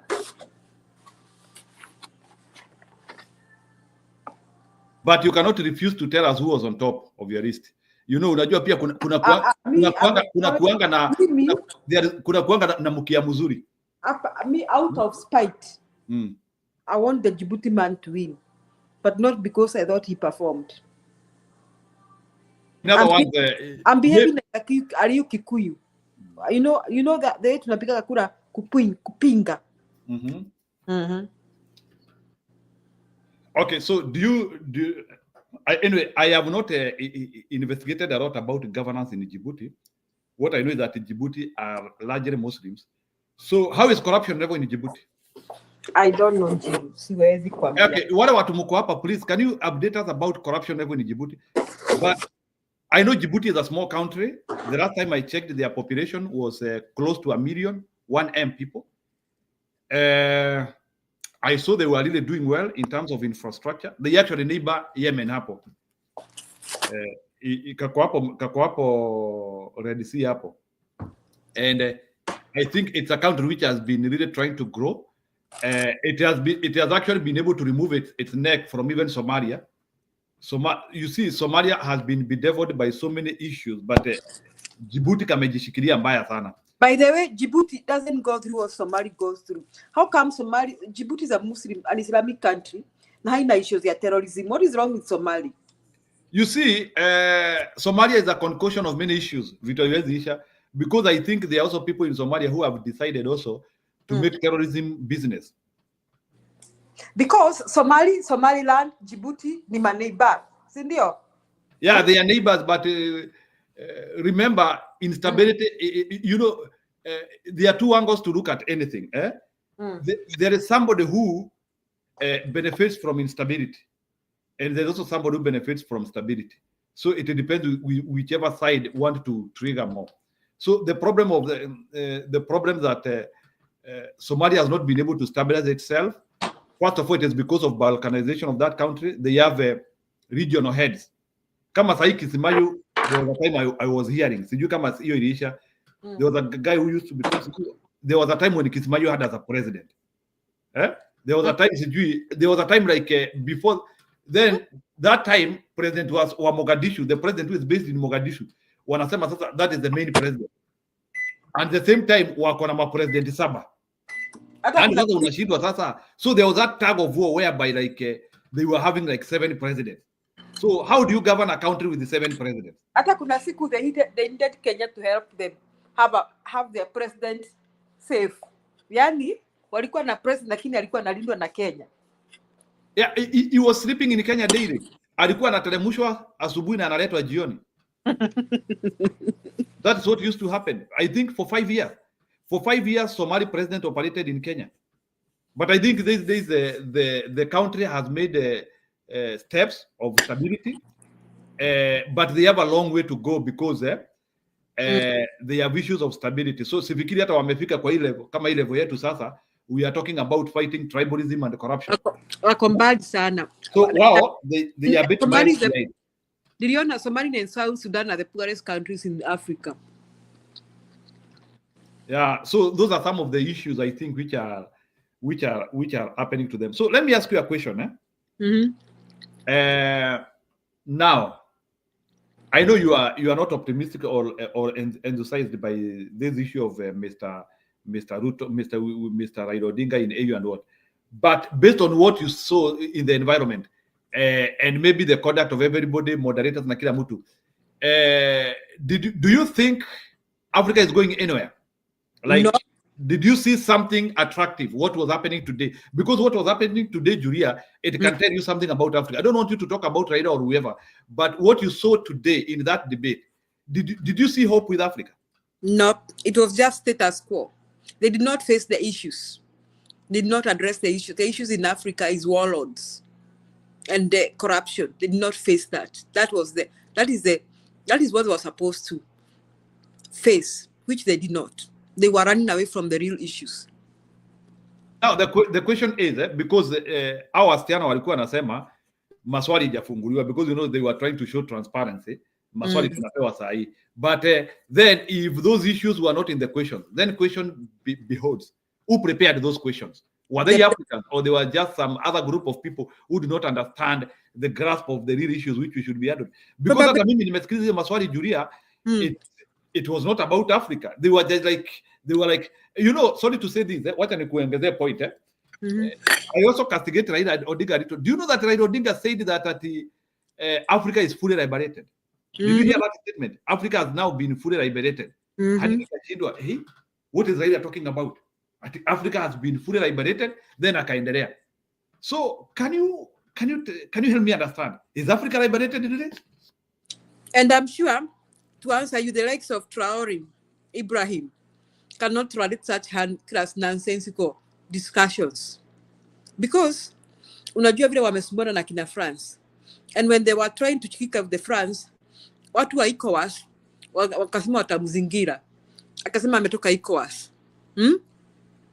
What kind of people are these? Status quo. Wakwenda huko na hiyo AU yao. Yeah, I agree, Julia, because I wanted to see dynamism in that debate. I couldn't see it. I wanted to see people who think like they can change Africa. I wanted to see somebody who is able to. You see, Julia, kama history ya mavisa na nini, sijui mpesa, all this nini. See, everybody has been speaking about this thing. Hizo issues zote. I didn't hear of somebody who showed ways of putting us in one market, because I don't think there is anyone who will be able to do that based on what I've heard. How can one market be done? One traveling point. I didn't hear of that. Like the way we can have one African visa. If I have a visa in Kenya, I can fly tomorrow to Angola. I can fly tomorrow to. But we don't need that because these people are harboring criminals. In fact, hatutaki your one visa. Okay, I understand. But you see, those are some of the things. So if now then if we are talking about AU and we will not be able to talk about those things, then it means that AU is not doing the real issue, because I think they have not. And that's why now I began by asking you the real question. Why did they not talk about democratization of Africa? Because I think that's where all the problems are. So there are some people having a very bad country and they are thinking of migrating their country to go to other countries which look good. You understand? Yes, because the voters don't want democracy. The voters are the same corrupt presidents. Simple. Lucy MM anasema Islam is based on peace, so it is an individual decision. So I don't know alikuwa anarespondia nani. I don't know. I don't think we spoke anything about it. I spoke anything about Islam or whatever. So I don't know. I understand why we said we were comparing Djibouti, Somaliland, and Somalia. That those three countries have maybe have a major Islamic, not Islamic ruled, but major Islamic. But there's peace in Djibouti, there's peace in Somaliland.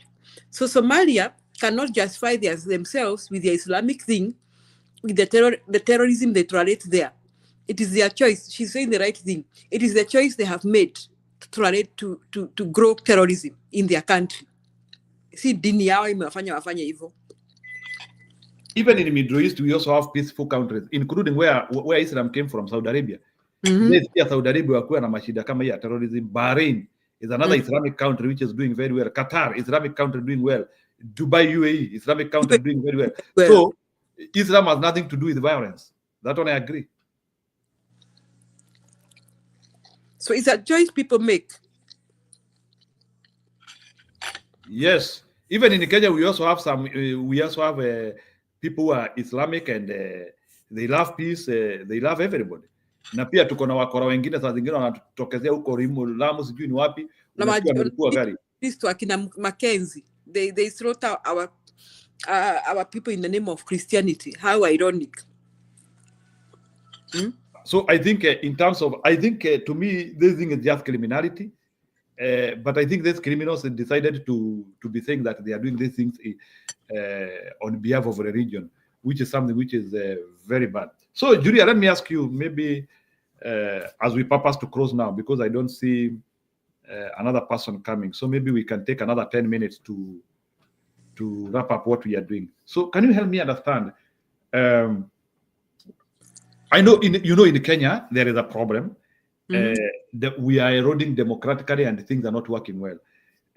Why is it that Mr. Raila Odinga was not able to refer to the problems which are in Kenya, which could now require AU intervention, especially when it comes to people are trying to speak to Ruto when he is committing crime and he cannot do. So why didn't Raila Odinga today not reference some of the issues which are happening in Kenya?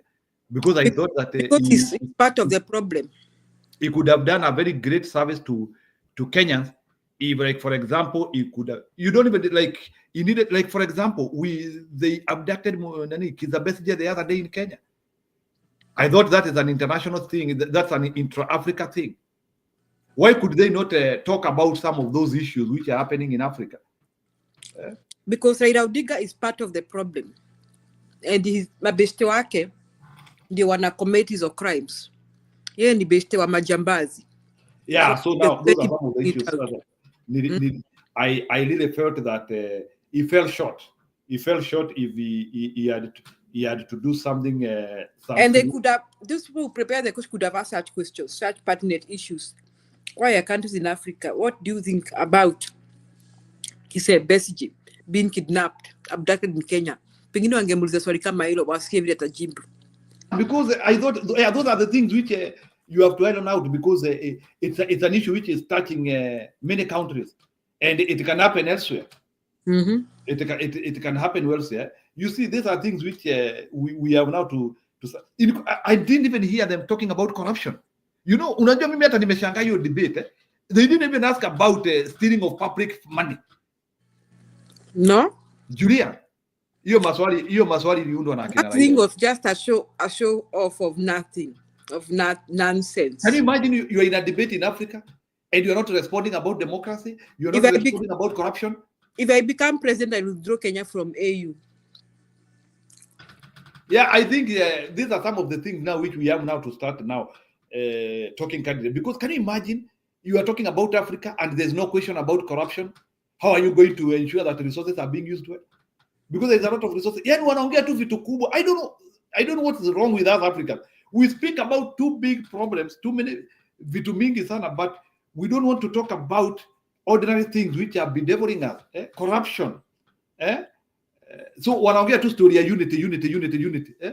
How will that unity thrive while we are stealing from each other? So Julia, can you tell me that, are we unified when we are stealing from each other? We don't want unity. We don't want to be united with criminals. But they are talking about unity. Those guys are talking about unity in the debate. We need to unite.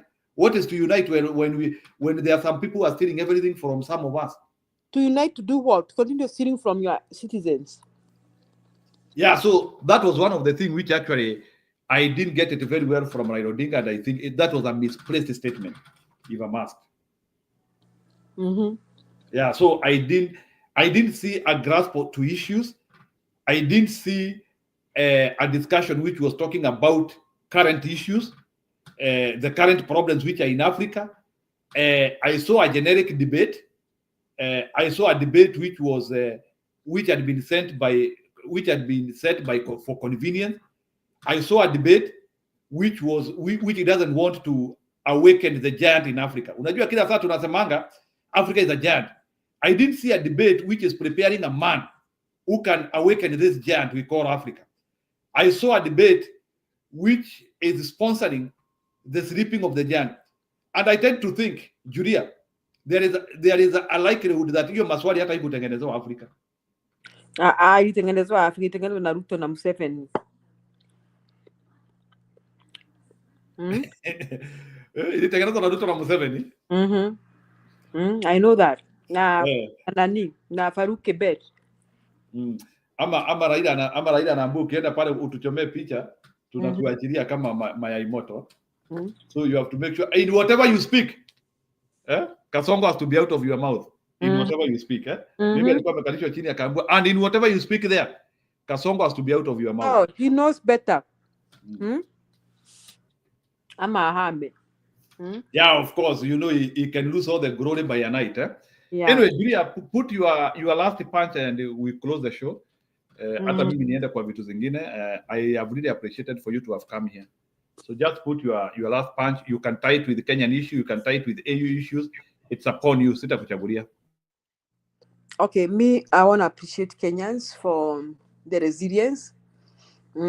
Every day naamka nikiona nikishangilia what Kenyans have put up a spirited fight in the social media, in the space, everywhere. Niona jamaa mwingine alikuwa anakuja kwa Bernard, alikuwa anajiita aje, ametoa another, yani mpaka amepata following, he's turning to 50,000 followers, and he was talking about Raila Odinga, Uhuru and all that. What is happening? Technology has come in handy to help Kenyans and to provide civic education and to air our feelings. So we are no longer restricted to the 3 mainstream channels that think they can say whatever they want, and what they don't want to say, they won't say. So we are now in a free society where we can air our views and inform Kenyans that we must continue fighting for our rights. So mimi, Ruto ameangukia patupu, hata sababu naona saizi ni shingo upande maneno ya Raila kwenda AU, because whether Raila goes to AU or not, it is not helping him. There's another fire burning. Now, why do you think he went to Uhuru's house? Ruto went begging. First and foremost, I'm still mad with Uhuru because Uhuru desecrated Kiambu and Mount Kenya region by opening his gates to Ruto. That is very offensive and very disrespectful for Uhuru to have done that. Now, if Ruto thinks that they can have a pact with Uhuru, I think ako yesterday too sana, because I wonder what influence Uhuru would have. Uhuru had the greatest influence when he was president and when he was trying to ask people to vote for Baba. See Baba, Raila Odinga. I withdraw that Baba thing. But for saizi, So, Njiru, maybe when you come back, uongelele hii story. Nimesikia watu wa ODM wako na makasiriko baada ya Ruto kwenda kwa Uhuru. Kuna makasiriko kwa ODM. Unafikiri Ruto anarudi pande hii kwa nini? Ameona, let me tell you, let me prepare you for something. Vitu vichenjanga. If Raila dares miss Rus AU, or even he wins, ODM will flip and come back and start fighting Ruto. And Ruto can see it. Ruto ni mwerevu, anaona hiyo kitu ikikuja. That is why anakimbilia kwa kina Uhuru. Lakini akimbilia wapi? Sijui atakimbilia wapi. Saa hizi mambo ni mbaya sana. Kitumbua kimeingia mchanga. And my advice to William Ruto is to ask him to nicely dissolve parliament, start by dissolving parliament, then dissolve government and fire the cabinet and hand over powers to somebody like Madam Hot Air and ask her to prepare to conduct another election, because hakuna lingine chanifikisha hapo Jiru. Asante. Yeah, thank you, Julia. Surely, when we come back to air, maybe probably tomorrow, I will make sure that we will do that comparison of what is happening in the ODM house. Sababu inakaa hiyo nyumba ya ODM ni kama they don't want a third wife. Wanataka wanasikia sasa sababu bibi wa pili, so they have that entitlement. So because they know that whatever they are doing with Mr. Ruto is the wrong thing, and they think now Bwana Kenyatta akiwa join is like now he is now coming. Sasa ni kama mikono imeanzia kukua mingi katika kikapu. Sijui hapa Julia unafikiriaje? Si wanapigana sababu ya mikono. Sasa unajua wakati tray imetolewa ya chakula, alafu unaanzia kuona watu wanaanzia kutokezea ng'ambo, kutokezea kila eneo unaanzia kuuliza nao wametoka wapi? Walikuwa pamoja na sisi kwa ile kazi. Were they part of us? So Julia ni katika hali ya hawa watu kushtuka because they think like other people do not deserve. So thank you, Julia, for being part of us here tonight. It's unfortunate that I had to close it sahi. Ni vile pia nataka kuenda kwa vitu zingine, but the show will be up another time, maybe tomorrow. So thank you, and thank you for those people who have participated. So many people have participated tonight. So tafadhali keep subscribing our channel. We seek to grow together. Nashukuru. Thank you. Bye, Julia. Sawa.